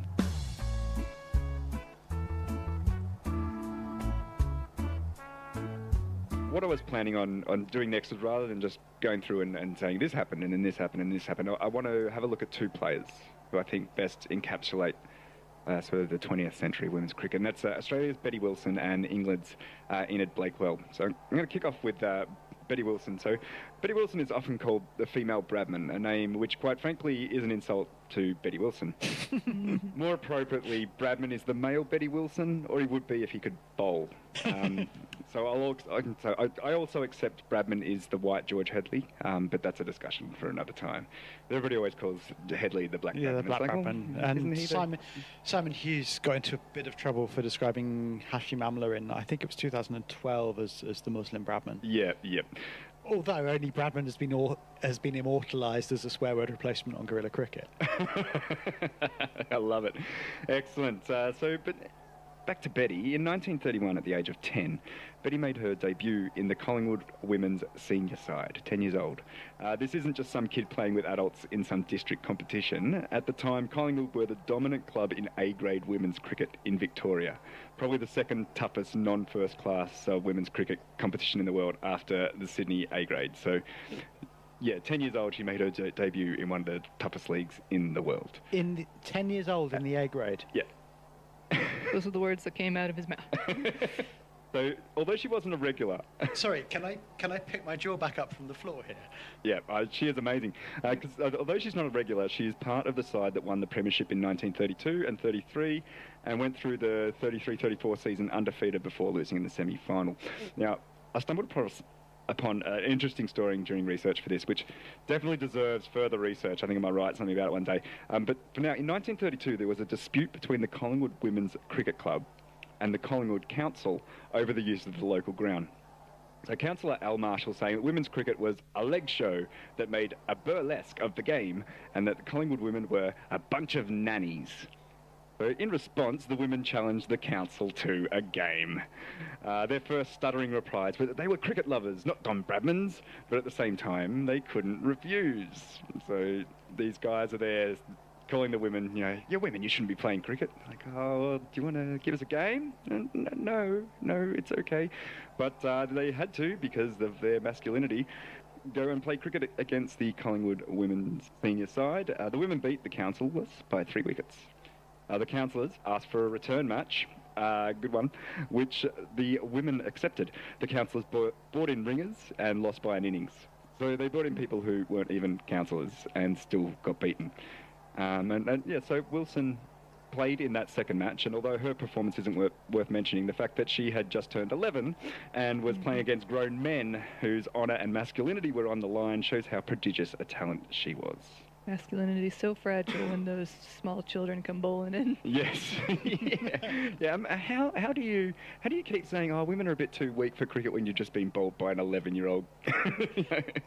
By 14, Betty was playing in the Victorian second 11. At 15, playing for Collingwood. She scored 118 in an innings that included 21 fours and 1 6. That's at 15. By age 16, she was playing in the Victorian first 11. I would love to give you more details on the strength of the sides and how well they fared, but one of my discoveries in researching this podcast is the absolute paucity of statistical records for women's cricket at the time. It's not like you can go to, definitely there's nothing on Cricinfo, but even Cricket Archive, which now sits behind the paywall, has nothing from this time. I think this is something that Cricket Australia really needs to rectify, and I think if they would like to commission a cricket historian to fix that for them, then I think I know someone who might be interested in going back through the records and writing all of those stats in. But yes, does Gideon Haig have the time? Gideon Haig doesn't. To be honest with you, Gideon historian, not journalist. Gideon Haig would be able to probably just do it all off the top of his head, because I'm pretty sure that bloke has never forgotten something in his entire life. Mine like a steel trap. Whereas to forget things, you do have to know them in the first place. Oh, no, he knows. He pushes out a book a year, and and great books, entirely readable, well researched. Yep, he's worth. I work in a field where prolific is an insult.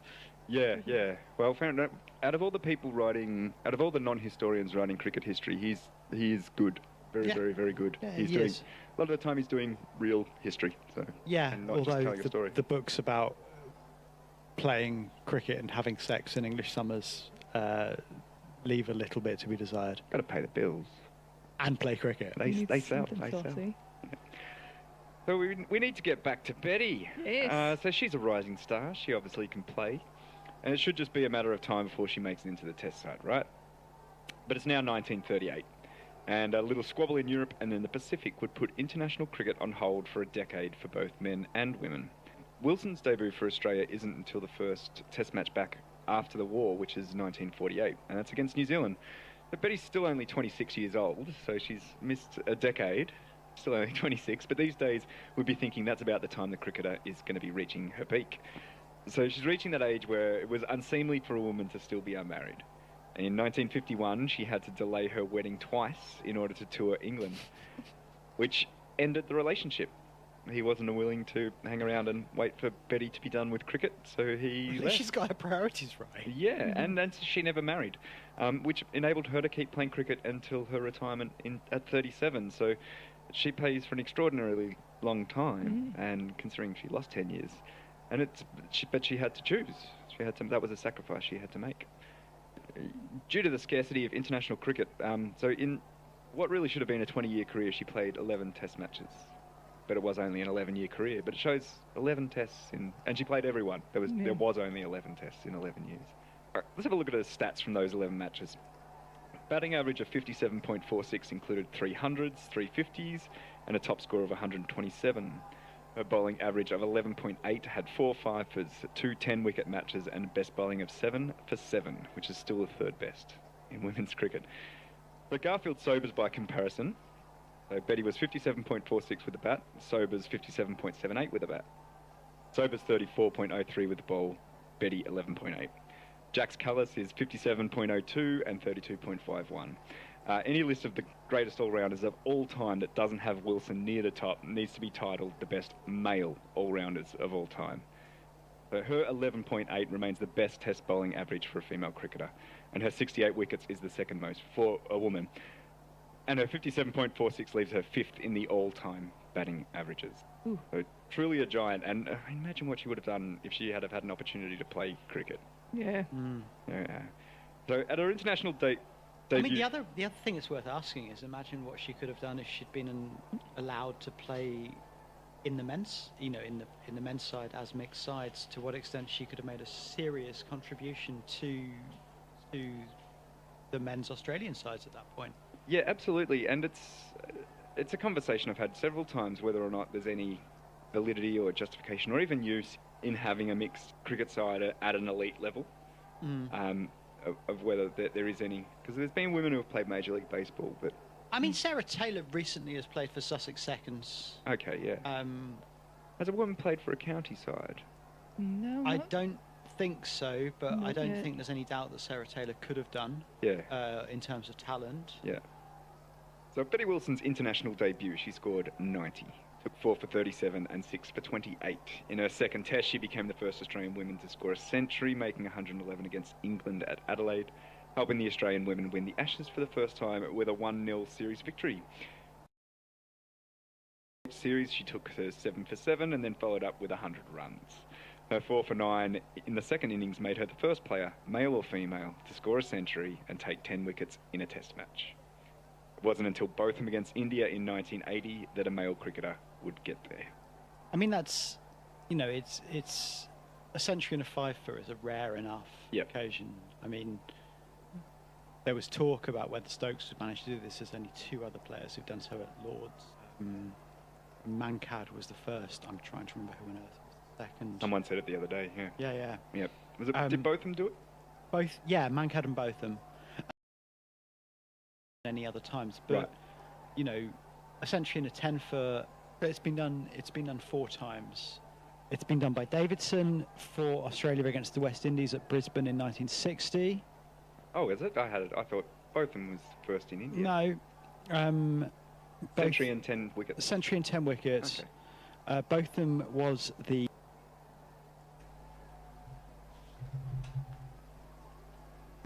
You're tuned in to White Line Wireless. We've got you covered, ball by ball by bloody ball.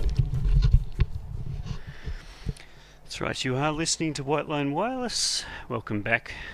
Batters at the crease, And we're getting ready to start up. Can you check that? It's going to be Mitchell Stark starting. Welcome, Krishna and Leah. Good to have you in. Hey, Russ. We've just witnessed an extraordinary innings by Glenn Maxwell. Crazy stuff, wasn't it? His start, first ball, he's over the wicket to the left-handed Singh and he's defending back down the pitch. They need 400, the Netherlands, which is a fairly hefty target I suspect they will not get close to. What do you guys think? No, I don't think that. I mean, Australia's overachieved there. The past score might have been about 350 and Maxwell's just taken them to the next level. I think his first 50 came off 27 balls and his second 50 came off 13. It was just extraordinary hitting. Here's Stark again. Just outside of a stump and moving away slightly from Singh, who slashes at it and goes past the outside edge to the keeper. The other happiest people in the world right now would be Mick Lewis, because his long-held record of the worst figures in one-day cricket of 0 for 113 has now been extended by Baz Leader. Yeah, poor Baz.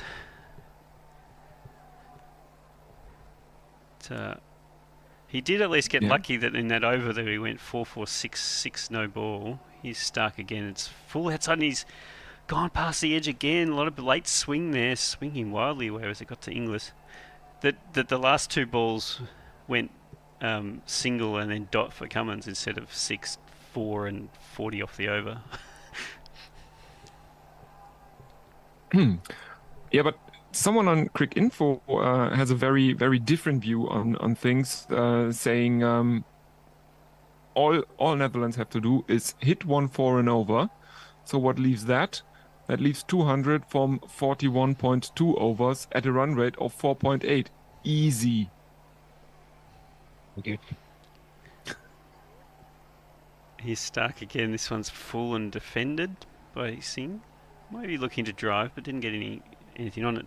Yeah, that is easy. If Australia was to just gift the Netherlands a 4 in every over, then they would only need 5 off the... That's a lot of runs, isn't it, when you think about it like that, isn't it? That even if you were given a gift, it would still be almost 5 and over.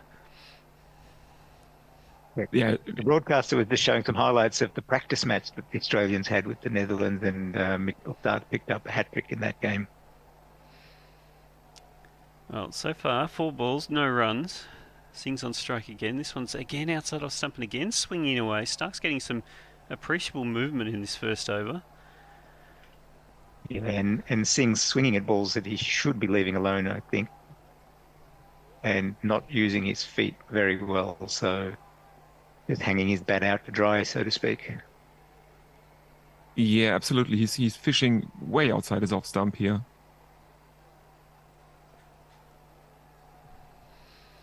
So I'm just a little bit confused. Should Messi be on socials at the moment? I thought for this first session. Let's see where we're at. Here's Stark, last ball of the over. This one's into the pads of Singh. He's played that pretty well through the onside. He's actually going to get 4 because it's going to race away down the slope there. So Cummins can't get it. None for 4 at the end of 1 over. I'm going to try and find a jingle. Yeah, that was a nice half volley on his pads, and he was good enough to put it away to the mid-wicket boundary for 4 runs. Yeah, what have we got on socials? Messi's not online, so I guess, Leo, you're picking up socials while Messi's not online. Okay, all right. No. Well, no, it's actually, I think I've stuffed up by sitting down, if that makes sense. In the sense that actually we're at the midnight shift right now, so therefore it should be you, Krishna, doing or Leah on commentary and Mulg doing socials. But I'll keep doing this if you want, and the three of us can play through until the next bit. That's fine. Here's Josh Hazelwood. He's going to come over the wicket to Max O'Dowd, and he's outside of stump, and Max O'Dowd cuts. And actually, that's raced past the second slip, and the third man was either slow to move or it went faster than he was expecting, but it's gone all the way to the fence. So the first ball from O'Dowd is a boundary. Give it one of those.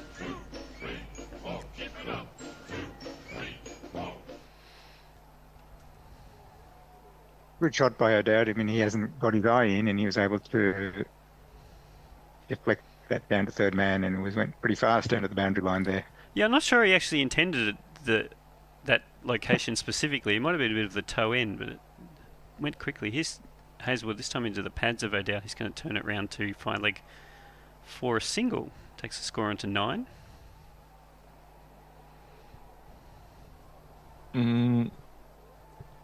Yeah, and I mean, this is exactly what Netherlands need. These boundaries at the start. And I mean, they're starting better than India did against Australia here. Well, that's not the high bar, is it? Not really, no. 3 wickets there for none, but then again, India beat Australia, so maybe that's the approach teams should take.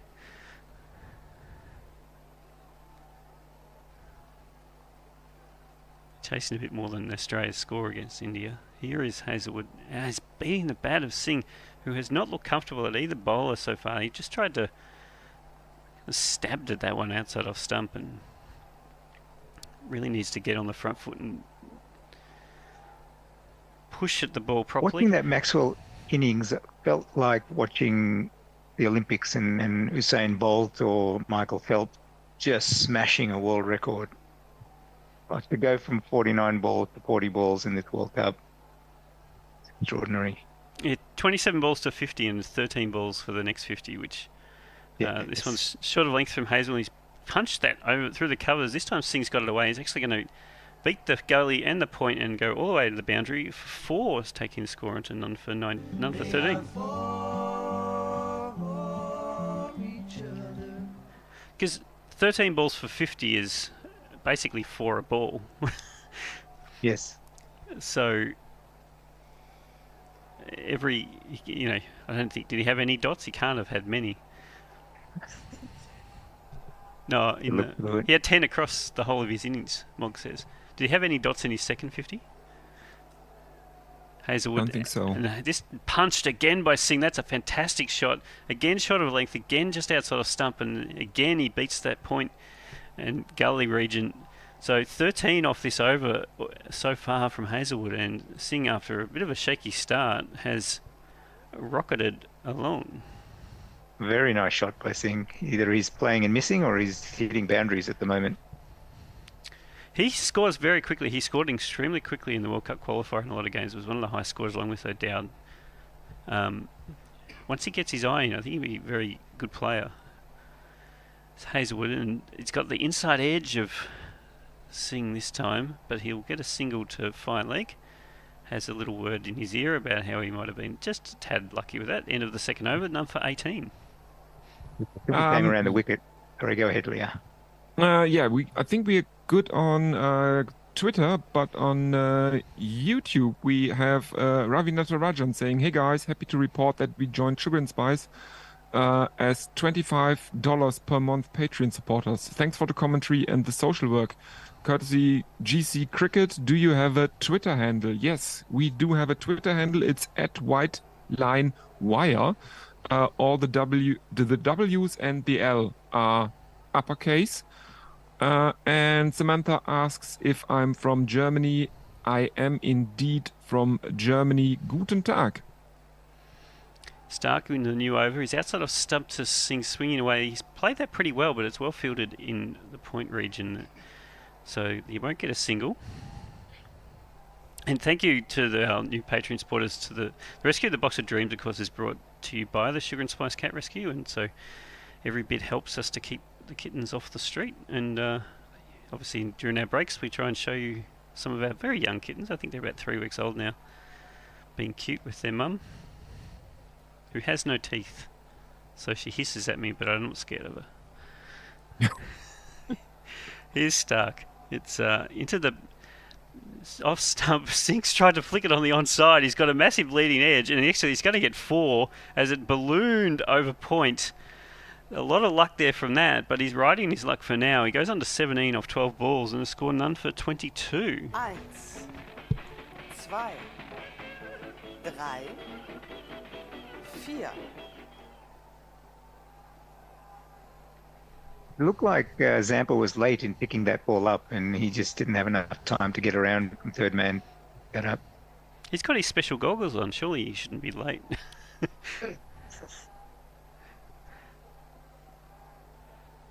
Stark again, still over the wicket to Singh and still swinging the ball out. This one's flashed at and goes past second slip, who dived, but again it's raced away to the fence.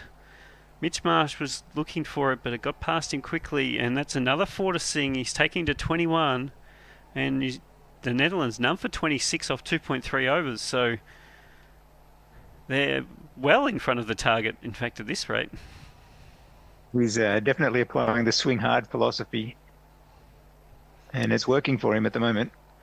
Yeah, and the speed Stark bowls too. I mean, this has taken basically one bounce to the fence.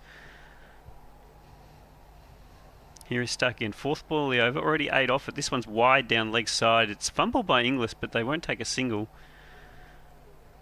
Singh had started to scratch at his crease, so there was probably one on there. Still, another run on the scoreboard. Scored none for 27. Netherlands now a 3% chance of victory. I'm not sure what they started with, but I'm sure it's improving.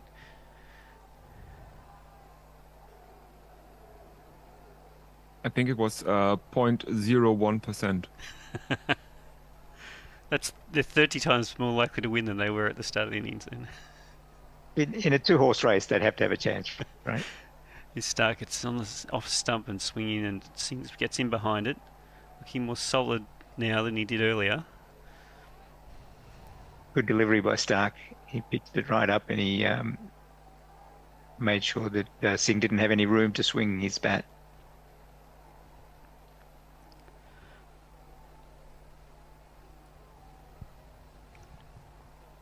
One ball left in the over, I think. No, there's 2 balls left in 3, the over? I think. 2. Must be 2. 2 balls left in the over. That's right, there was a wide. Here's the 5th ball. This one's into the pads. He's struck him on the pad. There's a bit of an appeal from Stark, but it was going down leg side. I don't suspect they'll try and review it. Stark's walking back to his mark. Beating for pace there. Michael Goff is one of the better umpires on the global circuit. I think he has the best success rate of all of them.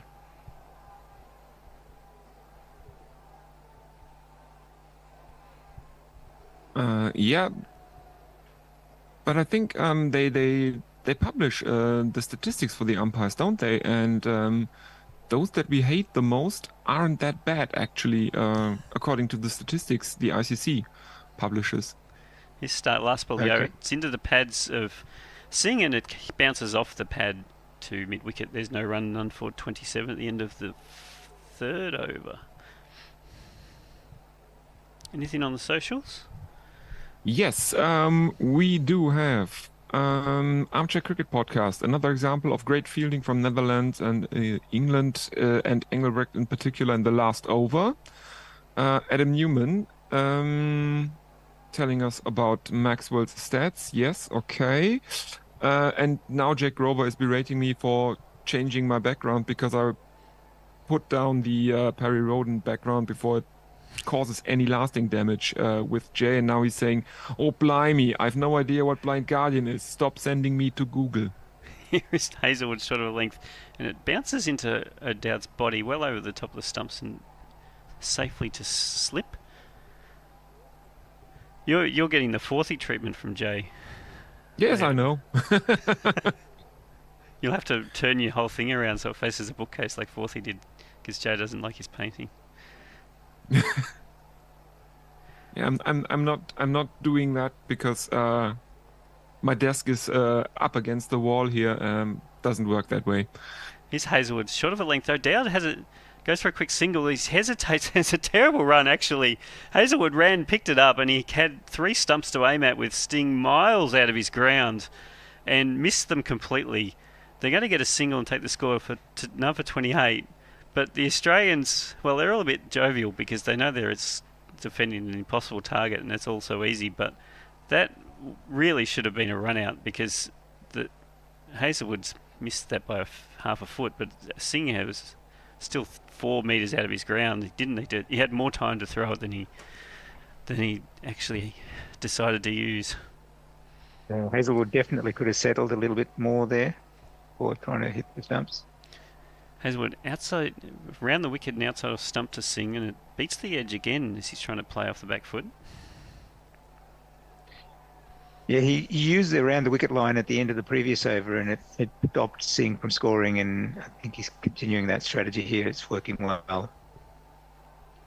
Yeah, punched a couple of times through point in the last over. He's trying to tighten up the lines. Still getting a little bit of outside from the off-cutter to the left-hander, but moving away from the left-hander off the seam. This one's on a length outside on the off stump and played out to point. From the India game where Australia was able to take some early wickets, every other game the opposition have had great opening partnerships against them. It's something that is one of the loose aspects of the Australian game, I think, as we head to the second half of this tournament.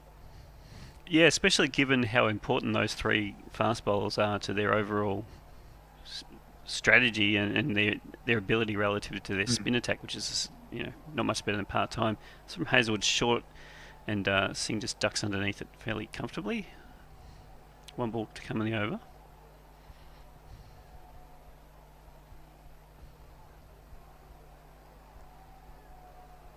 You wonder whether they will bring Head in for the next game if he is available, and that they just wanted to give him 1 more day of rest against an opposition they feel that they should have the measure of. Yeah. My thinking was actually the opposite: get him in there and get him against a team that gives him a chance to find some form. His Hazelwood short of a length and punched by Singh out to mid-off. End of the over. Number 28 off 4 overs. Leah. Yes, we have Stephen Kalk on YouTube finding names for us. Linux Leah and Calm Krishna and Raging Ras. But he is a bit saddened by the lack of Tech Tony. Samantha asks for her in-laws who are en route to Germany at the moment, how the weather in Frankfurt is. I wouldn't know. I'm a bit farther north. I'm in Hanover. That's a bit farther north, and it's okay. It's cold, but relatively sunny here. What counts as as started cold? To snow yet? Yeah, has it started to snow yet? No. Also, I need to know which Frankfurt. That's true. He's Stark, and he's swinging that ball into O'Dowd, who tries to drive, gets an inside edge into his pads. Bounces harmlessly out to cover. Melbourne has had a very cold day today. I think it's maximum of 12 or 13. Very unusual for this time of year. But not for Melbourne, whose weather will always let you down. Not for Melbourne.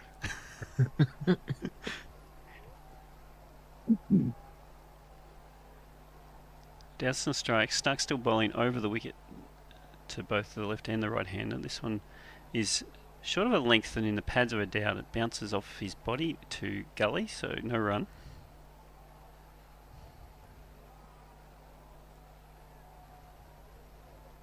Oh, those Dutch fans do not look happy.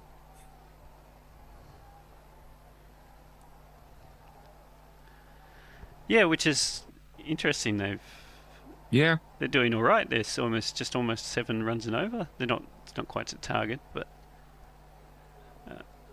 this could have been a disastrous start. And actually, it's given how much swing and movement there was in the first couple of overs, and so far they've managed to get through it quite well. Here's Stark. It's into the pads of O'Dowd. That's a big shout. Oh, I'm wondering whether he's the inside edge that, because Well, it looked pretty it looked adjacent, didn't it? Middle, pitching middle and hitting middle. If he didn't get an inside edge, but the Australians, other than the appeal, don't seem terribly enthused. So maybe he did. Yeah, it was a stifled appeal as well. They kind of stopped pretty much straight away. We watch it here. Yeah, well, I think he must have got an inside edge. It was very much a go up and then stop type of appeal. It wasn't much of an edge though. He's stuck. This one's into the pads. This one's a bigger appeal, but again, they kind of pull out of it. Are they going to look at this one? I think they will consider this one. Cummins is very much more animated. Bit of a chat. Maybe they're going to say no, that one hit an inside edge as well. Stark's getting an appreciable swing into the O'Dowd, and he's troubling him here. Every ball, the last couple of balls, has been on that middle stump and swinging into that middle stump line. Oh, that's a much bigger edge, Krishna. Yeah.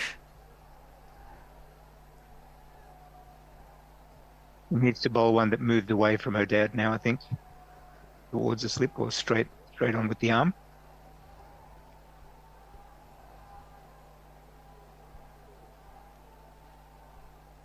He's Stark again. This one's short of a length, and he's bowled him. He's cut it on. Ooh. He just left the bat hanging outside off stump, and it went off the inside edge and bounced onto leg stump. The Dutch fans are expressionless and sad, but Stark has picked up a wicket. He's now got 1 for 13. The Netherlands are 1 for 28. He set him up beautifully there. 2 beautiful in-swingers, and then one that just moved across him. And O'Dowd had to play it because of those 2 previous in-swingers and got the inside edge, and it cannoned back onto the leg stump. Yeah, didn't pick it at all, did he? And it Worked him over well. Ended up being a very kind of sad drop off the inside edge onto his stumps. So out for 6 off 9 balls. Play it, jingle. Go OUT the window, go OUT the window, go OUT the window, 'cause OUT spells out. I think he still leads the World Cup award for the best hairstyle. Whoa.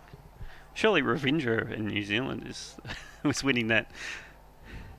Oh, okay. There's some competition. There was a lot of chat on the from Annie and Kat about Ravindra in the last game.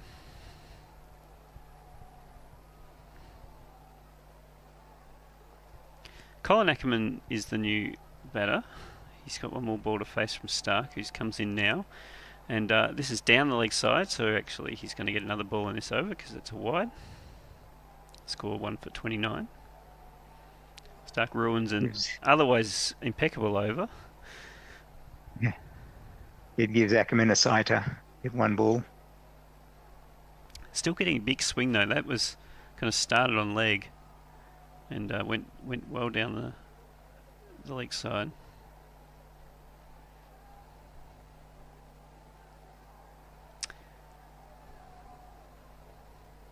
I think O'Dowd will be pretty disappointed in his general footwork and that dismissal. This one from Stark is played to Ackerman and swings in, and he's pushed it past the bowler and past the fielder at mid-on and got it all the way to the fence for 4. So the end of the over, the score is now 1 for 33, and Ackerman goes on to 4. And we'll give it that. 1, 2, 3, 4. Oh yeah, what have we got on the socials? Yes, Morg says to Jay Grover that he should embrace some Nightfall in Middle-earth, which is the album where that song for which this flag is on. Then we have Farong saying, Cam Green, apart from being a Western Australian, how can we improve his running between wickets? 3 of his last 5 ODI innings ran out. The question, how long should it take a 7-foot man with a bat in hand to run 22 yards? Jay says he's not berating me, you're just exposing my ignorance, he says. Thought these painting were proper shite, mind. He agreed. Sadly, I can't read the spines on his bookshelves, so I can't arbitrarily judge him. He also points out that AA batteries are going to send him into penury this Halloween. Here's Hazelwood, and it's right around the wicket again to Singh, and it's short of a length, and he plays it back down the pitch to the bowler.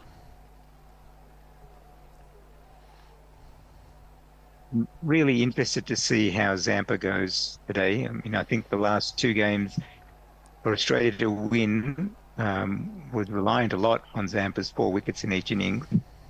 And he was in the wars in the last game against Pakistan.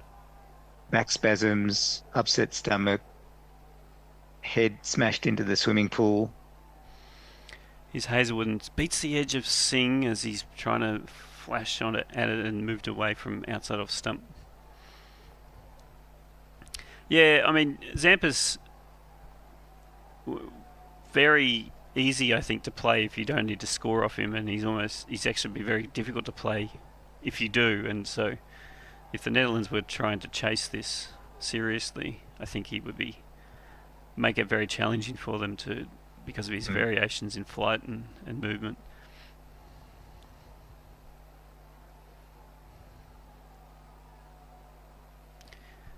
Hazelwood short of a length, and Singh pushes it out to gully. It's fielded there by Maxwell, I think. So no run again. Scores 1 for 33 into the 6th After over. a very aggressive start, Singh's scoring rate has dropped below 100, which surprises me. He's hit 5 fours in that 21. Yeah, he needs to learn how to get a single, doesn't he? I think it's also... He's got a couple of scoring shots, and I think if you can keep them from being tapped, he's not as strong. This one's full by Hazelwood, and that's one of his scoring shots because he leant into that drive and smashed it past Hazelwood for 4. Score 1 for 37. 1, 2, 3, 4. That was a very nice shot. Just put his foot down the wicket and just played through the ball between bowler and mid-off. Yeah, just on a length and leaning into it. Hazelwood, 5th ball of the over, and this one's just shorter than the previous one, but he still managed to get it to mid-off. Mid-off's hit the stumps, though, as he tried to run through, and that might actually be out because he looked a bit slow, Singh getting through the crease. It's a direct hit, stumps out of the ground. Was Maxwell a fielder? I thought he was fielding a gully, but somehow he's ended it to mid-off, found himself back in the game. The everywhere man. And we're waiting for this decision, but I feel like Singh might have run himself out very unnecessarily. He's actually out by a whole metre. That's a terrible piece of running. Good fielding by Maxwell. He just picked it up at mid-off and threw the stumps down directly, and Singh was way short of his crease. Looked like he was about a metre out.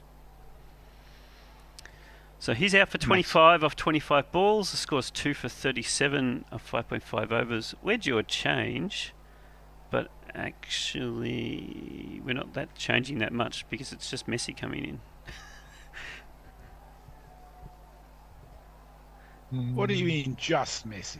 Well, I mean, as in the amount of change is only one person. Krista, unless you'd like to do ball by ball, and I can switch out for a bit. Yeah, I'll do ball by ball this half hour, and all right, then I'll do that because I stuffed the previous one up. That was my fault. All right. Ah, dear. All right, so I'm doing ball by ball. Messi's doing comments, and Leo, you're on. Yes, social. I'm on socials. Okay. Great. That was a superb piece of fielding by Maxwell to just pick it up and throw it in the same movement to knock. I was disappointed he didn't open the bowling, to be honest, given the day's. He's having a great night. One of those nights. So Engelbrecht is the new batsman, and Ackerman's faced that first ball and just tapped it mid-off, and there's no run. Score is 37.2, and that's the end of the 5th over. So, Leah. Yes, we have Samantha clarifying that her in-laws are actually going to Grünstadt, which I found out is closer to Mannheim, and it's about 13 degrees Celsius and rainy for the rest of the week there. Oh, gosh.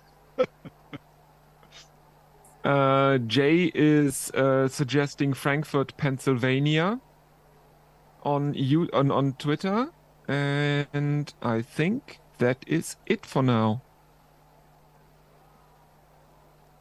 Oh.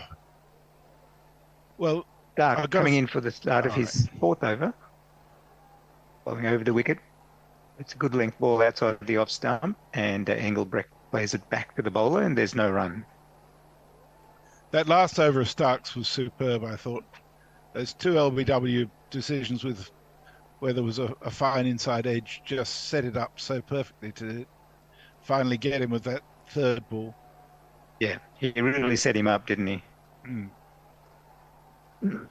Clever piece of bowling.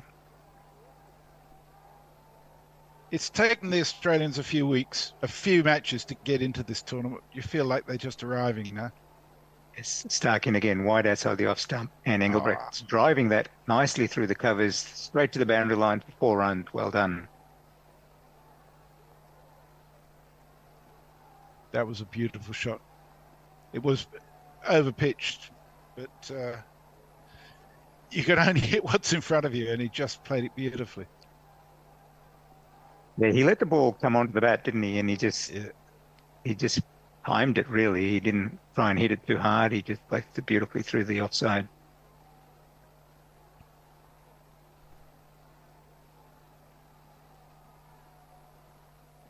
Stark at the top of his run, comes in again. Bowling over the wicket. It's wide and short outside the off stump, and Engelbrecht swings but misses it, and it goes through to Inglis, and there's no run. 41 for 2. Good to see him keeping 2 slips in there. One of the things I've liked with the TV coverage in this tournament is that they've got this innovation of having pointers over various fielders and writing in the fielding positions for them, which I think is a really good idea for people who may not know them. And I particularly liked last night in the South Africa versus... Back in again. Good length ball on leg stump, and it flicked down the leg side, and Inglis does a great job to dive away to his left and catch that on the leg side. It was a good take, that. I like the fact that last night they showed some of the fielding positions, and there was a backward square leg, I think. But behind the wicketkeeper, they had someone, they didn't call it deep fine leg, they just said long stop. And I thought, finally, somebody's actually saying they've got a long stop. No pissing around with it. Back in again. Short ball outside the off stump, and Engelbrecht's on his back foot, and he's playing it into the point region, and there's no run. Score remains 41 for 2. I mean, I would say if your keeper's Quinton de Kock and you're intending to bowl short, I'd also have a long stop in. Yes. He doesn't have that sort of reach that some others do. Yeah. And it's a very sensible position, particularly in white ball cricket, because so many people slash and they go over the keeper's head. Mm-hmm. Last ball of the over. Good length ball and off stump, and Engelbrecht inside edges, it looks like, and hits his pad and goes through to the offside, and there's no run. Score remains 41 for 2 at the end of the 6th over. Engelbrecht 4 and Ackerman 4. Leah. Okay, I have Jay Grover. Nightfall on Middle-earth. I consider me then fairly open-minded, but the title alone means I'm never going to listen to that. Unless a time machine made me 8 again, in which case I'd reckon it were the best thing ever. 1986 were a simpler time. I'll have you know, Jay, it was released in, I think, 1997. He also suggests... I think he's saying 1986 was when he was 8. Probably. First ball from Hazelwood's next over is just played to mid-on, and there's no run. One of the things I've noticed tonight, Krish, is that Stark has been getting a lot of swing, more than any match so far this World Cup, as far as I recall. Yeah, I get that feeling as well, Messi. That's true. Hazelwood in again. Over the wicket. Good length ball on off stump, and Engelbrecht's just playing it off to the offside, and they'll pick up a single. Sorry, I should have said Ackerman was playing that. Umrah got a lot of swing in the beginning of that New Zealand game as well. Yes, yeah. I mean, the shine obviously comes off these balls within 3 or 4 overs, but I was just really impressed with how much Stark was getting, and nobody else in this game has got very much, I don't think. Yeah, and I think that's why Stark remains in this side. It's just his ability to move the ball. Hazelwood in again, good length ball on this stump, and Engelbrecht just playing it sedately to mid-on, and there's no run. That's his great strength, his ability to move the ball early in the innings. And so the Australians are looking for him to take wickets early on, and he hasn't been able to do that so far in this tournament. Yeah. He did today, which was good. But I guess they're looking for more as they get to the back end of this tournament. Well, that in-swinging Yorker of his, if he can get that right, it's almost unplayable.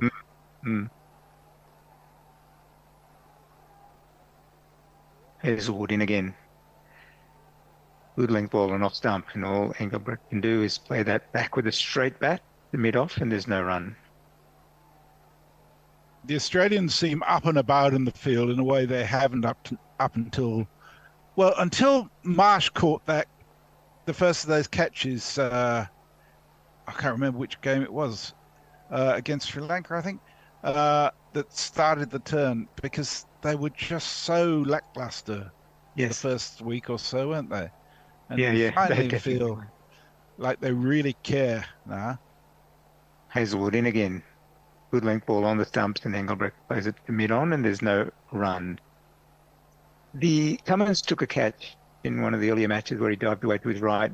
He dropped a simple catch in the innings, and then he took a good one. And that was a trigger for him, I think, to get into this series. Yep. I think those 3 defeats against South Africa before the tournament were quite morale-sapping for some of them too. I know Cummins wasn't playing at that time. Hazelwood short ball outside the off stump, and there's an loud appeal for caught behind. And the Australians are going to discuss this and whether they're going to put this forward for DRS review. Inglis seem pretty confident, but I don't think they're going to go forward with it. No, they're going to let it go. Yep.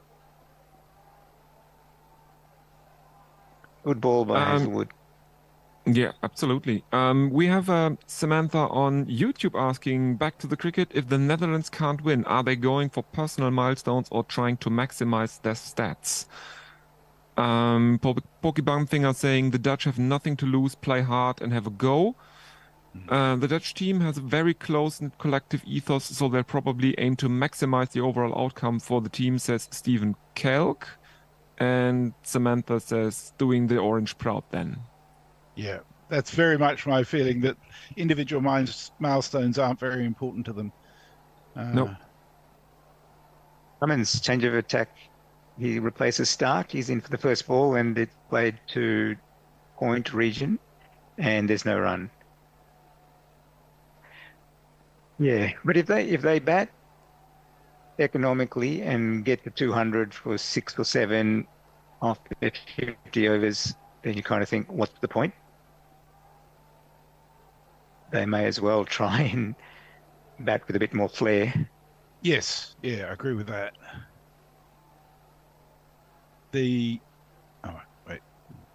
Cummins in again.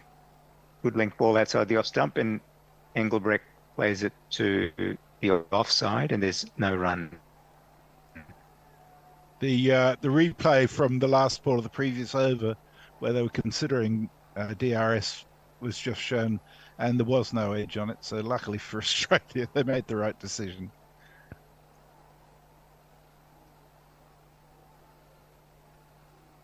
It's an interesting side, this. I be interested in looking at the stats, but an awful lot of their runs have come from 4 to 7, haven't they? Yes, yes. Yes. Next ball is played on the onside by Engelbrecht, and there's no run. The ball goes to mid-wicket. The score remains at 42 for 2, and after a bright start, the Australians have managed to peg back that scoring rate. We're well into the 8th over now, and they're just scoring it over 5. Yeah. The last 5... Well, under 5, yeah, actually. the last 5 overs are going for 14 runs. Cummins in again. Good length ball on off stump. Engelbrecht glides it through the point region, and he's going to pick up a boundary. I'm not sure whether he meant it to go there. It looked like it was the outer edge of the bat, but good result for the Netherlands.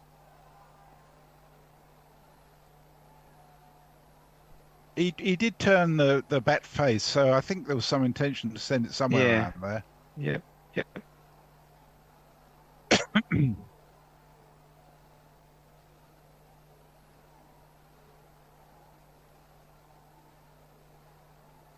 Coming in again, shortish ball outside off stump, and Engelbrecht has played it. Sorry, Ackerman has played it through to the covers, to third man, and picks up a single. He moves on to 10. I think the team ethos in the Netherlands team is down in significant part to Scott Edwards as their captain. Everything I've read about him makes him sound the perfect leader for them. Cummins, last ball of the over, good length ball, and Engelbrecht plays it through to point. There is no run. That's the end of Cummins' first over. He has none for 5, and it's 47 for 2. Yes, and on social media we have Jay Grover agreeing with you on the backstop being a sensible position in white ball cricket. He also wishes to see an India-Australia final just to see the Bears' head implode. Fair enough. Yeah. We have Farong with a rather cryptic tweet. He says, the acts of tyranny last night will be addressed at a later date. More urgent matters have arisen. He is back in Dhaka. Is he just picking up a contract for a new business deal before the match in Kolkata Saturday? Is he out of the tournament? Distressed members. I don't know what that means. I'd say Shakib, that's Shakib, yes. Yeah, probably. First ball of the 9th over, Hazelwood is still in the attack. It's a short ball, and Ackerman's tried to pull it, but not able to make good contact, and it just dropped at his feet, and there's no run.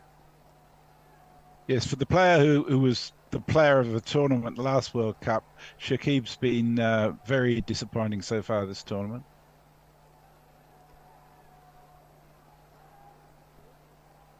Hazelwood in again, right arm over the wicket. Good length ball on the stumps, and it's hit the pads, and he's been given out LBW. That's a great ball by Hazelwood. Ackerman considering whether he wants to challenge this decision. It was a pretty straight ball, and it just looked like Ackerman just missed it. I thought it might be high. He timed himself out. He hasn't challenged, and he's going to walk off. 47 for 3 in the 9.2 overs, and Hazelwood has 1 for 20 off 4.2. Messi, what did you think? Well, we're just seeing the replay now, so that'll give a better impression. Probably not high, but yeah, I would have reviewed that. I think you might have got an umpire's call because it cut in quite a bit from outside the off stump.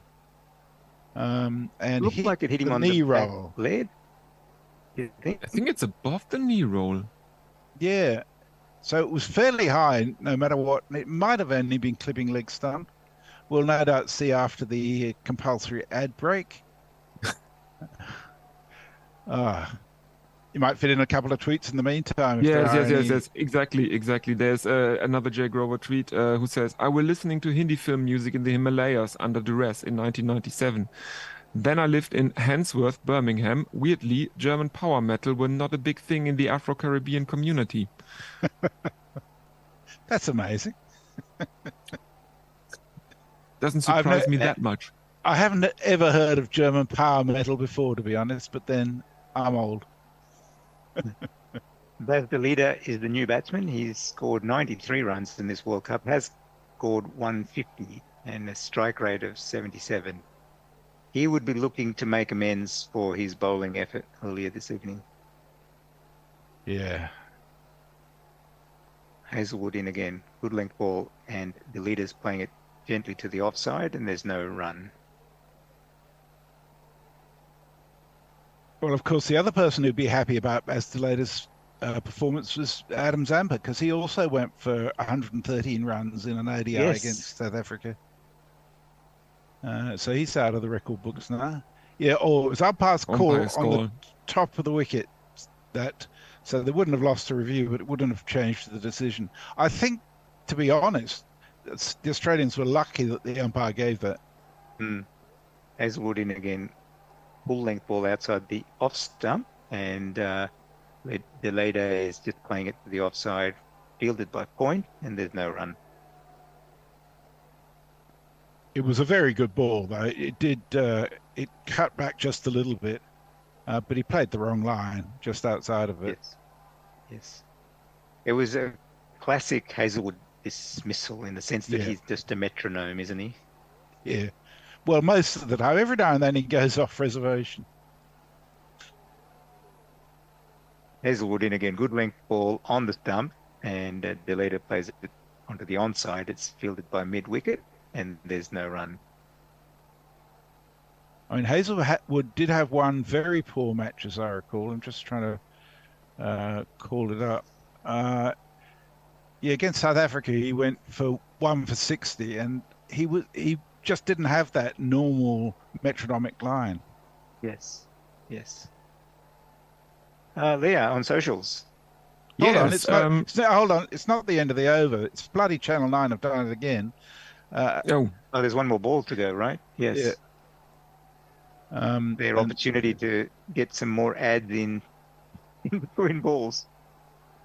In fact, the sixth ball of the over, I think it's a wide.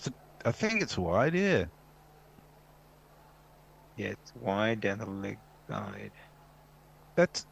I reckon that's at least a dozen times they've cut to a commercial when there's still a ball to be bowled. Hazelwood in again. Good length ball on the off stump, and Delator defends. Fielded by the covers, and there's no run. 48 for 3 after 10 overs. We'll go to Leah.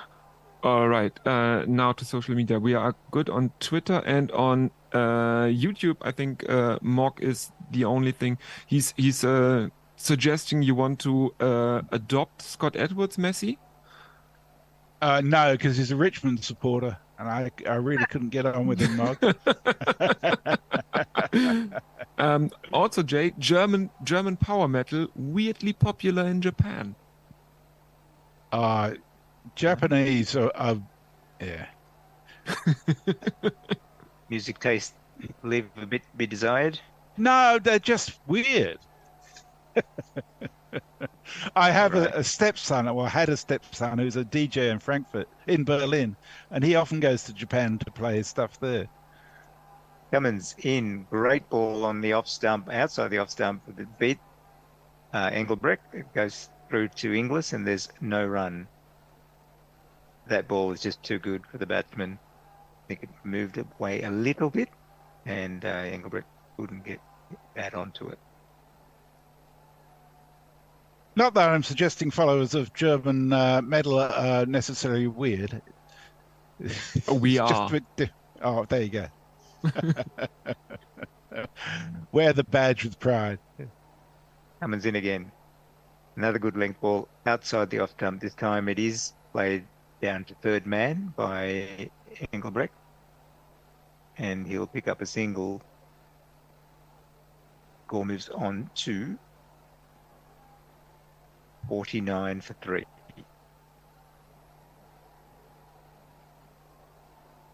Yeah, looking at the... So the other thing I heard... Sorry, go ahead, Messi. No, you go. I was going to say, Glenn Maxwell's wife and baby have arrived in India yesterday as well, and maybe that's contributed to his great innings today. Next ball's played on the onside by Baz Delita, and there's no run. I did see a shot in the crowd of a woman who I assume is his wife then, or partner, and she was showing a sign of cradling a baby. So presumably she was talking about child and childcare. But yeah, that would have been a nice performance for her to come and witness. Yes, absolutely. And I think Maxwell will have lots of sleepless nights over the next few weeks now. Cummins in again. Good length ball outside off stump, and the leader playing that through the covers, and he's played it really well. He's picked up 4. It didn't look like he hit that very hard, but he's just timed it exquisitely. Absolutely perfect timing, isn't it? And was almost a defensive shot. Yeah, I expected that to be picked up by the covers, and it just went past him at a great rate of knots. And beautifully placed as well, because there's a couple of fielders out there. It's a very fast outfield. In again. Good length ball on the off stump. There's a loud appeal for LBW because it was pitched up, and he's been given out by Michael Goff. Great delivery by Pat Cummins. It'll be interesting to see whether they want to challenge this. It looked like it was plumb, and broadcast has gone to an ad break, so we can't see what the Dutch are planning to do here. I don't think they would challenge it. Yeah, on that note, Jay says that he's never watched Channel 9, and yet he hates it via osmosis. Oh, excellent. That's a very good choice on your part, because they're very hateable. Okay, it looks like they are reviewing. Yeah, I've just seen it on KO, where it's about 15 seconds behind. I say there's a chance of it missing leg. Could be missing leg. Could be umpire's call again, and then he's been given out by the umpire, so the decision will hold. Hasn't hit the bat. It's quite high, again, too. Yeah, it is high. It's jagged back a long way. Oh. Umpire's call again, says the that's forensic rough. evidence, and so batsman has to go. Goff's decision stands, and it's 53 for 4. Oh. If that was Bairstow or Warner, they'd be chucking a Suki fit right now. That was right on the top of leg stump, just clipping it. Yeah, I think he can count himself a little bit unlucky there, Leader, just to complete a miserable evening and night for him. A night he'd want to forget, I'm sure. Yeah, you'd have to say everything's gone Australia's way today, because 2 LBW umpires calls that have gone their way, a catch that was almost caught, but which wasn't off Warner when he wasn't. What was he on? He was about 70 or something at the time. Yeah, every line ball thing has gone their way. So Scott Edwards is in. Scott Edwards, Australian wicketkeeper and black captain, is in at number 6.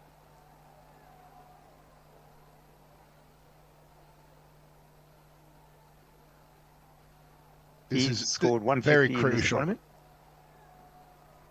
Yeah, and that 50 was at winning effort against South Africa, so he'd be looking to replicate that plus more today. Cummins in again. Oh, that's a great delivery. I don't know how it's missed the dumps, gone straight through to Inglis, who's fumbled it, but it just beaten Edwards all ends up. Yeah, so let's That's the see. end of that over. Exactly. Hi to Dara Azizi over on YouTube. Hi, Dara. Who says hi all. Stephen Kalk tells you to think of the Japanese GC Radio fan base, Messers. John Hebert says that they're getting a minor league cricket team, I think, next year in Washington called Washington Freedom, which he finds ironic since the people in the District of Columbia don't get to vote. And Samantha G says, I also gather the folks in Washington, D.C. still pay taxes. Hazelwood starts the new over. It's a shortish length ball on leg stump, and Engelbrecht just plays it down at his feet, and there's no run. Score remains at 453 for Paul. And just a stat for you, Netherlands on each need to reach 125 to avoid equaling the highest margin of loss in a World Cup. Okay. Hazelwood.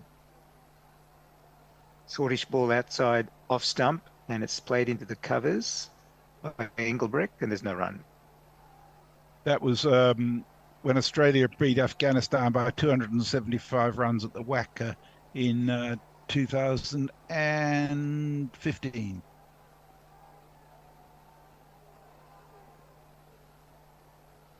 That might have been Afghanistan's first World Cup, was it? Yeah. Hazelwood in again. Wide outside leg stump, and that'll be called a wide. Picked up by Inglis. It's a poor delivery by Hazelwood. He shakes his head in disbelief. How could he have done that? Yes, not like him at all.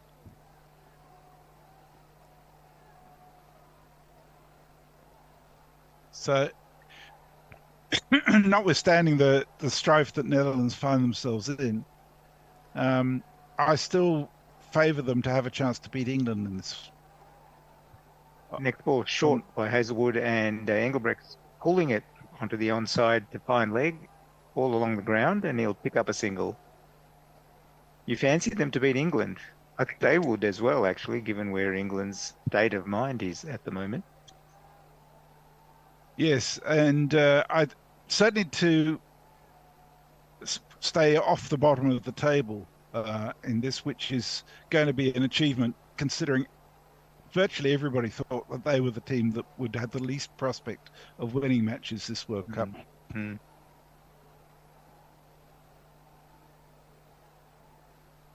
Hazelwood in again. It's a good length ball outside the off stump, and Scott Edward just lifts his bat up and lets it go through to the keeper. And I'd also say I'd rate Netherlands as the best fielding team in this World Cup to date.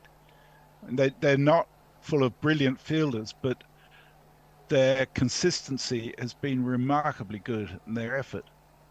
They've dropped a few catches, but I think they've got the best catch percentage. And there's been some appalling fielding in some teams. Hazelwood, good length ball outside the off stump, and Engelbrecht playing that through to third man, and he will pick up a single. Score moves on to 56. To be fair, they missed a relatively easy run-out chance today. Oh, they did too. Yes. Oh, that was a really very funny all-round. Actually, to see both Australian batters down the same end. The moment they beat South Africa, no one was going to take them lightly from that time. Hazelwood in again, good length ball on the off stump, and Engelbrecht playing that through the offside. Maxwell runs towards the boundary line. He'll pick it up, and they'll come back for a third, I think. That's well run. Yes, that was 3. And Farong on Twitter reminds us that Stark is on the verge of a personal record. Most wickets bowled in World Cup matches. He's at the moment tied with Wasim Akram on 25, Malinga on 18, Muralitharan on 16, and McGrath on 15. That's pretty good going. Yeah. Jay says, weirdly, I did first read Lord of the Rings in India when I was 8. Thought it were a heartbreaking work of staggering. Period. I tried to reread at 17 and concluded 8-year-old me were dumb as all fuck. join the club. He still likes the Hobbit. Scott Edwards do I. seems mint, if only All right, because I think with your change, we need we've got- to. Yeah, we need to change. So, Messi, do you want to pick up the ball by ball? Yeah. First ball of Cummings in third over is played down to long leg. I think it was long leg, and they ran a very fast run, but safely in the end for a single. To move on to 60 for 4. Yes. Russ is picking up special comments, I think. And Thanks, Leah. Mogs on See you socials. later. Thanks, Leah. Thanks, Leah. Thanks, Krishna. We'll catch you later. And Cummings coming in, buzz to Edwards, who goes onto the back foot and just defends it down to short leg. Well, where short leg would be on the leg side. The square leg comes in and feels it. There's no run there. It's interesting Cummings moving it shorter because he's been pitching it up on the whole till now. Yeah, and they've had a number of LBW shouts and successful LBW things, so you'd think they'd keep attacking the stumps. Yeah. Anyhow, he's in again. We shall see. This one he does pitch up. Deflected by Edwards down to third man for a comfortable single. That's more like the line I would expect Cummins to keep bowling. It's a nice position to be in as a fast bowler, isn't it, Russ? Where you really don't have to worry too much about the runs. Yeah, defending another 339, you keep the slips in, and be interesting to see how Australia approaches this, or whether they'll try and keep the runs in, or whether they're going to try and bowl the Netherlands out, because they've already made very good inroads.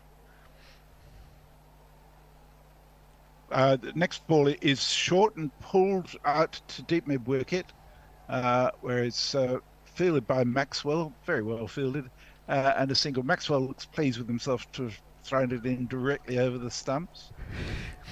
He's been smiling the whole innings. Yes, I'd certainly hope that they go for the kill, because last night was painful as the match dragged on with the result had been determined after 4 overs, and we had to sit through 48 of them or something.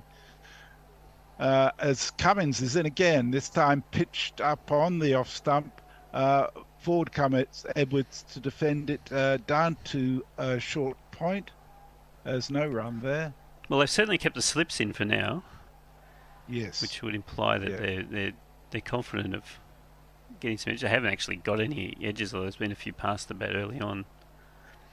Well, it's interesting to see that they haven't even started with any spin yet, despite being 3 overs in outside of the power play now. Well, let's face it, the pace bowling is working, isn't it? Yeah, definitely. Cummins in again pitched up on the off stump. Edwards is forward, can only defend out to mid off, and there's no run. That's the end of the over. 62 for 4 after 13 overs. Who's on socials? Sorry. Mog. That would be me. Oh, hello, Mog. Oh, happy birthday, Jeremy. It's not my fucking birthday. Well, Thank you. It's the next day since I last asked you about it. Anyway, Samantha G on YouTube says, I also gather the folks in Washington, D.C. still pay taxes, and if they have no representation, there should be no taxation. That sounds like American concerns. They have House of Representatives representation now under a particular amendment in the Constitution, but they don't have a senator. Does that make them better or worse than Puerto Rico? Better, I think, but it's weird. Yes. Oh, Mitchell Marsh is coming on to do his West Australian thing. And he started running and pulled out. Australia could bowl nothing but pace bowlers for this entire innings if they wanted, because they've That's got right. Green as well. Yeah, yeah. So Marsh's first ball is very short, and Engelbrecht is on the back foot, defends it, and it goes back to Marsh. For some reason, he made a sign to Marsh, who apologised. Well, Marsh's towel fell off as he got to the crease, and I almost feel like that's a distraction, and should be a no ball or something. But I'm not sure where in the rules that would sit. But it's the kind of thing that shouldn't be okay. Yeah. Marsh is in again. This is short, and it's whacked Oh, what a catch. Okay, that was short. It was pulled. It was going to go for 6, but David Warner happened to be on the mid-wicket boundary, came across, took a beautiful catch. It was 6 feet above the boundary, and he sucked in, I'm afraid, and that's the end of Engelbrecht for 11 off 21 balls. And to be honest, I'm not sure if that was a plan, but if it was a very clever one. Well, I guess any short ball when you've got 2 players back is a plan, but he hit that so well. Warner's gone up and taken the hit. He looked like a full forward going out in the lead, that one. Yeah. It's just taking the mark in front of his face. But a little bit unfortunate, Engelbrecht, because he absolutely middled it. He just happened to pick out Warner, who could take about 4 or 5 steps to his right and take the catch. So 5 down. Well, I had it going for 6 until Warner appeared in the picture. 5 or 6 2. I should do a jingle since I'm sitting here now. Yeah, you should. Let's do that one. I won't look back, 'cause by the time that I do, you'll be gone. That was every bit full forward taking a mark in the forward pocket on a lead. It really was, wasn't it? And it's not even from Victoria. No, New South Welshman. Terrible. Taking our... That's a good point, Mark. Do you want to do a couple of tweets while we're doing ads? I just want to slag off David Warner. Jeff Perkins says, aren't they Gojira cricket in Japan? I probably should. Are they what? Gojira? We call it Godzilla over here. Oh, right. What do we have on tweets? Armchair Cricket Podcast says, what's wrong with the Netherlands top order? Will Scott Edwards ever walk in at 200 for 4 or 5? No. Jay Grover says, everyone is better than Puerto Rico. In terms of political representation, I hasten to add, because Americans have guns and they will find him if he slags them off. And did you do the one about followers of metal tending to be lovely? No. Oh. Followers of metal tend to be lovely, says Jay. The more hardcore the music, the nicer the person. It's those pricks in pink polo shirts listening to Christa Berg that you need to look out for. And I'm prepared to back him on that. There's undoubtedly some truth in that. They don't get a chance to get rid of their rage with their music, do they? Not a lot of anger in Lady in Red. No. Oh dear us. So what's your impression so far? The Netherlands have had better days. Oh shit, that's what people come here for, insight. I mean, it all went downhill very quickly, didn't it? I mean, Warner, when Warner got out and we thought, oh, they might be able to keep this to 320, and then Maxwell just went ballistic. And now it's like, well, how do you even approach this? They don't have the firepower to chase this down, and so they've kind of been, I think, a little bit in between in terms of what they want to do. They've been at times aggressive and at other times defensive. Australia's actually got quite a lot of movement with the ball, and all 4 pace bowlers have 1 wicket each. And we're at a drink spree. We must be, yeah, because they're not showing any actual live cricket. Drinks jingle. It's never a bad time for this one.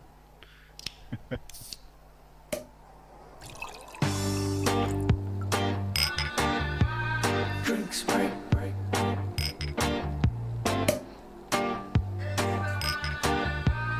Drinks break.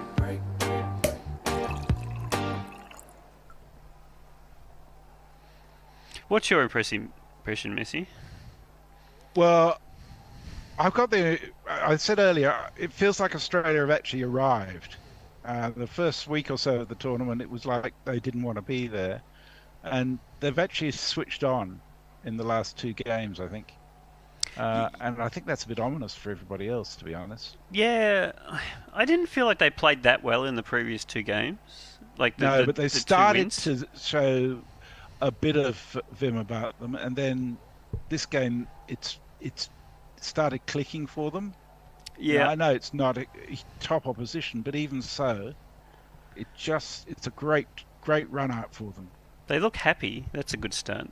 I'm Yeah. still worried about the bowling. It may depend a lot on what gets served up in terms of pitches for the rest. If they're continuing to get swing early on and for more than the first 5 overs, then maybe they'll be okay. But and of course it may depend a lot on how Head goes once he's back as well. But I mean, I don't disagree. I think Maxwell is in danger of being exposed for a bit of a fraud as a full-time spin bowler. But I think we said, those first 2 games were against 2 of the best opposition that they could face, and now they've obviously turned around. It's becoming potentially, particularly because of the way other matches have gone with losses, with Afghanistan beating Pakistan and England, that Australia might walk it into the semi-finals, and this could be the back end of this group stage might end up being very boring. Well, the game against New Zealand, Dar es Salaam on Saturday is going to be really interesting and quite important for them. Marsh is in again, and he's bowling to Nidamanaru. Sorry. The first ball is defended into the offside for no run. So Puna said Nidamanaru. Just pronounce it like the car. Nidamanaru. Yeah, there you go. Thank you. I always take his advice. He might be pulling my leg, but we'll go with that. We've been mispronouncing the Dutch consistently across the entire team, so why not one more? Well, our YouTube is very good at helping us with that. Marsh is in again. This one's well down the leg side and taken by the keeper, signalled a wide. So the score moves to 63 for 5. The only thing with the Australia-New Zealand game is they can actually afford to lose that, really. Like, the way it's been playing out, those New Zealand, India and South Africa have played 13 games against everyone else, and they've lost 1, and that was Netherlands against South Africa. So it's almost like they're in their special competition of their own. Well, yeah, and Marsh is in again. This one's pitched up on the off stump. Nidamanaru's forward defenders out onto the offside, and there's no run. Yes and no. I mean, I do think there's been justifiable writing off of England on the basis of losing 3 games already, but beware the wounded tiger. I think they may prove to be dangerous. This one is rubbish. It's short.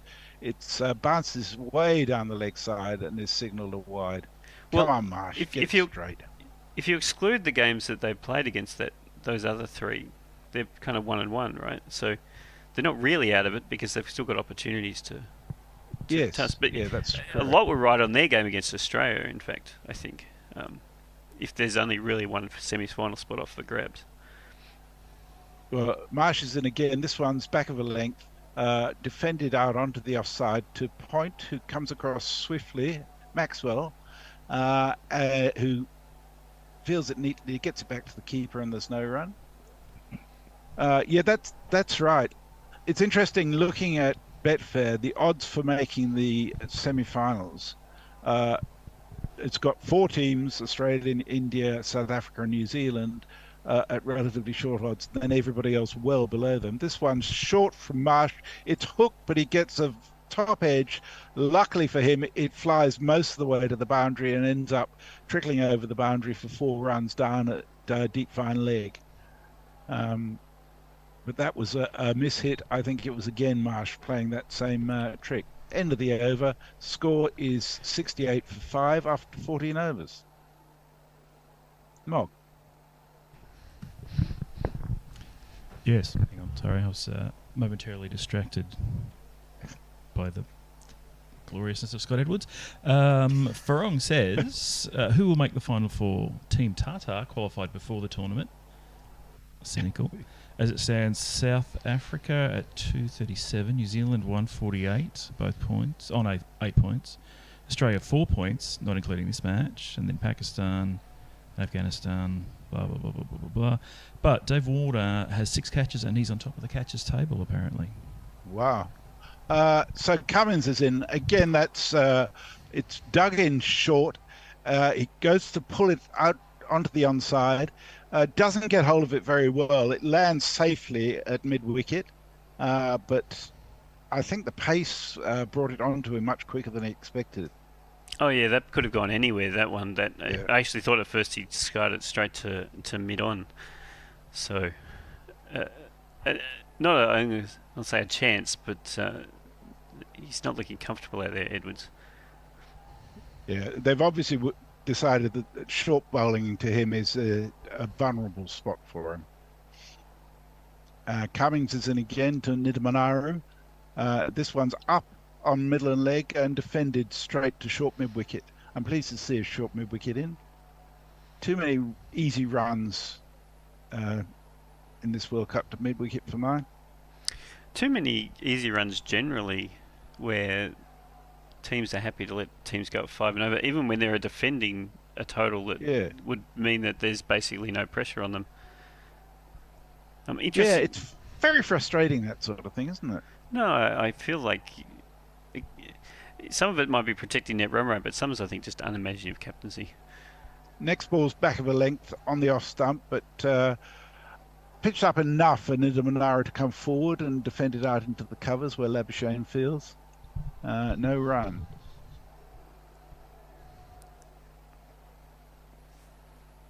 Yeah, Warner looks rather pleased with himself, to be honest. I suppose after 200s, he would be. And 6 catches. That's going to make Mogg really fucking angry, isn't it? Smug little prick. Cummins is in again.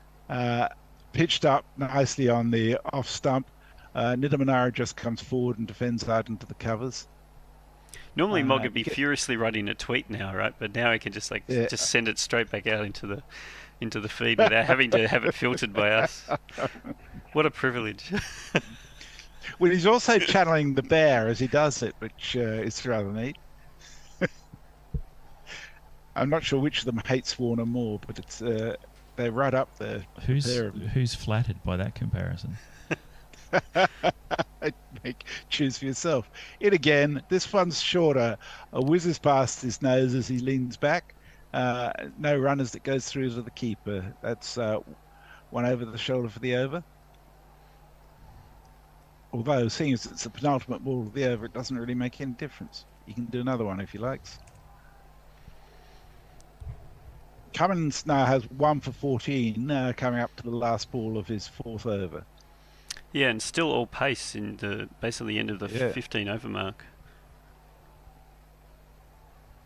Cummings again. This one again is pitched much further up, nearly Yorker length. Nidamanuru is very successful at digging it out, playing it out to point, and there's no run. End of the over, it's 69 for 5 after 15. Oh. Meanwhile, on Twitter, Mayank says, Messi Jazz doing hall by hall. What's the world coming to? I assume that means ball by ball.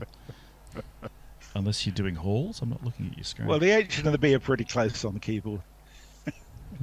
Yeah, they are actually. Jay says, in the same way I want an India-Australia final to see Bear's head implode, I want England to win just to shut up John and Hendo. Harsh but fair. And then he's put some other gibberish tweet about me being excellent and maybe the best tweet reader ever. But I'm too modest to read that out. You're not good at taking compliments, are you, Mo? How's your birthday going? Fuck off. So it's Edwards facing up to Mitch Marsh again. You can guarantee there'll be a couple of short balls in this over, I'd say. First one is pitched up on middle. It's turned away by Edwards through mid-wicket, and they come through for a comfortable single.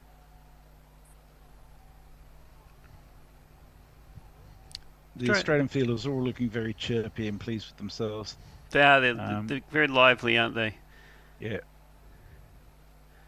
But I guess you can't expect... I mean, the run rate already is now up to, what, almost, not quite 10 and over, but 330 runs off 35 overs. So yeah, I think that's over 9. My maths at that big numbers is not that good. Marsh is in again. This one again pitched on the leg stump, turned down to deep square leg by Nidamanuru for another single. Takes the score on to 71. Oh, actually, it's not that hard to calculate. It's 9.33 at the start of this over. So I got a thumbs up from Morg for my mess. You don't need maths. You've got Cricinfo, which says it's 9.49. Oh, there you go. There you go. I suppose I could just do that too. This next one is on the middle of stump, back of a length, and Edwards just goes back, defends it out, goes out to mid-on, and there's no run. It feels like Australia's getting through its overs reasonably quickly, despite just using fast bowlers, actually. Yeah, well, the game's moving on anyway. Netherlands were deathly slow. Oh, weren't they? Marsh is in again. This one is short, but it doesn't get up very much. Edwards goes to pull it out to deep mid-wicket. Really just a thick bottom edge, I think, because it didn't lift as much as I might have expected it to, but it's a comfortable single there. It moves the score on to 72. I don't know if that throw was deliberate because he was trying to land it on the pitch decks and rough the ball up. It was a terrible throw back to the keeper because it ended up about mid-pitch. Not sure who was fielding down there. Well, Marsh is in again. This one's pitched just back of a length on off stump, and Nidamanuru defends into the gully. There's no run there. You'd think with all fast bowlers on, they're not going to want to rough up the ball any more than they need to at the moment. Well, unless they think there's a hope of a reverse swing or something, but we haven't really seen that in this World Cup. There was a little bit in a game the other day where Pakistan were playing. Can't remember who they were playing now. They got beaten. This one is, wow, that's lucky. It was pitched on leg stump. Nidamanuru went to play it to the leg side, but got a very thick leading edge, and it popped right up over cover point's head, and they managed to get through for a single. Lucky not to go to hand, frankly. Yeah, faster fielder than Cummins might have got a hand to that, I think. Yeah, lucky there. 74 for 5 at the end of 16 overs. Mog. Kieran Roseblade says, is Messi, spelled like the soccer player, on ball by ball? I think I've only ever heard him on socials. Congrats on the new, to him, role. So, which is followed up by Samantha G saying, Messi is a multifaceted wonder. I think GC puts him on socials because he's so good at covering Twitter and YouTube. Something that I am definitely aspiring to somehow one day replicate. Zampa's coming on. Yeah, indeed. So this will be interesting. The thing about being on Twitter and YouTube at the same time is that over a period of time, it's really nice just to get to know the people coming in, so they feel like friends reappearing all the time. So I'm more than happy to be on socials a lot of the time, but generally speaking, I don't have a good enough feed to be able to do ball by ball. But with this one, there's live coverage on Australian TV, free to air, so that it's not an issue. Speaking of how much you get to know and love the people, Jay's just come up with "fuck you, Mog, you fuck shit weasel swine," introducing Womble fucking propaganda shitecock. Oh, that's good. And Nice he also one. says, "I Thanks, love Mog Mike. and the Bear Thanks for equally. They're both so cuddly."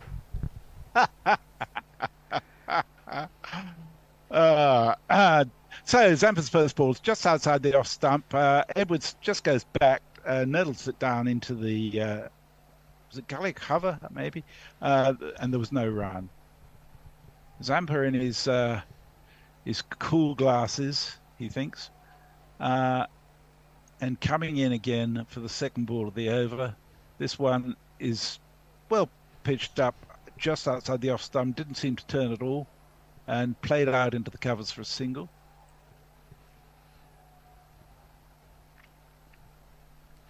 Zampa's an interesting personality. I'm intrigued why he's wearing number 88, which for those who spend too much time online would know is not a number you should be having on your back.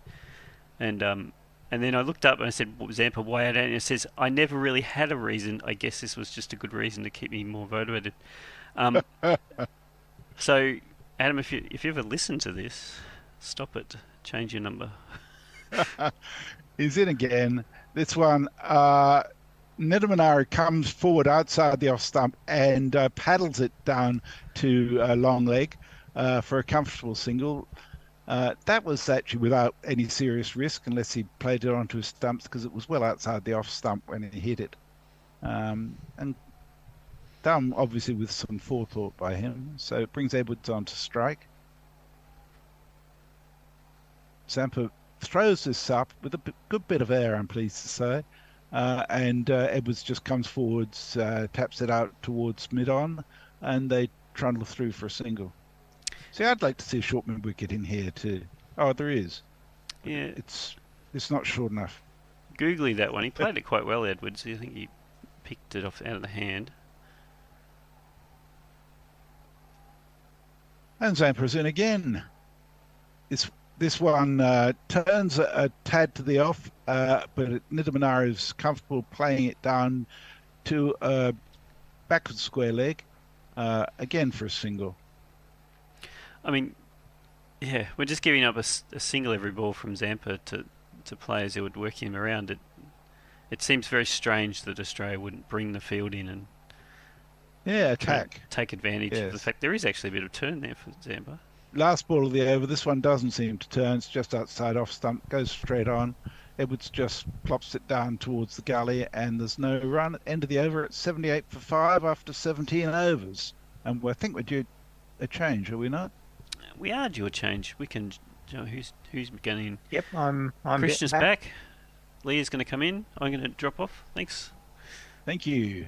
Cheers. And I think more on socials. Anything coming through more? We have a whole bunch of Messi adoration, which I don't know if we really want to go over. Jeff Perkins says we'll all miss Messi when the UN come to their senses and make him Secretary General to smooth out the world's troubles. And Kieran Roseblade says, did Messi just imply we were friends? That's one of my life's goals completed. Really, he has a big fan club. All right.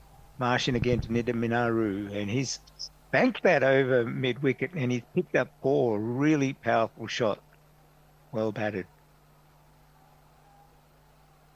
Yeah. What did you think?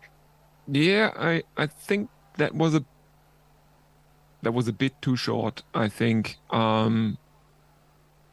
he really got under that and could really loft it into the onside there. Martian again. Good length ball, and he's got the leading edge, and it's just bounced in front of mid-off, and they may have picked up a single, but it was a risky shot. He got a leading edge. He tried to play it through to the onside, and it just bounced in front of Cummins. Yeah, that was really, really close. Cummins might have gotten there if he'd kept up the pace, I think. Put in a dive, maybe. Martian again on the leg stump, and Nidaminaru is playing this off his pad to deep mid-wicket, and he'll pick up a single. I'm interested in his position in this side, Nidaminaru. Usually number 7 is either the wicket-keeper or a bowler. I don't think he bowls at all, and he's batting at 7. I think the Netherlands have to figure out how they want to set up their side, because their top order doesn't seem to be all batsmen. Martian again. Shortish ball. Nidaminaru is pulling that well onto the onside and goes to Labuschagne on the boundary line at deep mid-wicket, and they'll pick up a single. He's this what we were making fun of with the English, calling Joss Butler when he didn't have the gloves, specialist number 7 batsman. And the Netherlands seem to have taken a hint and constructed the side in a similar way. Martian again. Short ball down the leg side. There's a lie-out appeal by Inglis down the leg side, and he's been strangled and given out, caught behind. Very unfortunate dismissal for Nidaminaru. He was batting well, 14 of 17, and he's just played that down the leg side. Been taken by Inglis, and he's been caught out. Yeah. But I think it's kind of the pressure showing now. They need to play at basically every ball and they need to make the most of these leg side deliveries that are borderline wides, I think. So, well done, the Australian bowling attack. Yeah, I think Marsh is lucky there. It's a loose ball down bit. the leg side, and to get strangled down the leg side like that is very unfortunate for the batsman. Are they reviewing that because he hasn't left the field yet? Are they taking a look at that? Looked clean to me. I think English was clearly under the ball. I don't know why that should be an issue. No, he's not left the field yet. I saw that. Yeah. Are they looking at if he hit it? Is he not No, I think sure they're if he looking at gloved whether Inglis has picked it up on the half volley. No, the catch is clean. It looked clean to me, yes. Yeah, And it's been given it out. is. So 84 for 6 in the 18th over, 1 ball remaining. Yeah, and the Netherlands are back to 0.05% winning percentage, a winning chance. 0.05. Wow. Mm-hmm. While we wait for the next chap to roll up, here's a joke from Kieran Roseblade. Just tried to find the Israeli Prime Minister on an internet search engine and he didn't come up at all. Turns out he's not in Yahoo. No? Very good. Okay, good. And over on Twitter, Josie Oak asks, why is Mog sitting in the dark? New batsman is Logan Van Beek, and first ball is short down the leg side and it will be called a wide.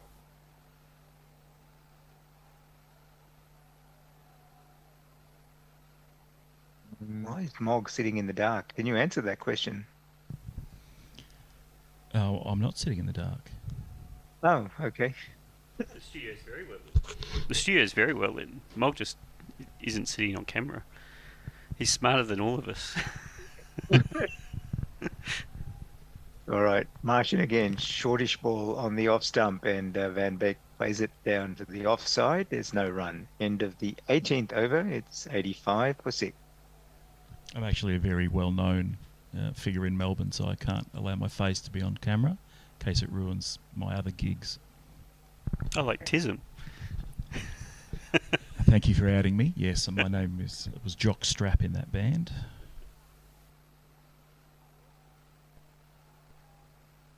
Good to know. And no one's ever come up to you. I know your voice. Where do I know your voice from?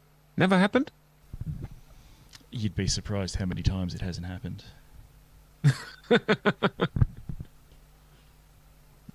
Okay. All right, Zampa's going to continue into his second over now. First ball over the wicket, shortish, and it's played with a straight bat through the onside by Edwards, and they'll pick up a single.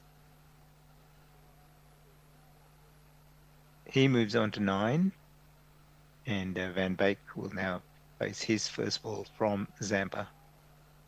What's the story of Zampa's glasses? Are they actually prescription lenses, or are they for glare? I don't quite understand his fancy glasses. It's probably an affectation. As far as I understand, he really has these are really prescription glasses. Okay. Apparently. Nice ball on the off stump, and it's played to the offside. They consider a single, start running down, and think better of it, and stay in their creases. Score remains 86 for 6.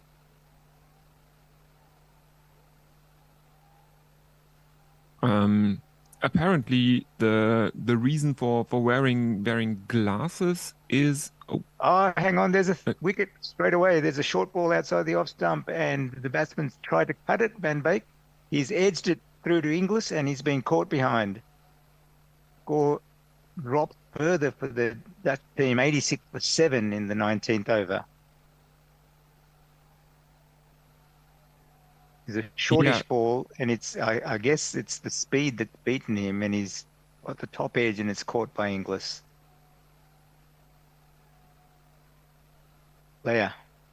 Yeah, so apparently there can be a problem with field of vision with contact lenses and with perspective. There are some people that have a problem with depth perception with contact lenses, so they need to either wear prescription glasses doing sports, or they need to get corrective surgery. Tiger Woods was something similar, I think. Right. So it's not necessarily an affectation.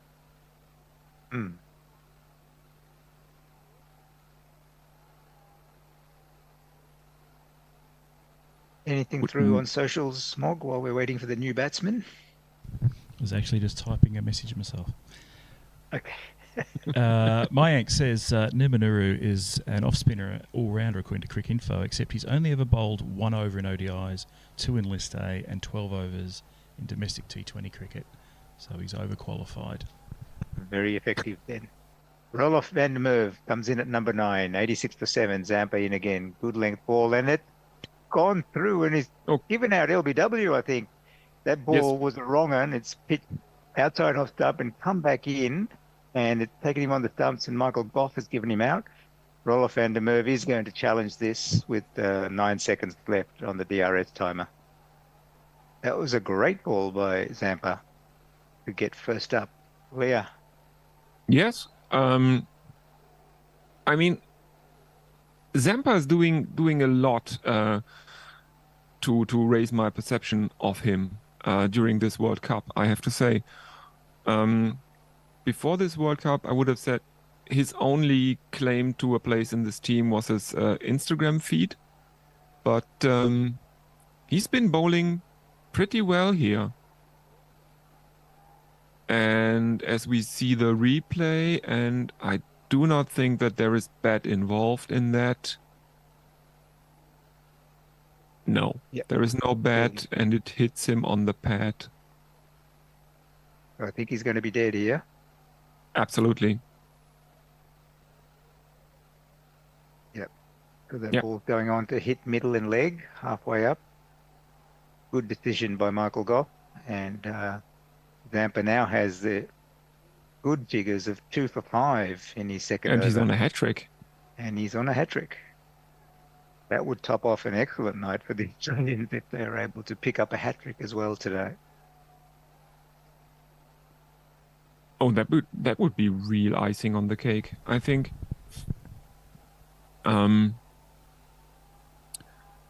Might even no, that's not true. It wouldn't endanger Maxi's Man of the Match award. Not really. He would have had to take him 6 wickets in a row. A world record performance, I think, or a World Cup record performance would assure him of that. Aryan Dutch is in at number 10. And I think he should be given license to just have a free swing here, shouldn't he? At 86 for 8. On a hat-trick ball. Oh, well, maybe maybe wait for the hat-trick ball. Nah, go big.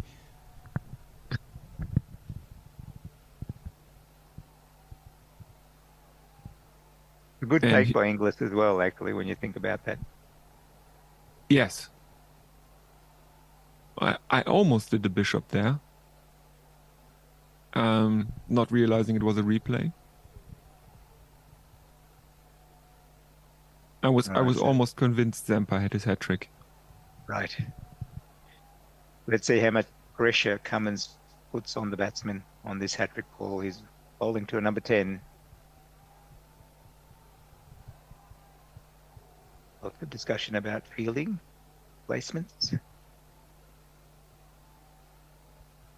Aryan Dutt is a fellow spinner, so he may have an idea of what he's going to expect. There's 2 slips and a leg slip for this ball. And it's an LBW appeal. That's wrong one again by Zampa. Aussie hands are in their heads. but I don't think they're going to go through with the appeal. No, I Very don't think they're stifled. going. Just review it anyway.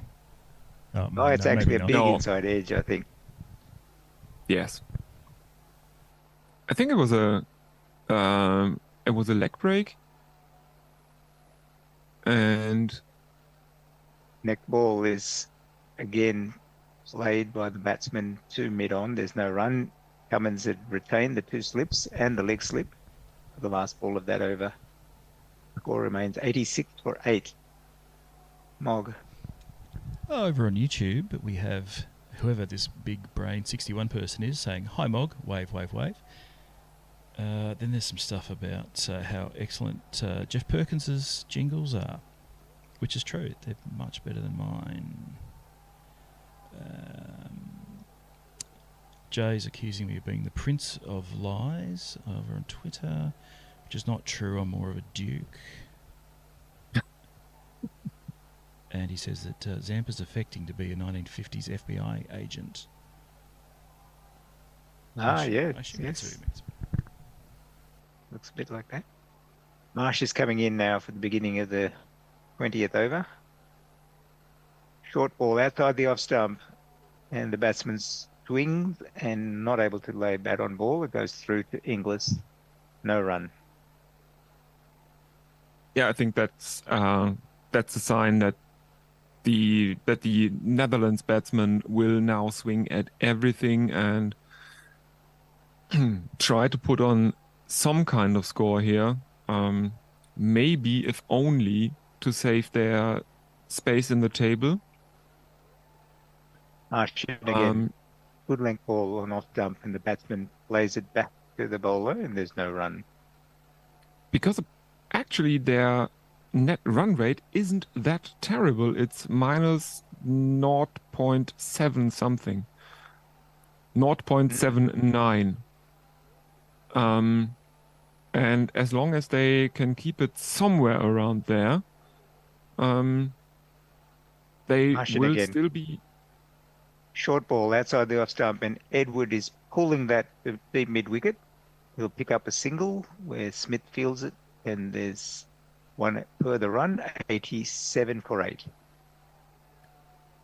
Yeah, I think they I mean, Australia made almost 400. They will take a hit to their net run rate, but right now they have the best run rate of all the teams with 2 points from this group stage. Marsh in again. Outside the off stump, and it beats him. Goes through to Inglis. Score remains 87. I did hear some discussion before about Zampa's 88. In Chinese, the number 8 is a very, very good luck number.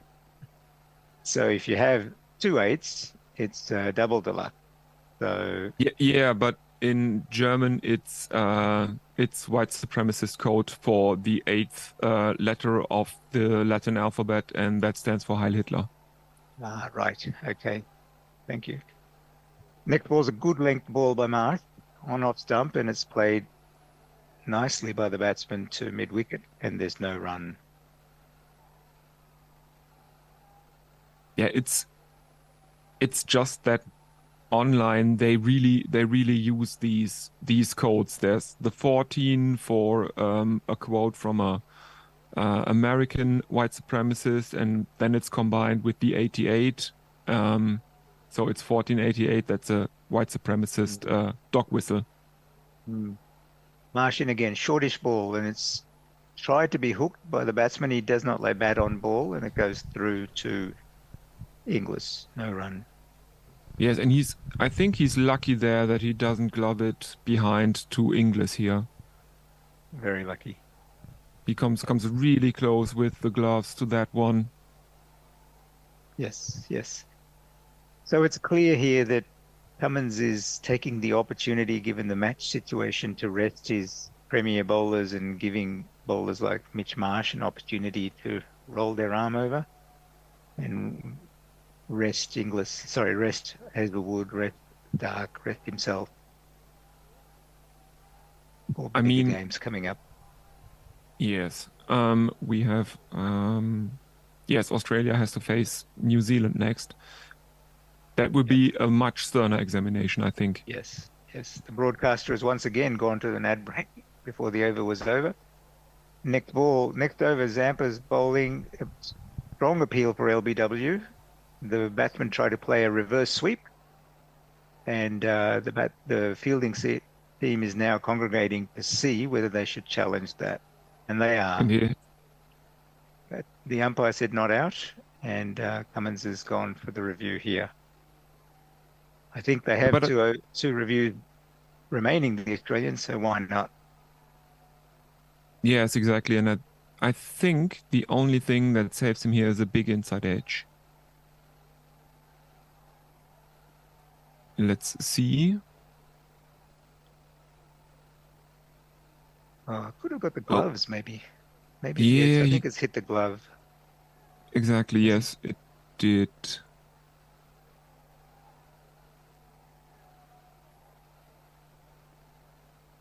Yeah, there it is. There it is. So the DRS evidence shows that the ball hit the glove before it goes onto the pad. The review lost. And the score is 88 for 8.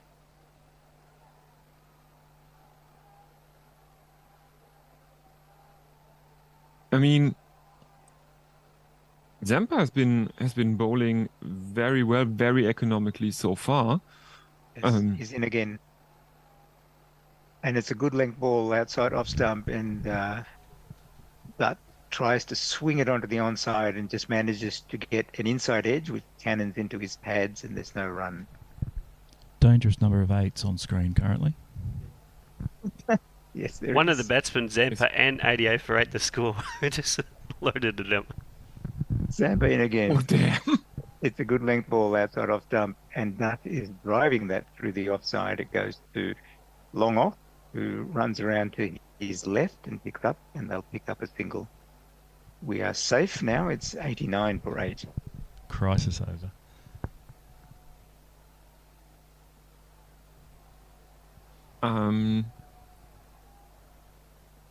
Let's see what we have on the scorecard.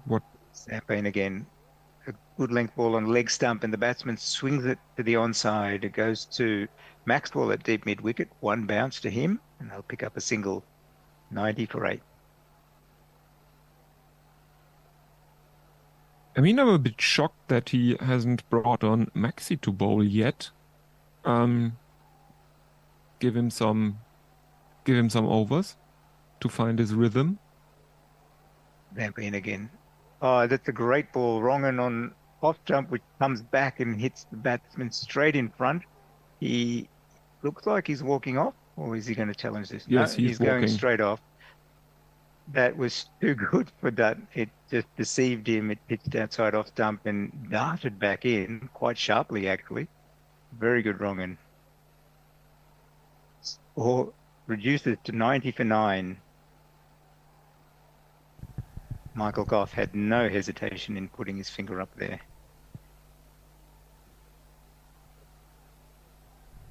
Farong says that Zampa's figures are very impressive. 3 for 8.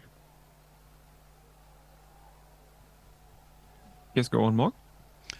Farong says one of the greatest all-round performances calling on Guerrilla Cricket.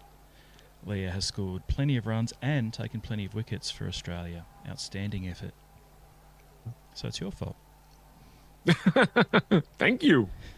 And Mayank says, come on, Netherlands, finish all 50 overs and delay the inevitable, just that I can see Twitter melting over the idea that one-day cricket is dead. And hello, Brian Barish as well. Hi, Brian. All right, so last rights on this match, Paul van Meekeren comes in at number 11. Zampa in again. The good length ball, a full length ball, and it looked like it might have stumped him. Inglis is going for the stumping here. Van Meekeren tried to swing it to the onside and was not able to make contact, and it's gone through to Inglis, who's taken off the bails. Yes. But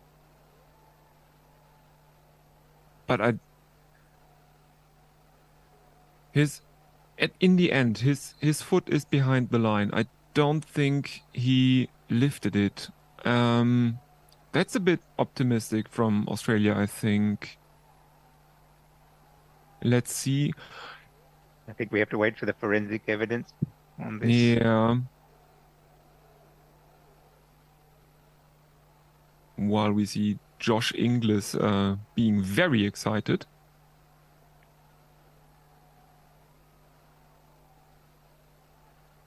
Or were they actually appealing for ball behind? Ooh. This is one of those interesting ones where the fielding team appeals for 2 decisions with the 1 DRS review, which I thought they were going to try and stamp out of the game. Yeah, because they no, he's not out caught behind, but he's run out. Stumped. Actually, He's stumped. He's stumped. Yes, he's stumped. He's stumped. He's actually stumped. Very lucky stumping, actually, because Inglis hasn't gloved the ball cleanly, and the ball is just fallen off his pads onto the stump, and the batsman just happened to be out of, well, it put on the line, I guess, when the ball hit the stump. And he's been given out by the DRS. So Netherlands are all out for 90. And that's an outstanding victory by Australia. What is that, 310 run victory? 309. 309. 309 runs. I think that must go down as the largest victory margin by runs in World Cup history. The previous one was Australia versus Afghanistan, about 275, I think. Okay. Okay. So great effort by Australia. Adam Zampa finishes with 3 overs, 4 for 8. Mitch Marsh bowling in tandem with him had 4 overs, 2 for 19. So Zampa's taken 4 wickets in each of the last 3 games. I think he will have now 12 wickets for this series and must be one of the highest wicket takers in the competition this time around. Let me have a look. We have Zampa is on a shared second place with Bumrah. Can't be. Oh, right. 11. He's on 11 after five innings. Yes, so Zampa in a shared second place. Mitchell Santner is the leading wicket taker thus far with 12. Okay. All right, so we are seeing a graphic by the broadcaster which shows that this is the largest winning margin by any team in World Cup history, 309 runs. And as we said before, the Australia victory against Afghanistan in 2015 were 275 runs. It's also the second biggest all time behind a match India played against Sri Lanka earlier this year. So, okay. In fact, if you took out the Zimbabwe's victory over USA in June this year, it would be, so at the start of this year it would have been the biggest ever, but now it's second. Okay.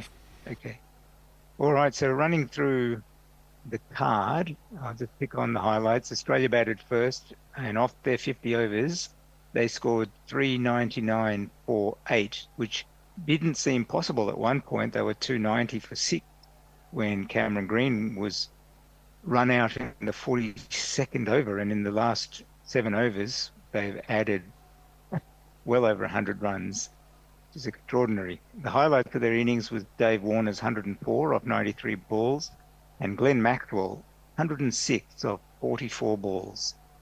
The 100 came off 40 balls. The second 50 was off 13 balls. Just extraordinary hitting by Glenn Maxwell. The sort of innings that we all know he's capable of playing. We just wish it would happen more often, as if you're an Australian fan. For the Dutch bowlers, I guess the low light was Baz de Leeder's figures of 2 for 115, and he now claims the world record for the worst economy rate in a one-day international. Something I'm sure Mick Lewis and Adam Zampa would be very, very happy about. The best bowler for the Dutch was Logan van Beek, who took 4 for 74 off his 10 overs and looked quite good actually during the innings. The Netherlands innings, when they batted, nothing to write home about. They were all out for 90. Top score was Vikramjit Singh, who scored 25 and a strike rate of 100 at the top of the innings. And all the Australians contributed. They used 5 bowlers and they all took wickets, the highlight being Adam Zampa's 4 for 8 off 3 overs. So the Australians pick up their 3rd victory. They'll go to 6 points and entrench themselves in the top 4 now. And their next assignment is against the Kiwis on Saturday in Dharamsala. I can't remember who the Dutch play next. Let me see. The Dutch play Bangladesh next. Okay. All right. Any final comments on socials, Mog? Yes, Jay Grover says, thank you all very much. If I die today, hang up Halloween decorations. Remember, Mog has perpetually quoted me correctly. Pokey Bumfinger says, thanks all for a lovely day. Sherry J says, I told you the biggest ODI defeat is loading for the Dutch. And Jay says, loading for Dutch sounds like 1960s hipster slang for something vaguely illicit. And just check Twitter. And the last message on Twitter is from Jay Grover, who says, thank you all very much, especially Mog, who is a perfidious yet cuddly viper. I love you too, Jay. All right. Thank you, listeners, for listening tonight. Thank you for everyone contributing on Twitter and on YouTube and White Line Wire as well. That's it for this evening's broadcast. Thanks to all the team that supported this presentation, and I guess we're back tomorrow for the next installment in this World Cup as we go to game number 25, I think, in this series. Yes. Thanks, everyone. Any final comments? Otherwise, we can close there. Well, I mean, I can't thank Glenn Maxwell enough for showing me the glory that is the switch hook, a shot. Only he is talented and mad enough to even try. So, thank you very much, Glenn Maxwell. With that thought, thanks everyone. Have a good night. Thanks all. Bye everyone.